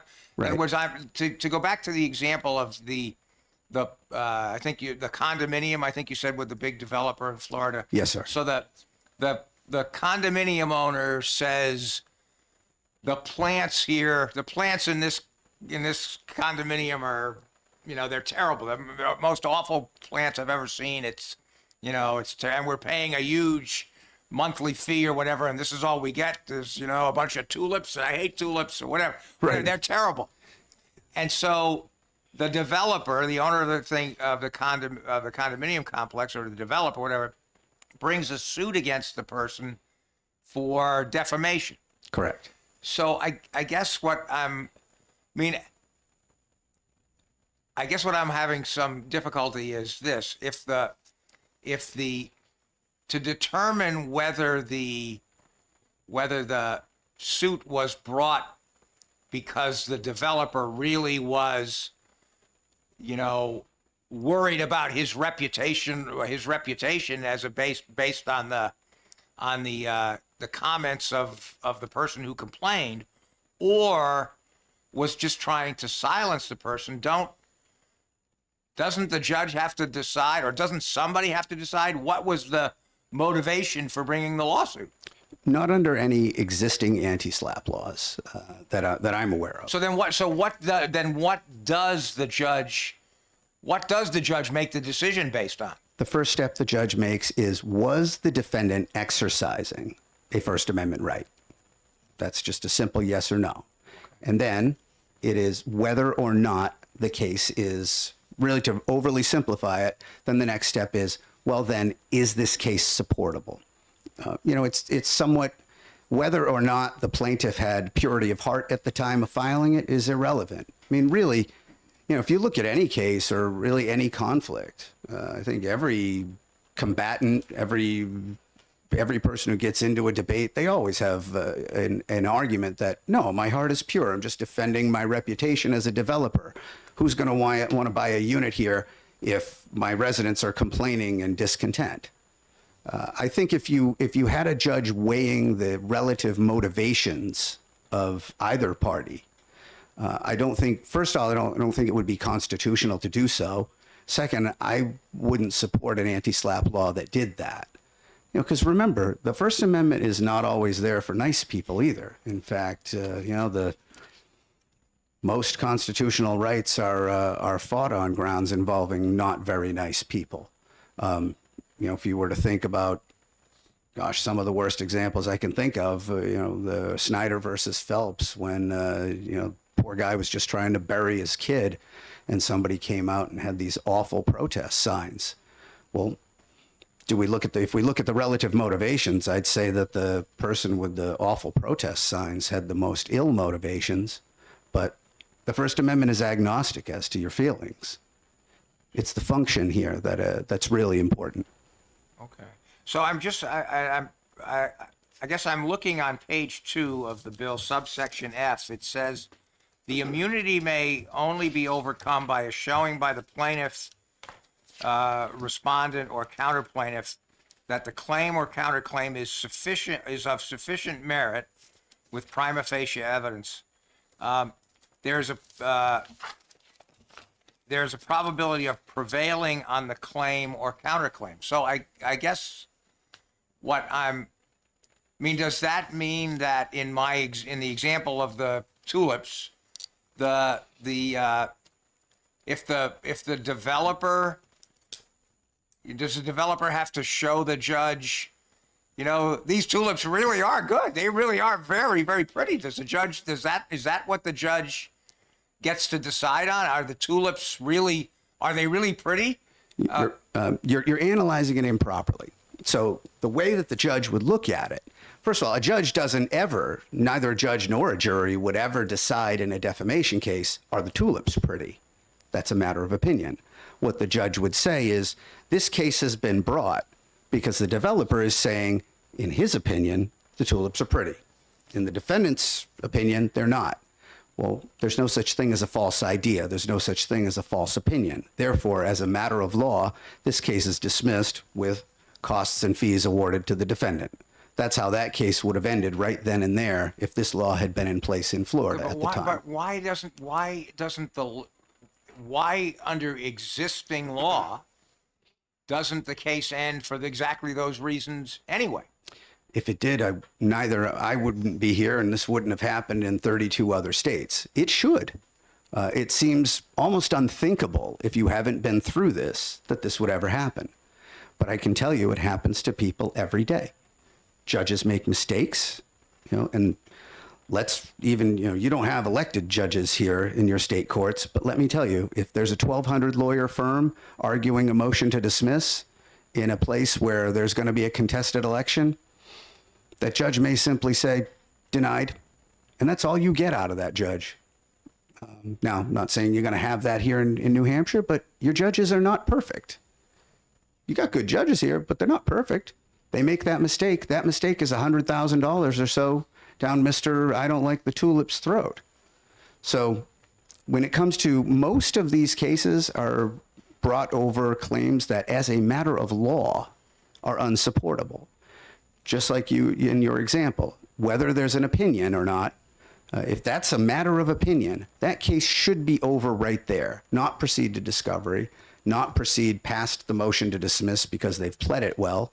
It's got to have at least prima facie evidence, which is a low standard, and by design it's a low standard, and that standard comes from multiple cases. There was one challenging the California standard, which is that standard. There was another one that challenged Nevada's, which is that standard now. And that's the new standard in Washington. And that actually is the standard in, I think, every state except Arizona. Representative Manos. Thank you, Mr. Chair. Thank you for taking my question. The example of the condo development and the tulips, which we've got going He here. only knew how famous he was now. Yes. So I want to know, where is the governmental action that gets you to the First Amendment in that situation? Well, ever since New York Times versus Sullivan in 1964, we have operated under the theory that the government action is the use of the courts in order to enforce the private tort of defamation. Other questions for this witness? Thank you very much, sir. Appreciate Thank you. it. Next, I'm going to call Mario Cerami, please.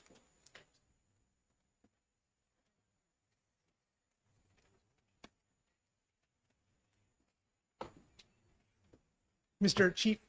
Chairman and members of the committee, my name is Mario Cerami. It is a hard act to follow, Mark Randazza. I am an attorney in Connecticut, a free speech lawyer in Connecticut. I'm up here. I actually have some clients who would now or would have in the past benefited from this, who are residents, citizens of New Hampshire. I want to go straight to the chairman's question. You asked a very sophisticated technical question, and I just want to follow up on it. I had a case come through the door not too long ago, which involved a woman who was a victim of sexual abuse, and she was being sued by her attacker because of statements she made on social media that he alleged were false, and they were not on the face of it false. They were non-falsifiable statements. They couldn't be sustained. At the end, say we get all the way down the line to summary judgment, we would have won. She could not pay me up front what would normally be required of a retainer, but I could take that. I wouldn't even be able to consider taking that case, but Connecticut has a pretty strong anti-SLAPP statute. So in that case, I'm just going to get in the weeds with you a little bit here. So when you have to put on a prima facie case early on, are you a fact-based pleading state or are you a notice-based pleading state?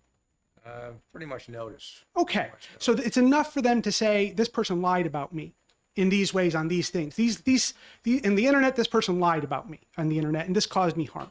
Okay. So in our state, you have to even get a little bit more into the facts, but it would be sufficient to pass early motions to dismiss, or we call motions to strike, if you just say, hey, this person lied about me in these ways and it caused me harm. You don't actually have to say the exact statements. You don't have to identify exactly what the lie, the supposed lie was, what those words were.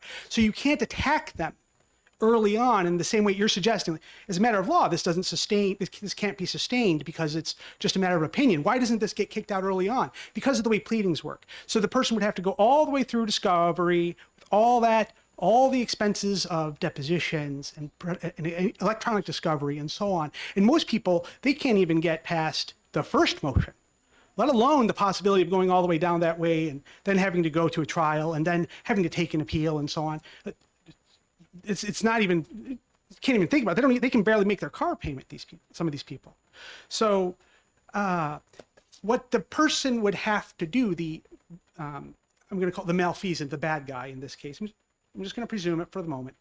He would have to, in order to sustain himself past a special motion to dismiss, early on, he'd have to make an affidavit saying, this is what she said that isn't true. Now, even if that gets past the special motion to dismiss, strategically, that is very useful. He's locked in early on. He can't wait for the convenience later on after discovery's gone on to come up with some cutesy story way down the line. He's got to say at the start, this is what you're saying, ma'am, that's a lie. And that's, I got to say, that was really valuable to force him, to put him in that position. Hey, guy, I'm going to put you on the stand. You're going to have to put up evidence early on. In Connecticut, we could have put him on the stand. Here, you just have to have an affidavit or something to sustain that burden. But you have to put something down. You have to risk perjuring yourself or risk changing your story later on. You're locked in. That's really a very valuable strategic tool that isn't apparent. That kind of way that scenario plays out, that's not apparent in the text of this bill. There's a lot of this bill is an amazing piece of social technology that has evolved through 30 years of anti-SLAPP litigation and development in law, and watching how other states mess up, including my own state, Connecticut, lots of states, and watching them evolve. Attorney Randazza helped draft this, and he did it. This is a really fine piece. There's a lot of technical pieces here. I'm happy to address any of them that may not be apparent on the face of it. Why do we have this substantive versus procedural piece? I don't, Attorney Chairman, can you help me understand? I'm happy to do that. So I did want to talk about, I hope that addresses. No, it does. It does. It was helpful. Very helpful. Yeah. So I did want to talk, anyway. Yeah, I want to talk about a little bit about some of the people that this bill will help. In my practice, Mark's extremely successful. I'm at least one tier down, right? I drive a Subaru because it's good in the snow. Like, I'm not I own one car. That's, I have a managing member of my firm. I don't get to call the shots. He gets to say whether, this is a problem or not. So I have to prove to him that I have a decent case, right? So, I mentioned the sex assault victim, and I am sure that story is not unique to Connecticut. I'm sure that thing can happen in New Hampshire, and I'm sure it does now. You just don't see it. You don't see the people this helps. You don't see the lawsuits that don't happen. You don't see the people who shut up. It's not visible. I'm telling you, it does happen because I hear these stories. As I said, I had a couple people from New Hampshire. Both of them are YouTube content creators. They are investigative journalists of a style. One of them makes more long form content like documentaries. The other substantive content like an hour long form things about corruption or about fraud that they have identified. And one of them did get sued, and I had to explain to him how much it was going to cost him for me to defend him, and ended up referring him to another firm. And another one, I had him, because we expected for him to possibly get sued by a person. He had to move his business and his intellectual property to a more favorable state with a better anti-SLAPP law, with an actual anti-SLAPP law. I said, set it up over in Connecticut. Just move, we'll have your intellectual property owned by your business, by a business in Connecticut. You can pay Connecticut taxes, okay, what have you. Because there was no anti-SLAPP bill here, it was a terrible idea for him to try to defend himself from a defamation suit in New Hampshire. Notwithstanding the fact he was writing a really interesting documentary about this piece of fraud. I don't want to identify my client. And so that's what he did. So now he has a Connecticut business. After this, I would consider becoming barred in New Hampshire, because this is in doing the exact opposite. This is a very strong, very useful instrument, this bill, to helping to protect those kinds of people. Now, these are little guys, right? So they also aren't driving around with fancy cars. They're not making 6 digits, but they are adding to the discourse in America in a way that is really valuable. They can reach different kinds of audiences. People can, and they bring even on things like cryptocurrency and a lot of things. So they're interesting topics that I think are valuable in their speech. Those are some of the people who this bill will protect. Question. I'm sorry. Sure. No, go ahead. No, I didn't mean to interrupt you. I thought you were done. No. Well, I was going to talk about some of the value for the people of the state of New Hampshire. This is about lawyers policing lawyers here. The only people who should be afraid of this bill are bad lawyers who are acting in bad faith. There's one in my area who I encounter several times. Sometimes my clients can't necessarily avail themselves. They come to me too late to be able to avail themselves of the Connecticut anti-SLAPP statute. So sometimes he gets around it in that way. But he's usually just trying to shake down someone's homeowner's insurance for a few $1,000s. He's got a garbage suit, but the insurance company will settle if there is insurance. But this doesn't cost the people of New Hampshire anything. This is just lawyers policing lawyers. There's a lot of value in that. And another thing with these cases is a lot of nonprofits don't take these kinds of speech cases, these defamation speech cases, because you can't package it right in order to get people to help you out. So a lot of this kind of free speech defense really does fall on private attorneys. And you're giving us the ability to act as private attorneys general in terms of defending the freedom of speech. I'm happy to address any questions you may have. Questions? Yes, Representative Brees. Thank you, Mr. Chair, and thank you for your testimony. How does an anti-SLAPP law protect a citizen from a state prosecutor from attacking him just for political purposes, to silence them or intimidate using lawfare? I wish it did. I don't think it does. Would I wish it did? Because I have that is a problem we have in Connecticut too. Well, the follow-up on that is the reason why is because in the analysis it says this bill establishes legal process for preventing strategic lawsuits against public participation as qualified immunity from suit, prosecution, and from liability for any. So that word prosecution implies to me that the district attorney decides that they don't like me. They just want to bring a suit against me to shut me up for some reason. Can you just direct me to which paragraph you were talking about? I believe a prosecution means in the way that one might prosecute a lawsuit doesn't necessarily mean in a criminal manner. It means, I believe, in this context, they're referring to when I bring a lawsuit and I try to follow it all the way through, that is to prosecute a lawsuit. So I don't believe this applies to, Mark? I don't believe this applies to any government officials' speech. You would be wrong. I'm wrong? Yes. I appreciate that. I appreciate the correction. This is why you drive the Subaru, right? This is why And just so you know, I drive a Subaru too with 200,000 miles on it, and the check engine light is on. Fair. All right. So I appreciate the correction. That's I would we had such a bill in Connecticut. I wish we did. Any other questions I may address? Other questions for this witness? Seeing none, thank you very much. Thank you so much. Next, I'm going to call on Elizabeth Salsky?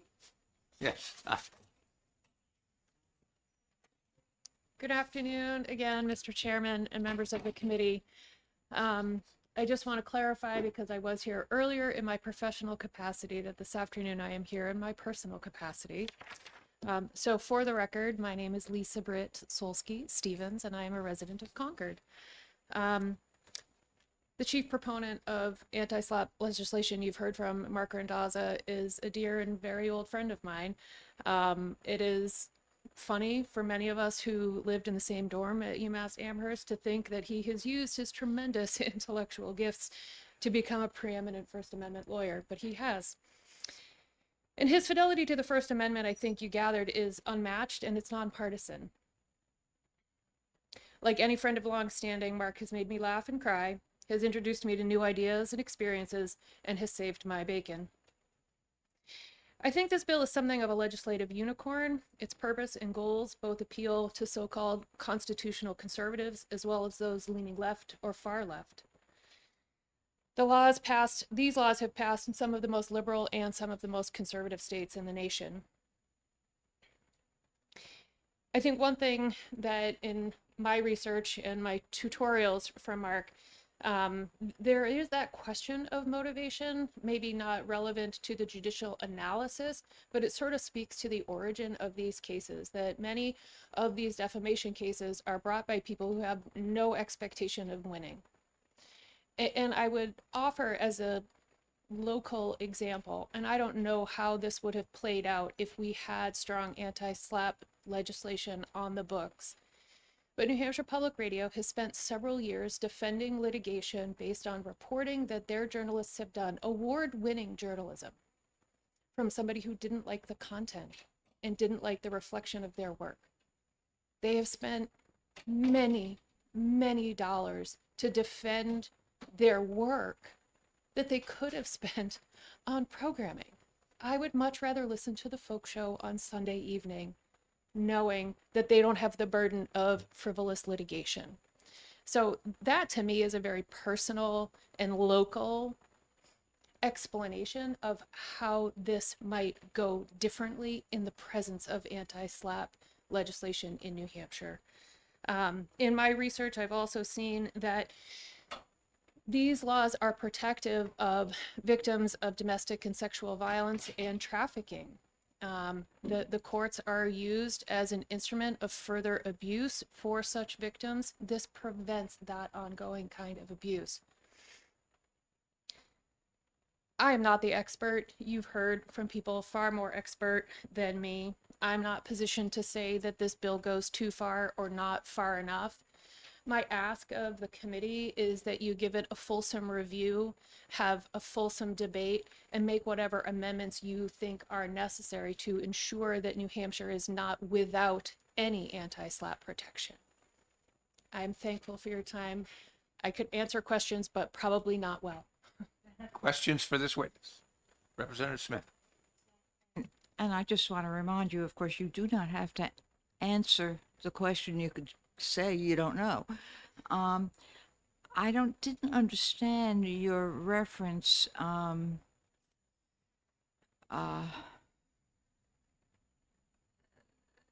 You talked about who would benefit in the state of New Hampshire, and you mentioned trafficking, and I don't get the connection. Can you help make a connection for me? I will do my best, and if I falter, Mark will help me. But essentially, perpetrators of abuse and violence and trafficking will use the court to retaliate against their victims who are trying to get protection from supportive entities if they maybe out somebody. There is a lot of literature about how this could have been helpful in the Harvey Weinstein hundreds of cases where initially he was sort of standing on his reputation and saying this can't possibly be true, and people with legitimate complaints were not able to bring them forward because of the expense, even though he knew he had perpetrated those crimes. Other questions for this witness? Thank you very much. Thank you so Seeing much. none, I'm going to call on Attorney Supers, please.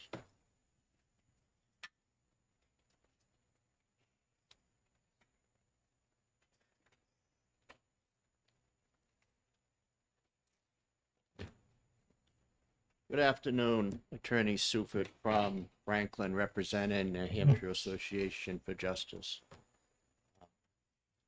I know some of my audience here, and I got this bill yesterday. Marissa said, look at this bill, tell me what's wrong with it.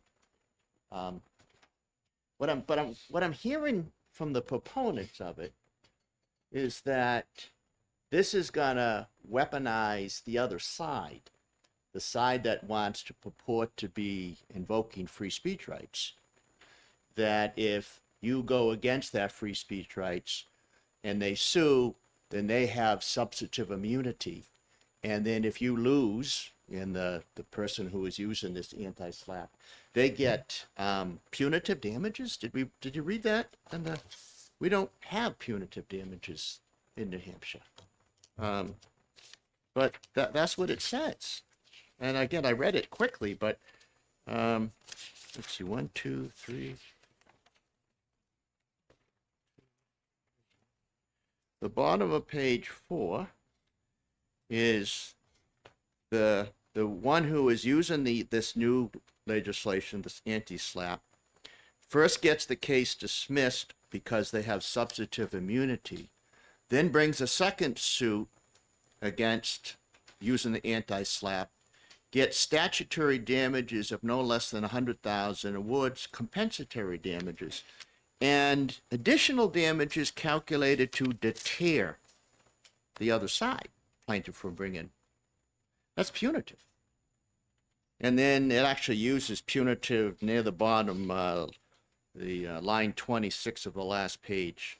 If they're bringing a case, and I didn't understand how this works, is if they're using the anti-SLAPP in a foreign jurisdiction, so another state, and they win there, somehow they can get statutory damages of $10,000 to $100,000, attorney's fees, and then bullet 4, punitive damages.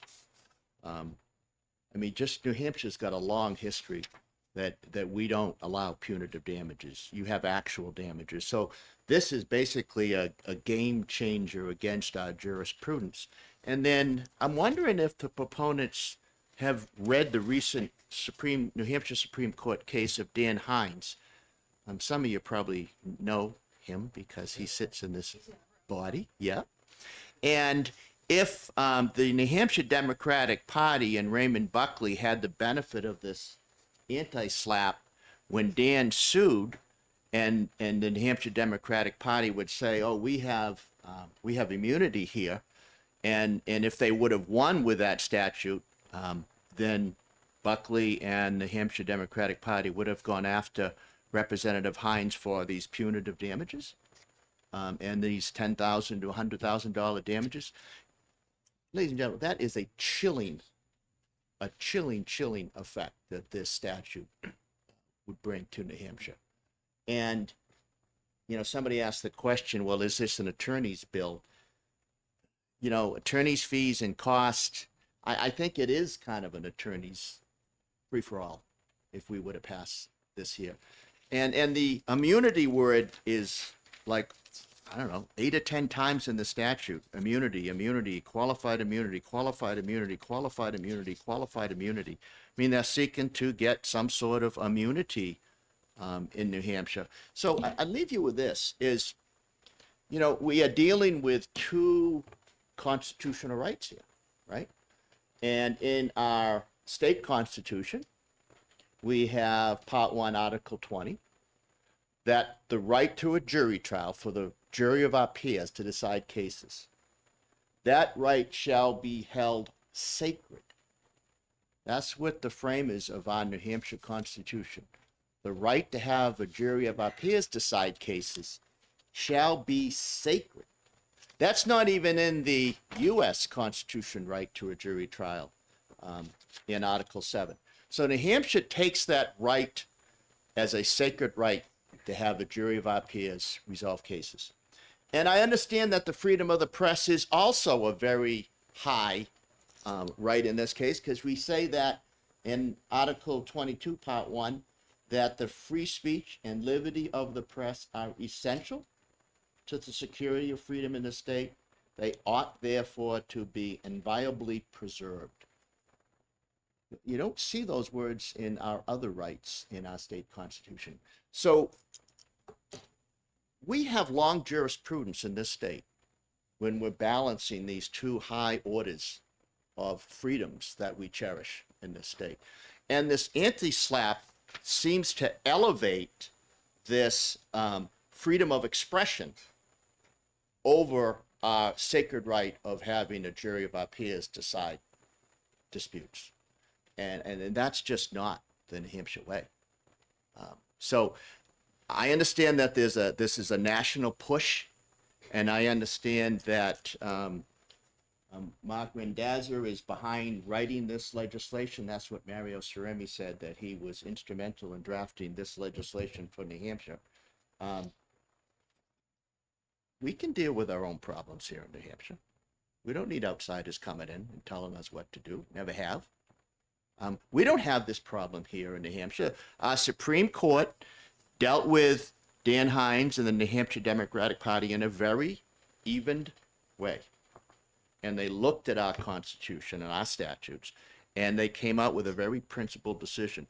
This anti-SLAPP would basically overrule that. That's not the New Hampshire way. Questions for this witness? Representative Smith. Thank you very much. I've been waiting to find someone whom I can ask this question. I have always had difficulty personally with the concept of qualified immunity, which I see as a license to behave in a way that other people might not be permitted to behave. Can you tell me how qualified immunity, I read it in this bill, but I couldn't figure out how it would work. Can you help me? I'm not sure I can, because okay. when I read the legislation, there's another problem that is very similar to what you bring up, Representative Smith, is on page 2, paragraph F, this immunity may only be overcome by showing ... So it basically the immunity is presumed until it's proven otherwise. And then, and our former Chief Justice can talk to this, unless must show the claim can survive a motion to dismiss or a motion for summary judgment. Well, those are two different tests we know in court. A motion to dismiss is on the pleadings. Is enough factual stuff in the pleadings to survive? A motion to summary judgment is basically after some evidence is in, you weigh the evidence. Those are two different standards. I'm not sure what this legislation meant as that standard, why they drafted it that way. It is confusing. So for all of those reasons, I understand the proponents of this national move have helped draft this legislation here in New Hampshire. It needs a lot of study. It needs a lot of study, and I don't think we take that as a sort of pencil whip, approve it today without really looking deep into the covers here. Before we're going to Other change it. questions for this witness? Seeing none, thank you very much, sir. Thank you. Thank you. Is there anyone else who wishes to testify on House Bill 1475? And I should note that, for the record, that in terms of sign up, there are 10 people that signed up to support this bill and 1 in opposition. All right, seeing none, I'm going to close the hearing on 1475. And what time is it? Oh, yes, it's two. I'm going to open the hearing on House Bill 1603. And I will recognize the prime sponsor, Representative Hines.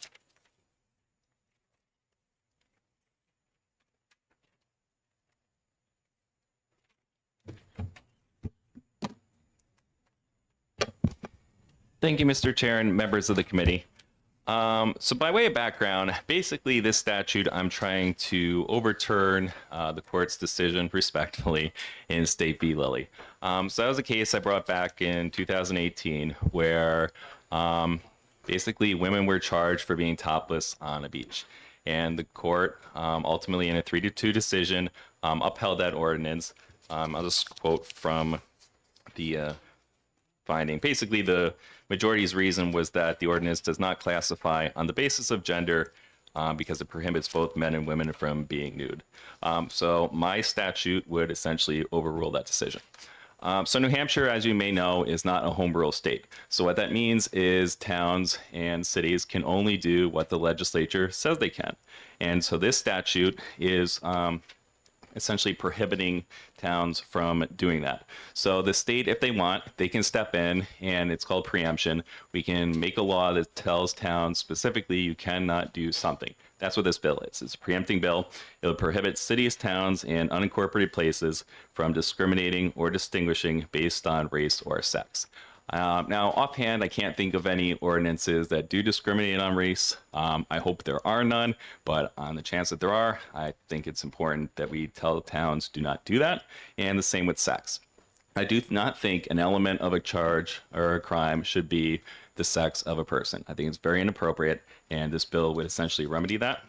And so the reason I have discriminate or distinguish in my bill is specifically to address the court's language in State v. Lilly that dealt with classifications. So just to be perfectly clear, if the court were to look at this again, to look at legislative intent, my intent is very specifically to overrule that case, and essentially that is what this bill would do. If there are other instances of the state, or not the state, of towns or cities essentially discriminating on basis of sex, it would also make those statutes void and unenforceable. And I'm happy to take any questions on this. Questions for this witness? Could I ask just one question? Do you differentiate between sex and gender? I did not. I know some people use those words interchangeably. Unfortunately, our human rights, or basically our law against discrimination, also somewhat uses those words interchangeably. So I do not. If the committee wants to put in an amendment, I think I would be supportive of that. I think it further complicates the issue. It's gonna, in my opinion, then you might want to address the difference between sex and gender. I think it just further complicates the issue. So no, I am specifically only dealing with sex. Other questions for this witness? Seeing none, thank you. Thank you. I'm going to call on Ani Malachi to testify about this, on this bill.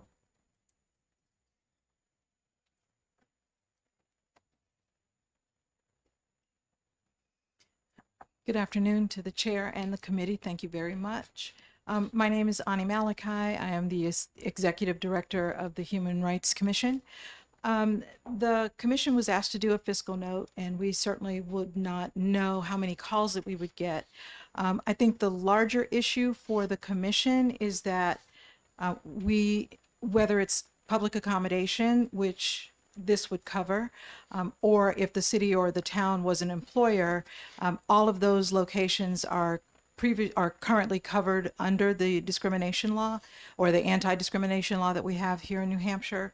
And by singling out or specifying race or sex, the question would be, does that mean the other areas of the law are not applicable?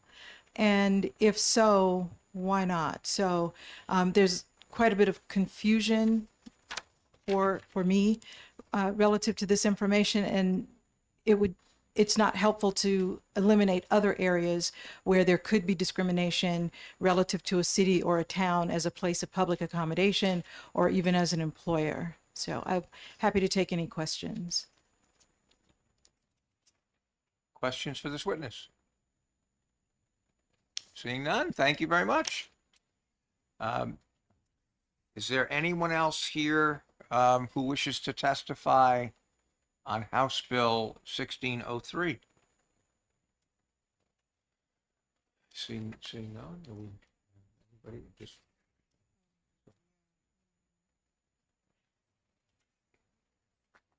So we have one witness testifying in support. Oh, I'm sorry. 61 people signed up in support and one opposed on 1603. Anyone else here wishes to be heard? All right, then I'm going to close the hearing on House Bill 1603, and we're considerably early, so we can take a break before we get to the last bill.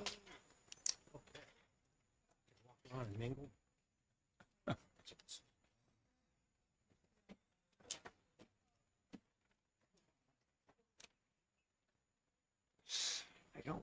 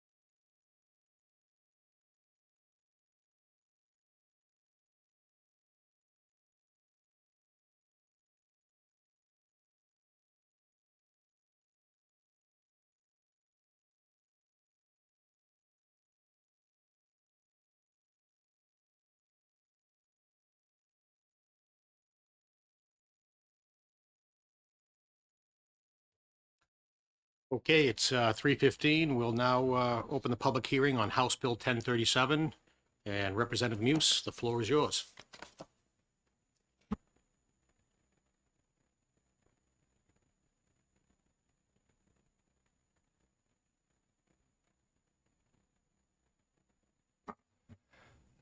Thank you very much, Mr. Chairman, members of the committee. My name is Representative David Muse. I represent Portsmouth, Newington, and Newcastle. I'm here today in support of HB 1037. And that's because in our legal system, we have two types of law. We have criminal law that enforces public justice. It punishes people who break our laws. The second type of law, civil law, can also punish wrongdoers, but instead of sending them to jail or fining them, civil law seeks to compensate a victim for the harm they have endured as a result of the actions of a wrongdoer. A doctor who botches a surgery can get sued for malpractice. A car manufacturer can be sued for installing faulty ignition switches and airbags that lead to deaths and the injuries of customers. A pharmacy chain can be sued for the overdistribution and dispensing of opioids that contributed to millions of addictions and many thousands of deaths. Civil liability is not about sending offenders to jail. It's about finding a way to help make victims and their families whole again when we can. It's also about trying to compensate them fairly when we cannot. The ability to sue another party for damages is one of the great equalizers in the American system of justice. You can sue Facebook and win. You can sue General Motors and win. You can even sue the state of New Hampshire, and you can win. Taking the right to sue away from people who have been harmed by the actions of another isn't justice. It is the opposite of justice. But here in New Hampshire, our law recognizes that there are, on occasion, some very limited circumstances where it can enhance the public interest to limit liability. Good Samaritans and healthcare workers providing emergency medical assistance. Landowners who let their property be used for recreational purposes. Volunteer firefighters who may or may not be able to save a burning building. These are all good examples of sensible limitations on liability.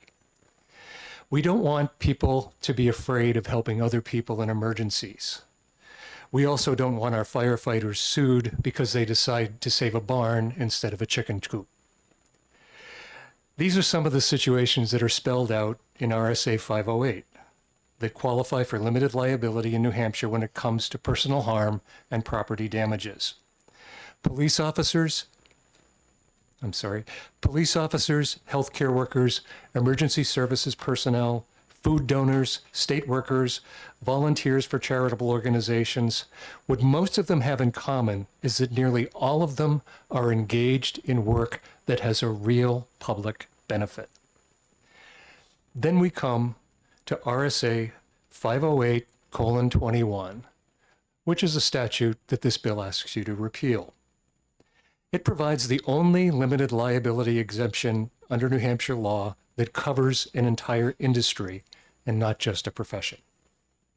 RSA 508:21, which this bill would repeal, exempts New Hampshire firearms manufacturers, sellers, dealers, and their trade associations from civil liability resulting from the criminal or unlawful use of a firearm or ammunition that they put into the stream of commerce. That's extremely broadly defined.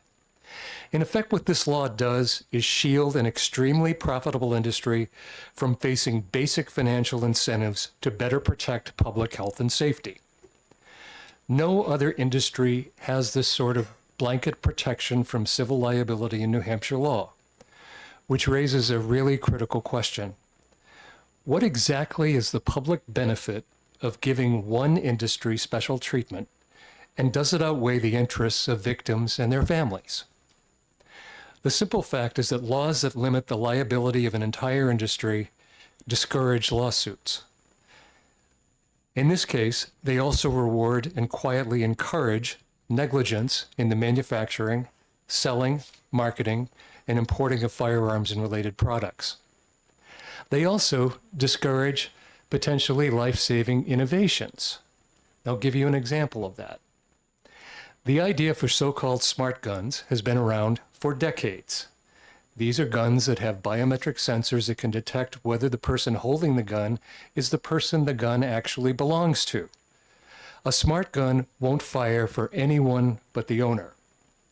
Widespread sales of smart guns could save hundreds of children from accidental shootings and also dozens of police officers who have their firearms wrested away from them in contact with offenders. Only one company right now, a startup company, offers a firearm like this for sale by the public. So why exactly is that? It's because there is no incentive to invest in safety innovations like smart gun technology when any liability that you face has been shrunken down to a size so small you can drown it in a bathtub. The question is not about supporting the Second Amendment. It's about special treatment for an entire industry. It's also about fairness to the hundreds of other New Hampshire manufacturers who do not enjoy this similar degree of protection. And finally, it's about basic accountability for victims and their families who should always, under our system, have the opportunity to prove their case in a court of law unless there is a compelling public interest at stake. I also wanted to mention a kind of a brief postscript to this story. Earlier this week, the New Hampshire Supreme Court dismissed a lawsuit that was filed by 2 police officers against a gun shop owner. The officers were shot during a gas station robbery, and the officers claimed in their lawsuit that the shooter should have been blocked from purchasing a gun because of previous mental health issues. But citing the statute, the court ruled that there was no liability on the part of the gun store owner. A lawyer for the Attorney General's office was quoted in the WMUR story as follows: "It's good to know that the gun industry in New Hampshire will now be able to have this protection going forward. But apparently, it's also okay that this special protection for the gun industry comes at the expense of police officers and the safety of members of the public. Changing this is why I'm here before you today, and I'll be happy to answer any questions that you have." Representative Katab. Thank you, Mr. Chairman, and thank you for taking my question. I guess I want to make sure that I'm understanding something correctly. So I understand why, for example, a car manufacturer would be responsible if, say, they were aware that there was potentially a faulty brake issue and that they still sold the car anyway because they wanted to have quick sales. And then that person got in an accident and somebody died. I understand why they'd be liable for that. However, they wouldn't be liable if the person just decided that they wanted to drive their car into a river. That's not the liability of the manufacturer. So I guess my question is currently, is a manufacturer responsible if the firearm is faulty somehow, in that they knew that there was, as part of the manufacturing, that there'd been an issue and that potentially it may cause it to misfire somehow? Would they be, I understand the reason why we would want liability for that. Is that what isn't there currently already liability for that? There is liability for product defects. That's my understanding of this law. It doesn't address that. I think the issue is actually more comparable. Let's say, if we're going to stick with the car example, let's say you're a car manufacturer and you decide that for whatever reason, instead of having your pickup truck maybe be able to do a maximum of 85 miles an hour, you'll design it so it can do 200 miles an hour. And not only will you design it to go 200 miles an hour, but you'll put an option on it that allows you to drive up really close to another person, James Bond style, and cut up their tires. I mean, these are decisions that you make as a manufacturer. How people use the product is up to them. However, what you've done is you've created a situation where you make it possible for people to do a great deal of harm. And I think this is one of the things I think that we're trying to get at here.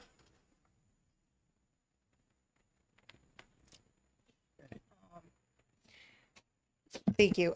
So right now there is liability for a faulty product, but what you're trying to add in is liability for if a person decides to use a firearm in an inappropriate way. And I guess I'm just not understanding, because I mean, there's many cars. I don't know of really any roads that the speed limit is above 75, but I know that my car can go 120. So does that mean that if I choose to go 120 and kill somebody, that my car would be liable for that? The car manufacturer would be liable for that and not me? I think one of the things you realize is when you have to realize is that when you design a product, like this, that can be used in an inherently dangerous way, there is a certain level of responsibility that you bear when it comes to the distribution of a product like that. There's a certain degree of responsibility you bear for how the product is marketed.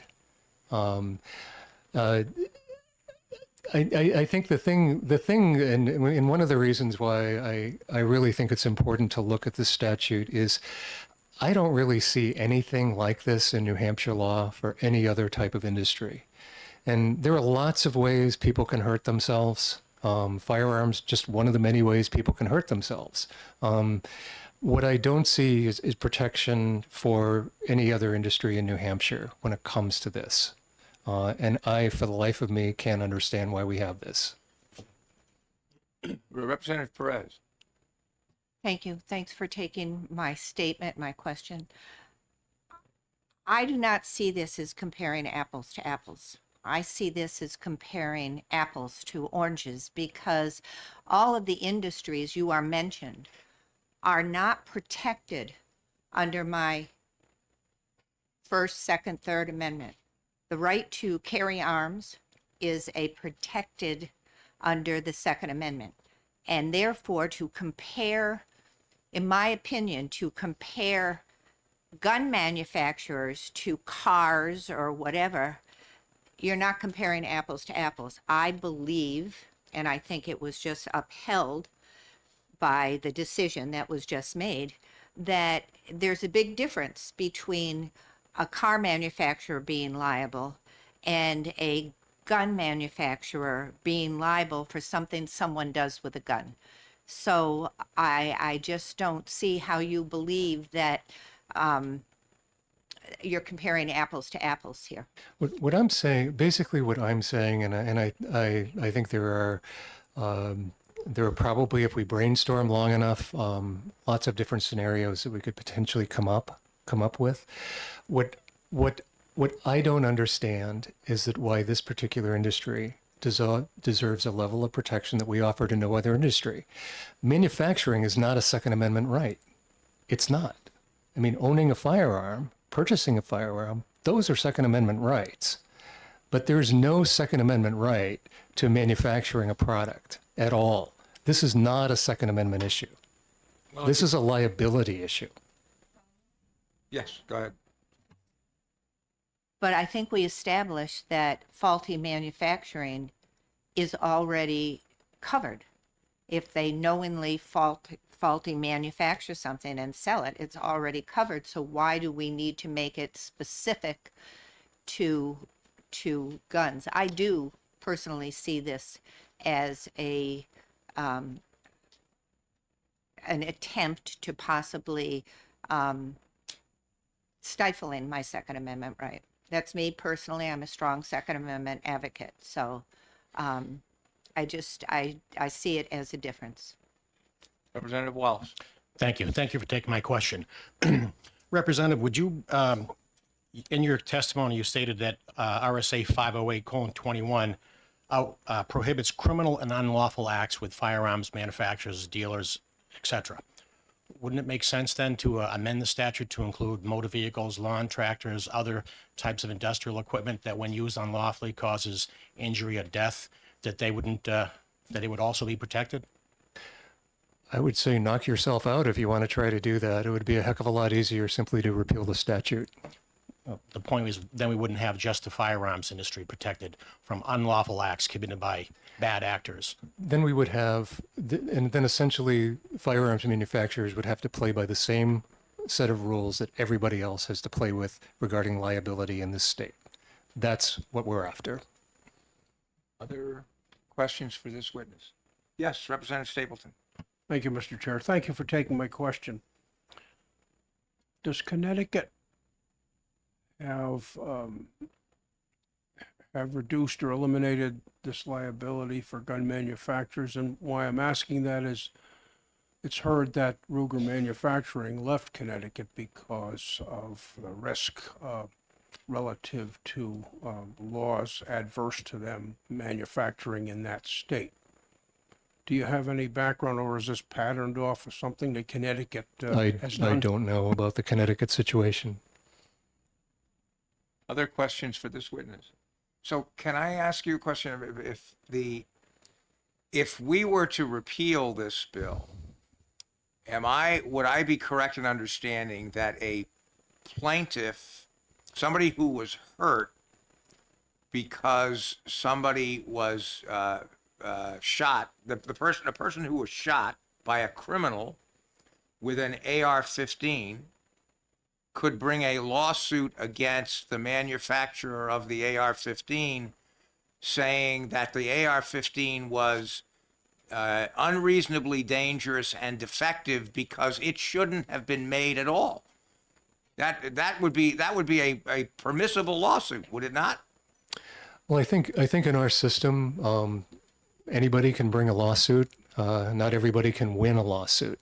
But it would be up to the jury, wouldn't it? Wouldn't it? So in other words, instead of all of us saying we're going to outlaw AR-15s, we would allow 12 members of a jury picked at random to decide whether or not an AR-15 should be outlawed. It was unreasonably dangerous and therefore defective. And if the jury came to that conclusion, one can imagine what would happen to the AR-15 industry. Well, my understanding of the way that juries work is juries don't actually change the law. Judges don't necessarily change the law. Legislators change the law. So I'm not sure that a jury would actually have the power to do that. What a jury would actually have the power to do would be to take a look at our laws, see if the defendant has a case, and then to weigh the merits of the case based on the way that our law is structured. Currently, the way our law is structured, it is gamed in the advantage of firearms manufacturers, sellers, and importers. And that's just a simple fact. It's why those two police officers lost their suit. Now, I haven't had a chance to review the specifics of that case, but what proved to be the showstopper, as I understand it, with our Supreme Court was the fact that we had this statute in place that provides liability, rock solid liability for dealers and for manufacturers who are in this situation. Without this law in place, the court would have had to have looked at other factors. They would have had to examine issues at a deeper level. There would have been different evidence provided. Whether or not it would have been enough evidence for those officers to win their case, I have no idea. But what I do know is that the fact that we have this law basically stopped their entire case from proceeding. And I think that's a problem. Question, Representative Sable.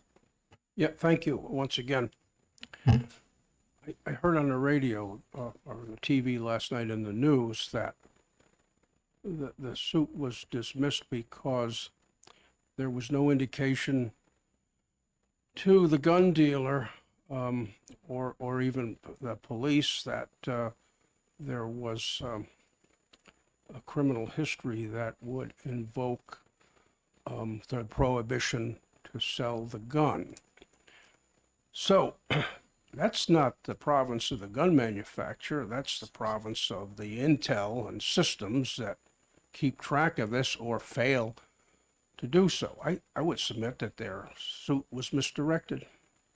Well, and I think you might be right about that. I mean, the Supreme Court might have basically found that irregardless of this particular statute, they may have found that the evidence didn't justify the action, and they might have found against the officers. But the thing is we'll never know. And to be to be clear, full disclosure, I have not actually read the court's decision. What I'm going by is what WMUR reported. But what WMUR reported is the reason why the court decided not to move forward with this was because of this law. Representative Tripp. Thank you for taking my question. Your bill reads, relative to limited liability for manufacturers, distributors, dealers, or importers of firearms or ammunition is repealed. Could you please describe to me what limited liability consists of? I'm sorry, what? What limited liability consists of? I would actually think there are other people in the room who are probably more qualified than me to describe to you what limited liability is. I'm not an attorney, but my understanding, my layman's understanding of what limited liability is that it's basically what it says. It limits liability for people who are who find themselves in a certain situation. So this particular RSA not only applies to gun manufacturers, but it also covers people like volunteer firefighters who may have to make on the spot decisions about which building they're going to save or not. All right. And by limited liability, I think in some cases, in the case of this particular statute, it seems to preclude any liability, just about any liability at all, which is really limiting liability. But I think in other cases it can limit, and this is where I'm kind of getting out over my skis a little bit, but I think in other cases it can limit the amount of monetary damages that you can collect. That's a great answer, but not to the question I asked. Thank Okay. you. I think, if I can elaborate, I'm not positive in this, but I think when it says limited liability here, what it means is what you were talking about before. The liability is limited in certain cases. That is when Yes. when the liability is predicated on the criminal conduct of it results from the criminal conduct of somebody else, but it would not. There's no immunity from liability if, for example, the trigger is faulty and the gun goes off when it's not supposed to, or something like that. Right. That's what I think it meant. It's limited in that sense. It doesn't cover. The firearms manufacturers aren't completely immune from liability if they have a defective firearm, for example, but they are in this kind of circumstance. Yes, Representative Khattab.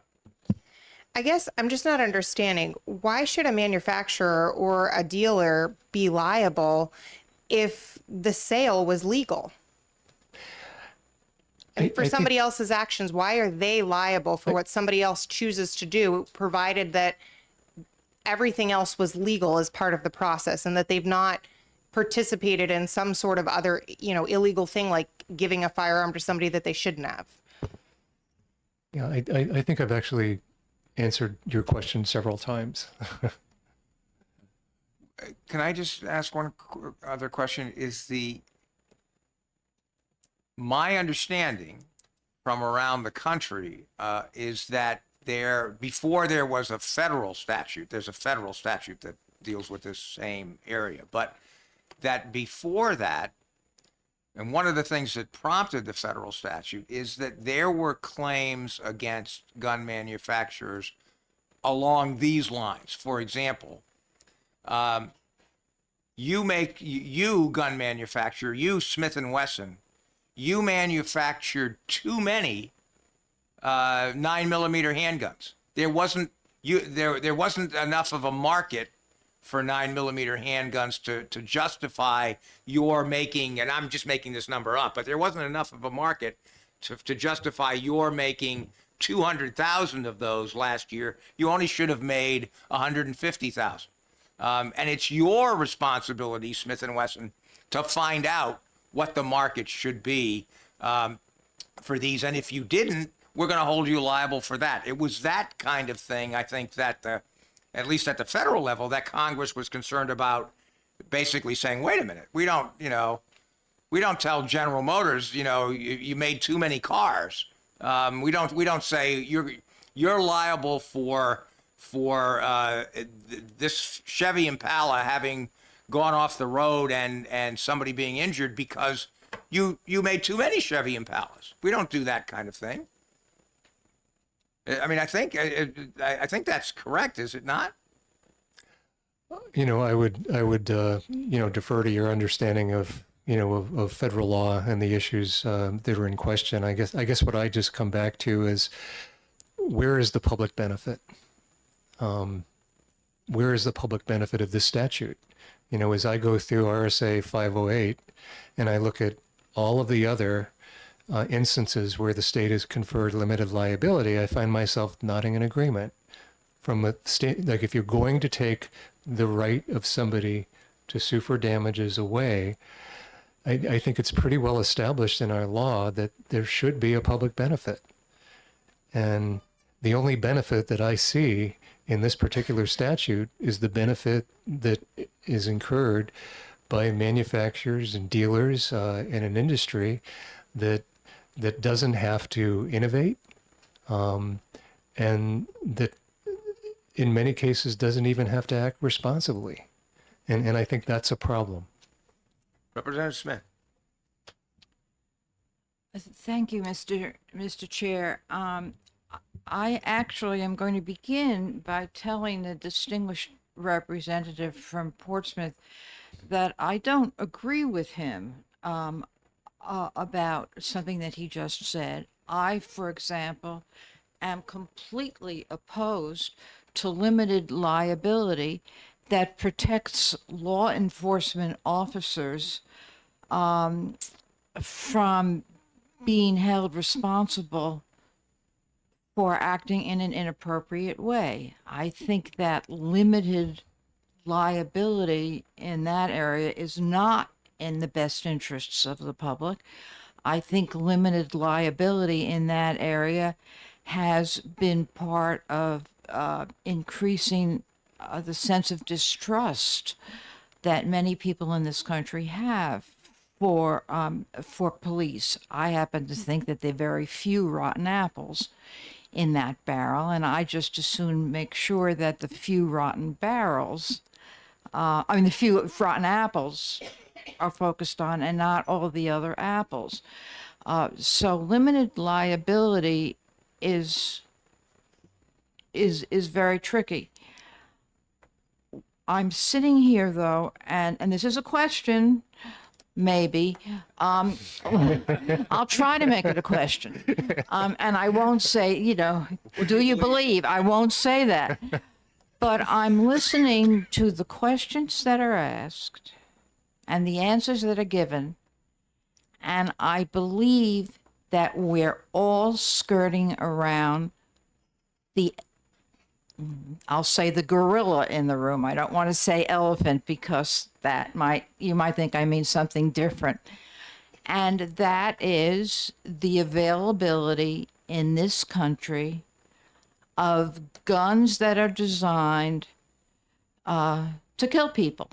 And we're not talking here about all those people we send off to war and give them weapons supposedly to defend us. We're talking about guns on the streets here. And I think that those people who are asking you questions about, don't you believe this and that, believe that there shouldn't be any limits on access to weapons. And I believe your answers reflect your view and the view of others in this room who believe that, yes, access to guns should be limited. And what we're trying to figure out is how to do that.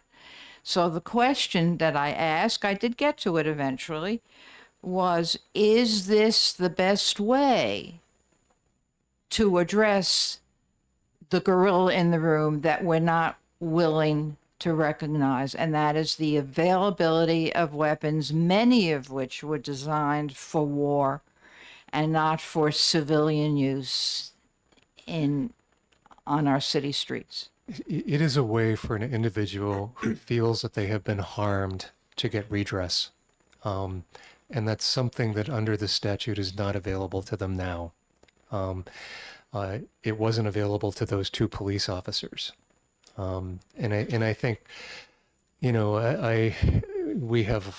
there are a lot of larger issues, you know, when it comes to guns, when it comes to Second Amendment rights. There are a lot of things I think that we need to have long and hard conversations about. But this one should be relatively easy because it's literally a level of protection that we provide to no other industry without any sort of perceived public benefit. Now, even in the case of police officers, I know there are very good arguments on both sides of whether or not liability should be limited for police officers. We hear those arguments over in my committee in criminal justice a fair amount of the time. But I think, you know, one of the things that we need to, you know, to basically just keep coming back to is we're not here to solve all the problems of the world. We're not here to figure out what the solution is to the problem of gun violence or police officer liability. What we are here to do is to decide whether or not we're going to pass this bill and whether or not it would create a public benefit for the people of New Hampshire. So, you know, I think that's, you know, basically where I am on it.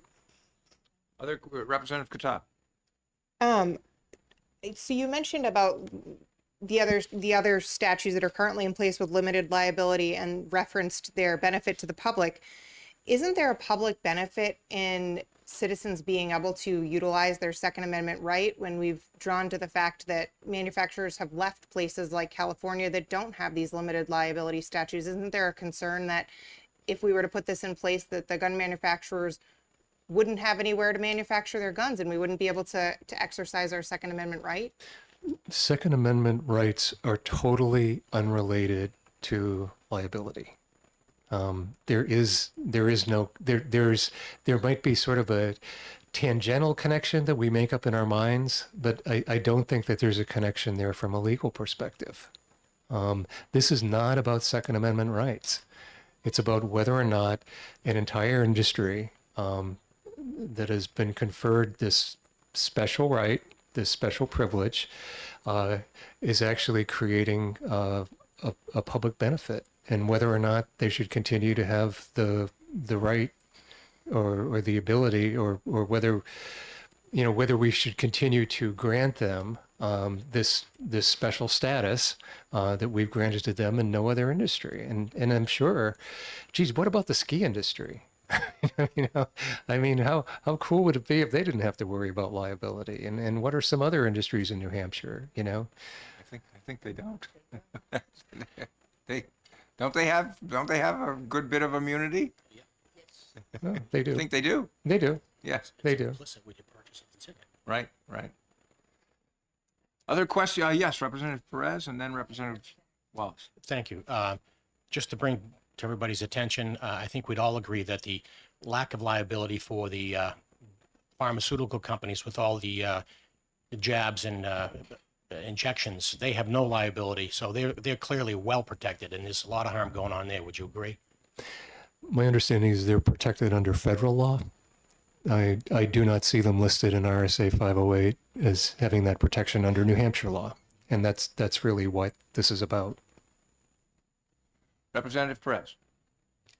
Thank you. Thanks for taking my question. It's my understanding, correct me if I'm wrong, that the suit that was just settled was settled because the gentleman who purchased the gun, his mental health history was not made public to the gun dealer. So therefore, he was able to buy a gun. That's my understanding of what the several things that I have read. Why wasn't his mental health history come up? Is that because we are overprotecting that? Because it's my understanding that most of these mass shootings that we have had, these people have had mental health issues that have been known, but when purchasing a gun, they were protected. So we're protecting their right to privacy with their mental health issues, but yet we are allowing them to purchase guns and kill people.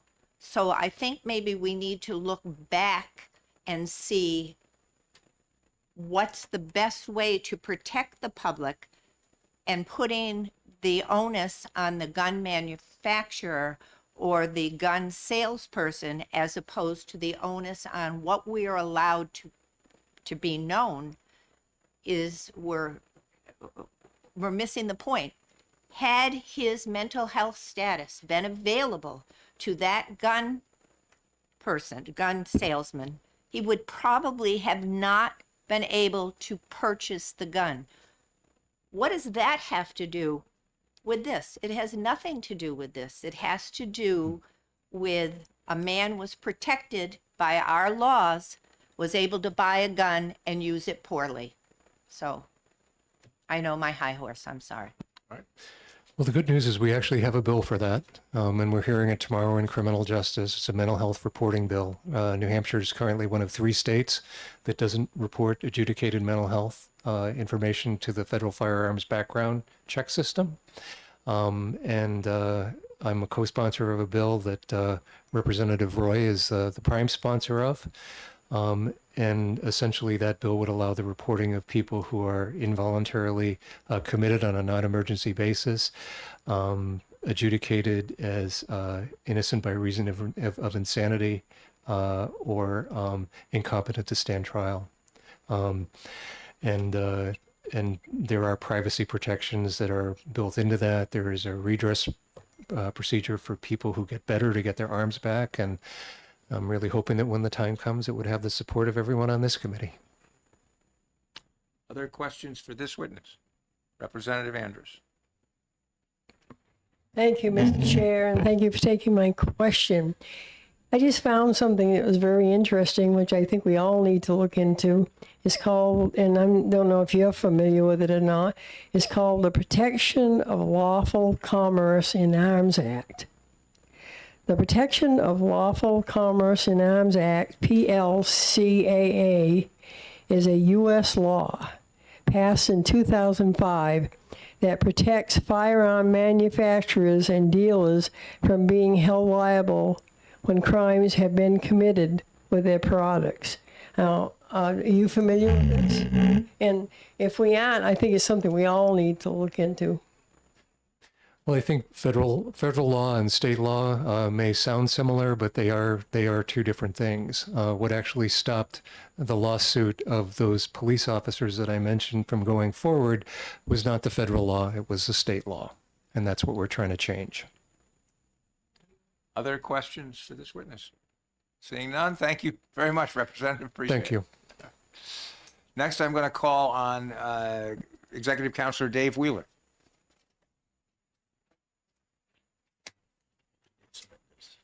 Oh, okay, great. Oh, yes, thank you. Thank you, Mr. Chairman and members of the committee. I was very interested in this bill because I was involved with my son, Attorney James Wheeler, when he was sitting on this committee in 2003, writing this legislation because of what was going on at the time. And people were trying to sue gun manufacturers and dealers just like they would sue the tobacco companies. And so that's why we put in that legislation back in 2003. There's other people in this room that were involved in that back then too, and it was also an initiative of the New Hampshire Firearms Coalition back at the time. I wanted to say that I think the Chester Arms decision was right and just yesterday, based on the facts, and I think another speaker will talk about why that person maybe wasn't on the prohibited person list at the time. I would also say that in my view, and this is strictly my view, that this bill is brought forward so that people can sue manufacturers, dealers, and distributors. And the purpose of that wouldn't be to protect the public. The purpose of that would be to cost those manufacturers and dealers their financial viability and put them out of business and just chip away at the number of manufacturers that would be making firearms, making them more expensive for the public to buy. And I wanted to also expound on Representative Lynn's example of the automobile. Think of it this way. If there is a person who is drunk and kills somebody with that automobile, who's responsible? The drunk or the automobile? And this is the same protection that gun dealers and manufacturers need. It is not the automobile that was responsible. It was the person who criminally misused that firearm. And if I have just a little bit of latitude, I'd like to comment on the mental health bill that's coming up on Friday in the Criminal Justice Committee, because I just want to put this out there. Well over 90% of people who are involuntarily committed are not violent people. And very often those situations are very temporary. You put someone on the federal prohibited person list, try to get them off. Congress regularly defunds the mechanism to get people off that list. So again, another bill from the same representative trying to chip away at our Second Amendment rights piece by piece by piece. Thank you. Questions for Representative Wheeler, Councilor Wheeler? Either way. Seeing none, thank you very much. Thank you. Next, I'm going to call on Representative John Stone, please.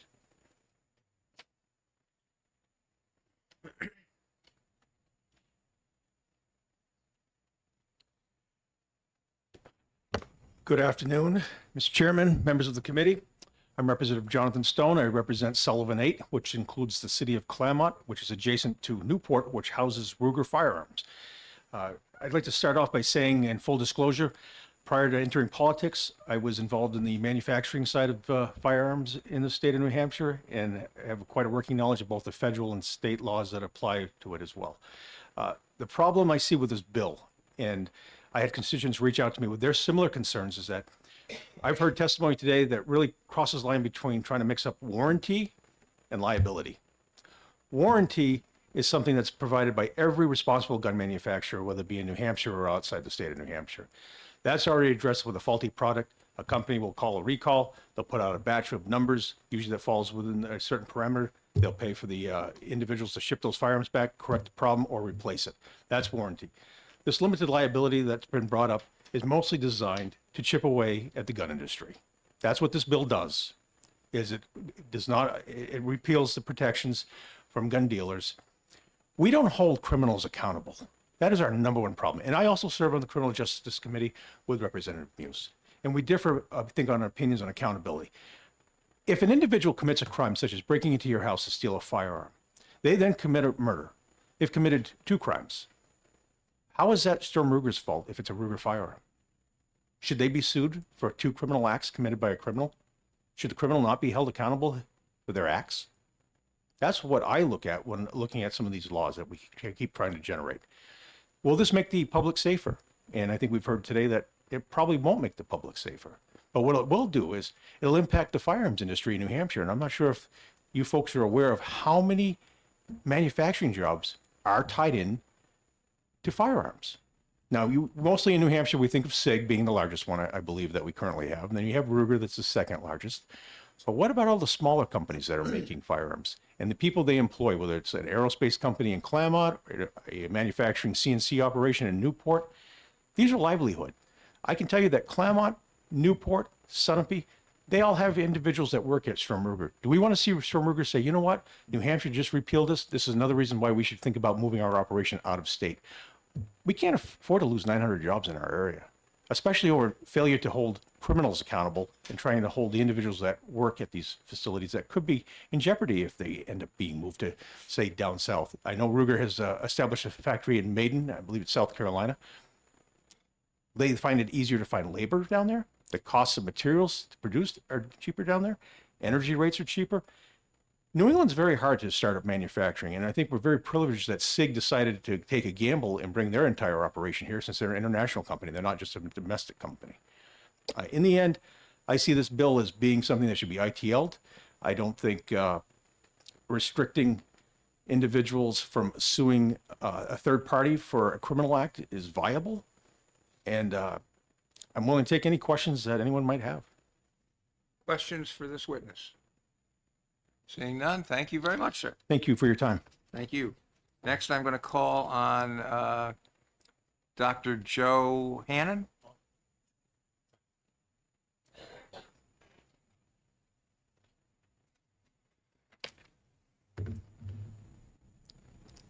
Good evening, Mr. Chairman and members of the committee. My name is Joe Hannon. I'm the Vice President for Gun Owners of New Hampshire, and we stand in opposition to HB 1037. There were a few points I'd like to make that were brought up earlier I'd like to discuss.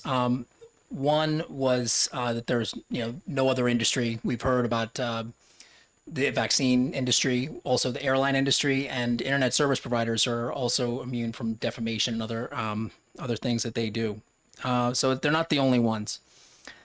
We also heard about what public benefit. Why is this necessary? If you sue an industry and prices go up, you actually put the price of buying a firearm or some product out of the reach of many lower income and maybe not lower income people. That's definitely something that may be indirect, but it is definitely something that has a direct effect on someone's right to exercise their Second Amendment rights. Also, it can pose a danger to the readiness of the United States for national defense. If we start suing all the gun manufacturers, what are our soldiers going to fight with? That's another large thing that often gets overlooked. The reason why these laws are often brought about, these repeal laws, is because they want to go after the gun manufacturers and have less firearms. We've heard this multiple times. The former mayor of Bridgeport, Connecticut, he said that they're trying to create laws with litigation. He sued multiple gun manufacturers. The HUD Secretary, Andrew Cuomo, also was trying to get gun manufacturers to voluntarily adopt locks and other things in their manufacturing processes. And they said that if they don't, the gun manufacturers would, quote, suffer death by 1,000 cuts, end quote. Elliot Spitzer said those who don't comply would have bankruptcy lawyers knocking at their doors. So real quick, I'd also like to talk about briefly the incentives for things like smart guns, and we're not allowing that to happen. If something is a good workable product that people want, the market will respond. The reason why you don't see smart gun manufacturing in the way that we might have we've heard about is because they're extremely limited. They're not a good product. They're very prone to break. A firearm is a pretty simple device. You pull the trigger, it goes off. I wouldn't want to have fire extinguishers in my house that only worked if I was the only one capable of taking it and using it to save my own life. That is ridiculous. We also heard about cars. If they're too fast or too big and powerful, they could be dangerous. Now, I'd love to have a truck that went 200 miles an hour. I can't afford one, but there's a smart car. You've all seen those little smart cars. Someone may have one, I don't know. They average between 1,500 and, under 3,000 pounds for a smart car. So say at the lowest number, 1,500 pounds, going at 20 miles an hour. If you use the formula to decide to find out how much energy that produces when it hits someone, it's about 27,000 joules. A 9mm bullet traveling at about 1,000 feet per second, which is pretty standard, is 346 joules of energy. That's 80 times more energy than a smart car going only 20 miles an hour. If that same smart car goes 55 miles an hour, since the formula is mass times velocity squared, half times mass velocity squared, at 55 miles an hour, this little dinky smart car has 205,657 joules of energy. Okay?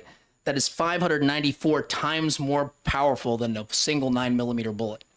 So we're not comparing apples and oranges. We're comparing apples and like blue whales. And as far as qualified immunity for government officials and law enforcement, I'm not going to get into that debate or take a position on it, but I will say that qualified immunity actually protects people when they are potentially breaking the law or in violation of someone's rights in the furtherance of their legal duties.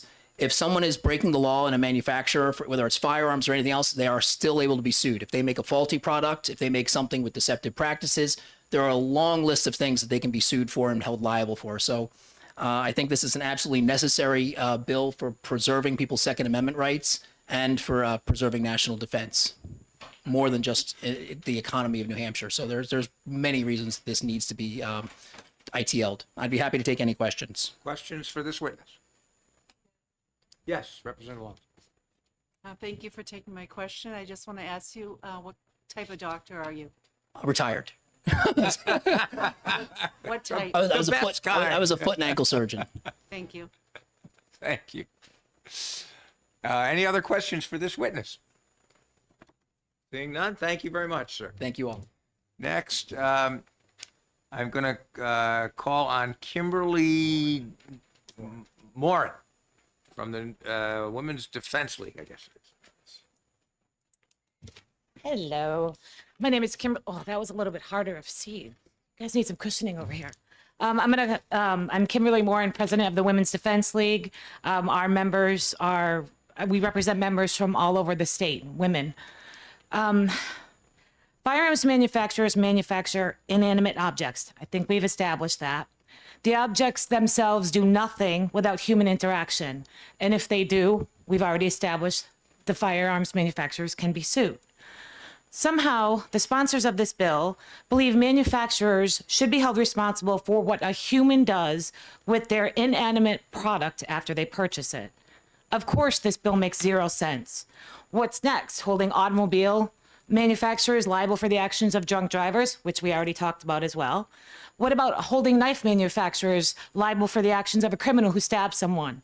Or what about match manufacturers responsible for a person who commits arson? I think you get the point. This legislation is nothing but an attempt to put firearm manufacturers and distributors out of business, or to make firearms so expensive granted staters won't be able to afford to practice their fundamental human right to self-defense, which we also admitted for a first that Second Amendment is our right. Representative Smith actually called it out when she talked about the elephant in the room by saying they wanted to limit access to firearms and implying that this bill would do just that. Please vote inexpedient to legislate on this ridiculous bill. Questions for this witness? Seeing none, thank you. Thank you. Next, Catherine Giddens, please.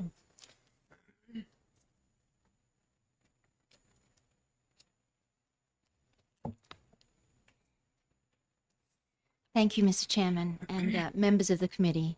And thank you to everyone here who has spoken so succinctly and actually summed up all of my points. So perhaps I can make this a little bit shorter. My name's Catherine Giddens. I'm a lawful permanent resident here. I'm a competitive shooter, and I'm also New Hampshire's very new director of a group called Women for Gun Rights. Who, like the Women's Defense League, works to educate and advocate and to preserve the legacy of the great American right to bear arms. And I'm just here today to maybe just make a couple of observations now that the most obvious points have been brought forward, and in particular the issue of personal accountability, which in a funny little way, a little bit ironic, maybe a little bit sad, Senator Altshuler last week, when speaking to Bill 360, actually gave the most perfect example of personal accountability when referencing a pen that was across the desk, which she mentioned very correctly would do nothing unless she reached out, picked it up, and began to write with it. Everybody acts. To write, a hand is controlled by a mind, I don't need to say this really, with a will to write something. Maybe something loving, maybe something kind, maybe something hurtful, maybe a lie. And lies destroy lives. And they harm people, and this bill, I believe, is presented. There is a smoke screen here. There is an overreach here that is hidden under a blanket of community interest and the interest of, well, we're here in the interest of Granite Staters, but as it's been pointed out, the interest of the majority of Granite Staters is to enjoy the freedom that they have here as part of the live free or die state. And the industries, the firearm industry here, within 50 miles of here, there are up to 30 small businesses, independent operators, multi-generational family-run businesses, that their livelihoods are sourced from the firearms industry. And the state itself, in some part, derives its livelihood from this industry. I just recently learned that a couple of years ago, before I long before I began this journey just a couple of weeks ago, so bear with me please while I get my feet. A couple of years ago, SIG won a contract to manufacture the arms for the arms and munitions for the U.S. Army. SIG being with pistols, I think they take the top 2 spots of most. Last year, they were the top 2 for most popular pistols. Ruger as well, top 1 and 2 spots for popular shotguns, both semi-automatic and bolt action. These guys are top earners for our state. They're also top trainers for so many gun owners, so many women now learning to defend themselves, learning to defend their families, learning to defend their rights, and those of the loved ones and communities around them through these businesses. And in a little interesting twist, Senator Sheehan actually applauded our firearms industry here when she said, I'll just do a little quote here. This contract, this is with SIG, this contract reaffirms the powerful role that the Granite State businesses play in support of our national defense. Through this federal contract with the U.S. Army, New Hampshire will manufacture and deliver all Army soldier weapons for decades. Congratulations to SIG Sauer for winning this contract and for their invaluable role in safeguarding our troops. With every federal contract of this nature comes jobs and economic growth in the region, which Granite State communities need now more than ever as we rebuild from the financial fallout of COVID and as families endure difficult economic challenges. This generational investment for the state will create hundreds of New Hampshire jobs and ensure the Granite State remains at the forefront of our national security for decades. New Hampshire is renowned for its manufacturing capabilities in support of national priorities. From the defense sector to the aerospace industry and beyond, I'm thrilled SIG Sauer is further bolstering our state's proud reputation. That is from 2022.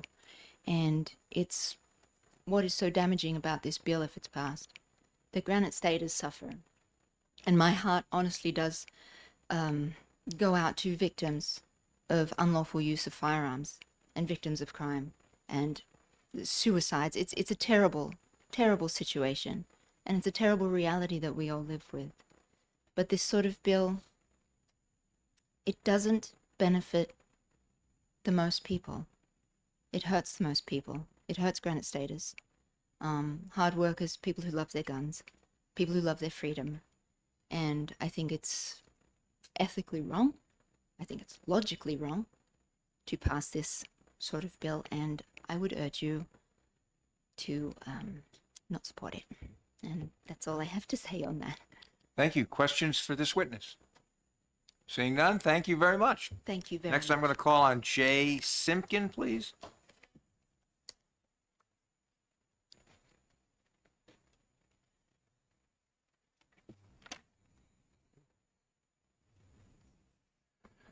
Good afternoon, Mr. Chairman and members of the committee. Thank you for hearing my testimony. I do have prepared testimony in consideration of the hour. I will not repeat, not read it. Thank you. You're welcome, We sir. will read it, but you don't have to read it yourself. What I will do, though, is hit some of the main points because there are unanswered questions. I want to begin with a foundational fact.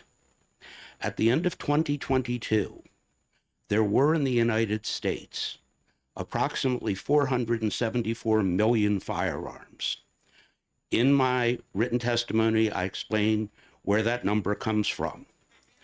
But anyone who can do basic math should understand that the ship of gun control sailed years and years ago. Anything that numerous and mainly concealable cannot be controlled. the effort is foredoomed. I understand some people are blind to the reality I just set forth. Further, the notion that background checks stop folks who shouldn't have guns from getting them by virtue of the point I just made is plainly absurd. The number of folks who want to get firearms and abuse them in the United States might be a few million. There are roughly, even if they're 10 million, there are 47 firearms for every such person. The likelihood of any law that you or anyone else can enact stopping those folks isn't zero. I'm an economist as well as a gun dealer, but it's very close. Second, many presume that gun control is a prerequisite for public safety. This is simply not so. At least since 2001, Maine, New Hampshire, and Vermont have, with a single year exception, 2015, been the 3 safest states in the Union measured by the incidence of violent crime per 100,000 residents. The enactment of this bill, and I'll explain shortly what is the mechanism by which it will damage public safety, the enactment of this bill will subvert public safety. Its proponents plainly want to live in a more dangerous state. I suggest they move to Massachusetts, which has thickets of gun control laws. The incidence of violent crime in Massachusetts, 2022, 2.5 times that of New Hampshire, and nearly treble that of Maine. Why would anyone in their right mind want to replicate here what exists in Massachusetts? It's akin to someone catching a flight to Riyadh, Saudi Arabia, going into a restaurant, and then seeking an order of ham and eggs. For those not aware, Muslims do not touch pork. Not in any shape, not in any form. I'm Jewish. I can touch pork. I simply can't eat it. So a rational person would not go to Saudi Arabia and berate the chef for refusing to serve up an order of ham and eggs. Why would anyone come here who wants gun control? It's irrational. Truly it is. Now, let me get to the heart of what I want to tell you. The purpose of this bill is to do 2 things. It is, as some alluded to earlier, to destroy businesses who make, wholesale, and sell firearms. The mechanism, as some have said, is lawsuits. What is missing from the equation is who is going to fund those lawsuits. I have a really good idea what it costs to litigate. I hold in my hand, in a moment, what I'm pretty sure is the most expensive Massachusetts non-resident license to carry firearms on this planet. An earlier version of this license was summarily revoked. It cost me $125,000 and about 3.5 years of effort to get from the Supreme Judicial Court of Massachusetts an order restoring the license to me. I broke no law, I infringed no regulation, and no charge was ever brought. This gives you an idea what it costs to litigate. And oh, by the way, representatives, I did most of the law research and legislative history research in order for my very capable attorney to pursue the case. So litigation's expensive. Further disclosure, I've been before the New Hampshire Supreme Court as a non-attorney representative in a firearm-related matter on behalf of a fellow Nashua who had 2 firearm related licenses wrongly and unlawfully revoked. I researched and wrote his brief. It was the hardest thing I've done since I wrote my doctoral dissertation, and I hope never to do it again. I, as a non-attorney, couldn't charge him, and I wouldn't even if I could have. It took about 1,000 hours over a couple of years. My point is, litigation is burdensome. So here's the key point. I believe that the backers of this bill, implicitly or explicitly, work on behalf of Michael Bloomberg. Michael Bloomberg, according to Forbes magazine, is the 14th wealthiest person on this planet. His fortune, according to Forbes, is $96 billion. He champions gun control and has done so for years. And in my prepared testimony, I provide you with links to his website. Mr. Bloomberg is brilliant. I give the devil his due. I have told folks that the Nazi dictator wore on his uniform only one medal.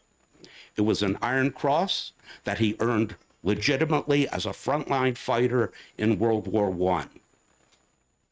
His air minister, Hermann Goering, had all kinds of medals, but Goering himself earned Imperial Germany's highest award. Goering was a fighter pilot and an ace. So even people whom I have little regard for, that's a British-style understatement.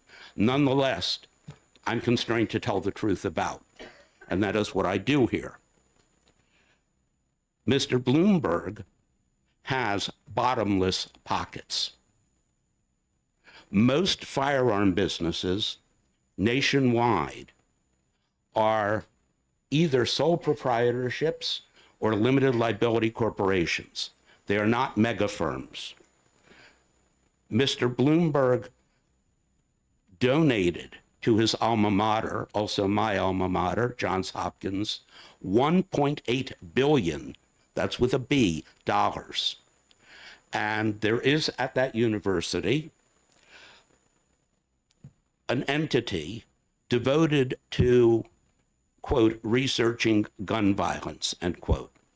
Anyone who uses the term gun violence may fairly be deemed to be a rabidly anti-gun. So in short, were you to enact this bill, it clears the way for Mr. Bloomberg to bankrupt or force out of business for fear of bankruptcy anyone involved in firearms in this state. Now, some might say, well, that's a good thing. But I refer to you that the presence of firearms may have some power to explain why the incidence of violent crime in New Hampshire is as low as it is. We are now the second safest state in the Union. Maine is number one. And even when we got rid of compulsory licensure for concealed carry, the incidence of violent crime in New Hampshire continued to fall. The same thing is true in Maine, which ended compulsory licensure in 2015. And Maine, again, was at that time, still is, safest state in the Union. In short, I go out on a thin limb in a high wind. As an economist, I do that a lot. But I think the proponents of this bill have, bluntly put, been less than candid. And I think that's wrong. Anyone who testifies before you, just as they would in court, has a duty of candor to the tribunal. That duty I have, that duty I have done, and I will be happy to take any questions that you may have. All right, questions for this witness? Seeing none, thank you very much, sir. Thank you, Mr. Chairman and members of the committee. Stay well. Thank you. Next, I will call on Zandra Hawkins, please.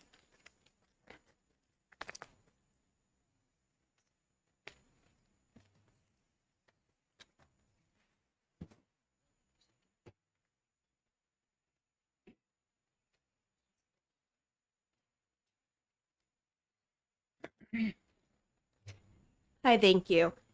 My name is Zandra Rice Hawkins, and I'm the State Director of Gun Sense New Hampshire, a project of Grant State Progress. We have tracked and weighed in on firearms policy at the state level since 2009 and convened the New Hampshire Gun Violence Prevention Coalition. We support the bill before you. With nearly every other industry in the United States, civil liability can be used as an important check on irresponsible and harmful industry behaviors.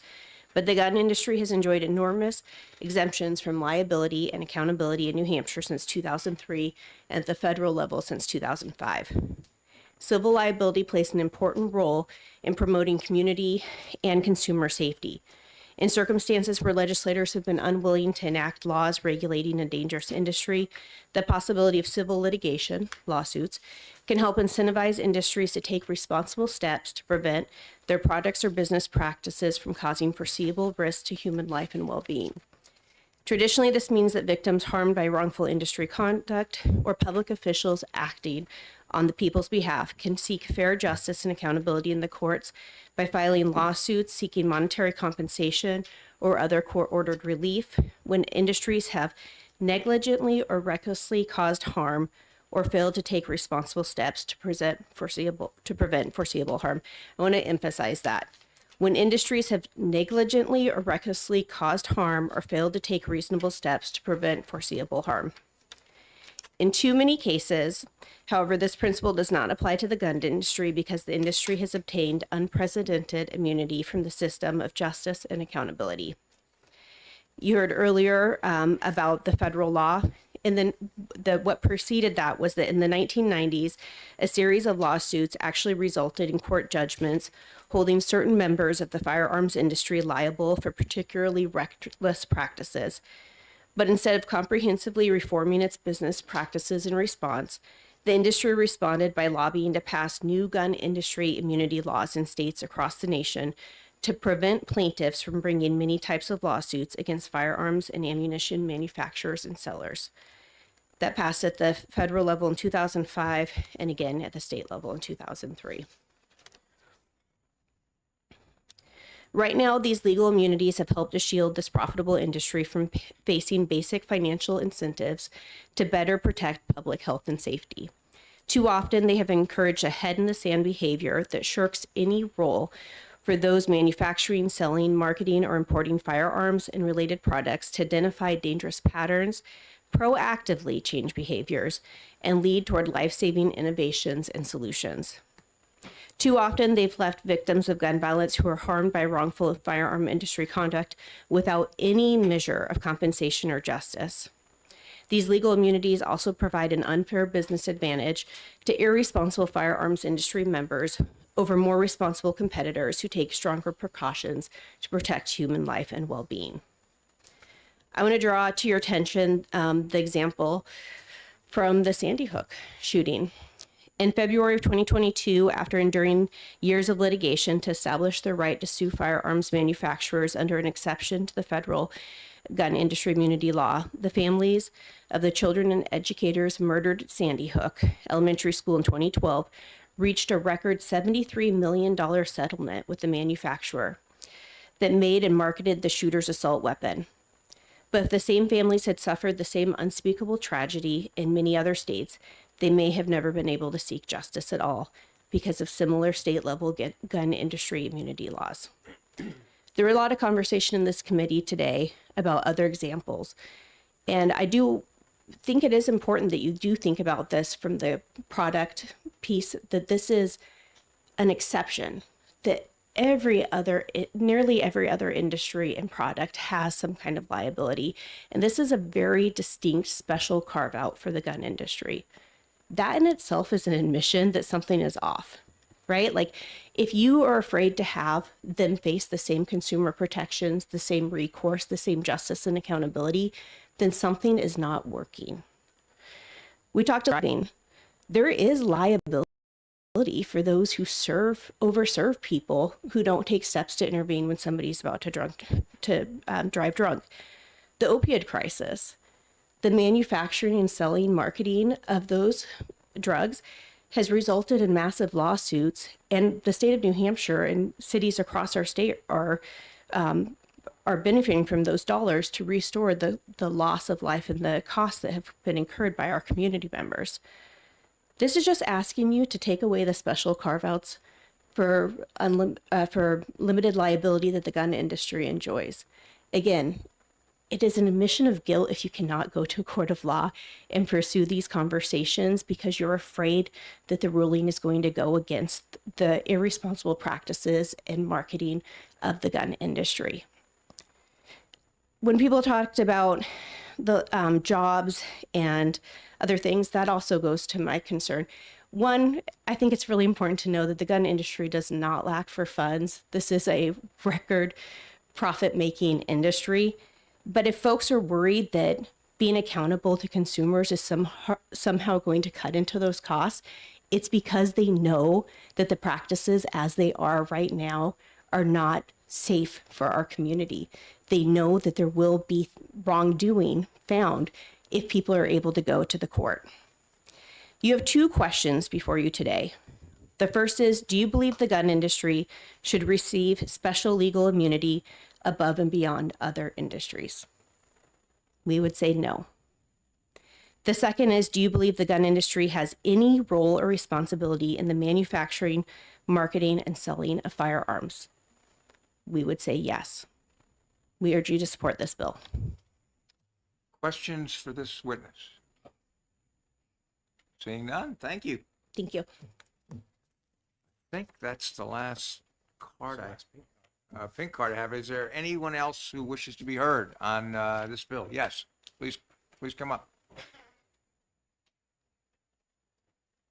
Yeah. Well, wait, no, are you coming back? If the committee will permit, I want to answer specific. Well, wait, before we get to you, sir, there was somebody who just indicated they wanted to speak. You can come back in a minute, but I want to hear from this other person first. Thank you, sir. Thank you. Yeah, why don't you just come up, sir, and you can fill out your card. You can fill out the card after, just so we get this. Yeah, it's not even that sheet anyway. It's the pink card. It's the pink card. Honorable members of the committee, my name is Justin Davis. I represent the National Rifle Association. I'm also a gun owner in New Hampshire. I appreciate the opportunity to oppose this legislation today. I know it's late in the day. You've had a marathon day of hearings, and understanding that I am an obstacle between you and your warm supper on a cold January day, I will be very brief. I think a lot has been discussed today. We've talked about PLACA, which is the Protection of Legal Commerce and Arms Act, or Lawful Commerce and Arms Act, rather. Which is not only for gun manufacturers like we described, is for manufacturing in the United States. So whether you're Ford, whether you're Ruger, whether you're SIG, you all fall under that. So just like we used the example before, if Ford sells an F-150 and that's used in a crime, they're not liable for that legal sale, and they cannot be held responsible for anything that happens after that sale. Same with gun manufacturers, right? So this is not just purely for gun manufacturers. This is a long-standing federal law. We've talked about the impact on the economic impact in New Hampshire. If this is passed, it would be not prudent for a gun manufacturer, gun retailer to operate in the state of New Hampshire, where they could be sued out of business overnight because of a legally sold firearm. So if Ruger sells their firearms to LL Cody, who then makes a legal sale through the NICS background checks, and then that person turns around and commits a crime, or the way these bills are written typically, if that is a legal sale and that firearm is stolen and then used in a crime, well, then Ruger would still be held responsible for that. I think most reasonable people on this in New Hampshire would agree that that is unreasonable. So for all those reasons stated above, and it seems like this committee has a very good understanding of why this is a bad idea for New Hampshire, the NRA and our members oppose this bill, and I'm happy to take any questions you may have. Question, Representative Smith. I just have a technical question. Are you registered as a lobbyist in the state of New Hampshire? I am, yes. Do you have an orange badge? My orange badge is being made. It just is backlogged, and I do not have it yet, but I will have that, and I apologize. So I have my other state one, but I understand that that is necessary. Thank you. Which, just in the issue of fairness, I wanted to make sure. Yep, 100%. I appreciate that. Other questions for this witness? Seeing none, thank you very Thank you much. very much. The witness who testified before, you may return. I want you to, please keep it brief, okay?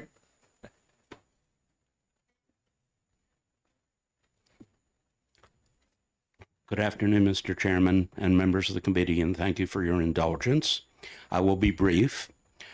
The fellow who shot those two police officers, and I have read the New Hampshire Supreme Court opinion carefully, there was nothing in the records that disqualified him. Yes, he had mental health issues, but he had never been adjudicated. That term has a very specific meaning in the law, and the Department of Safety did its homework, and they determined he was not prohibited. Secondly, a statement was made repeatedly that the statute at issue here prevented those officers from bringing their case. It did not. They brought their case. It went all the way to the New Hampshire Supreme Court. The court found that there was no liability because the buyer was not prohibited and the dealer did nothing wrong. It's that simple. Again, folks need to do homework, get their facts straight. One final point, and then I go. And it is this.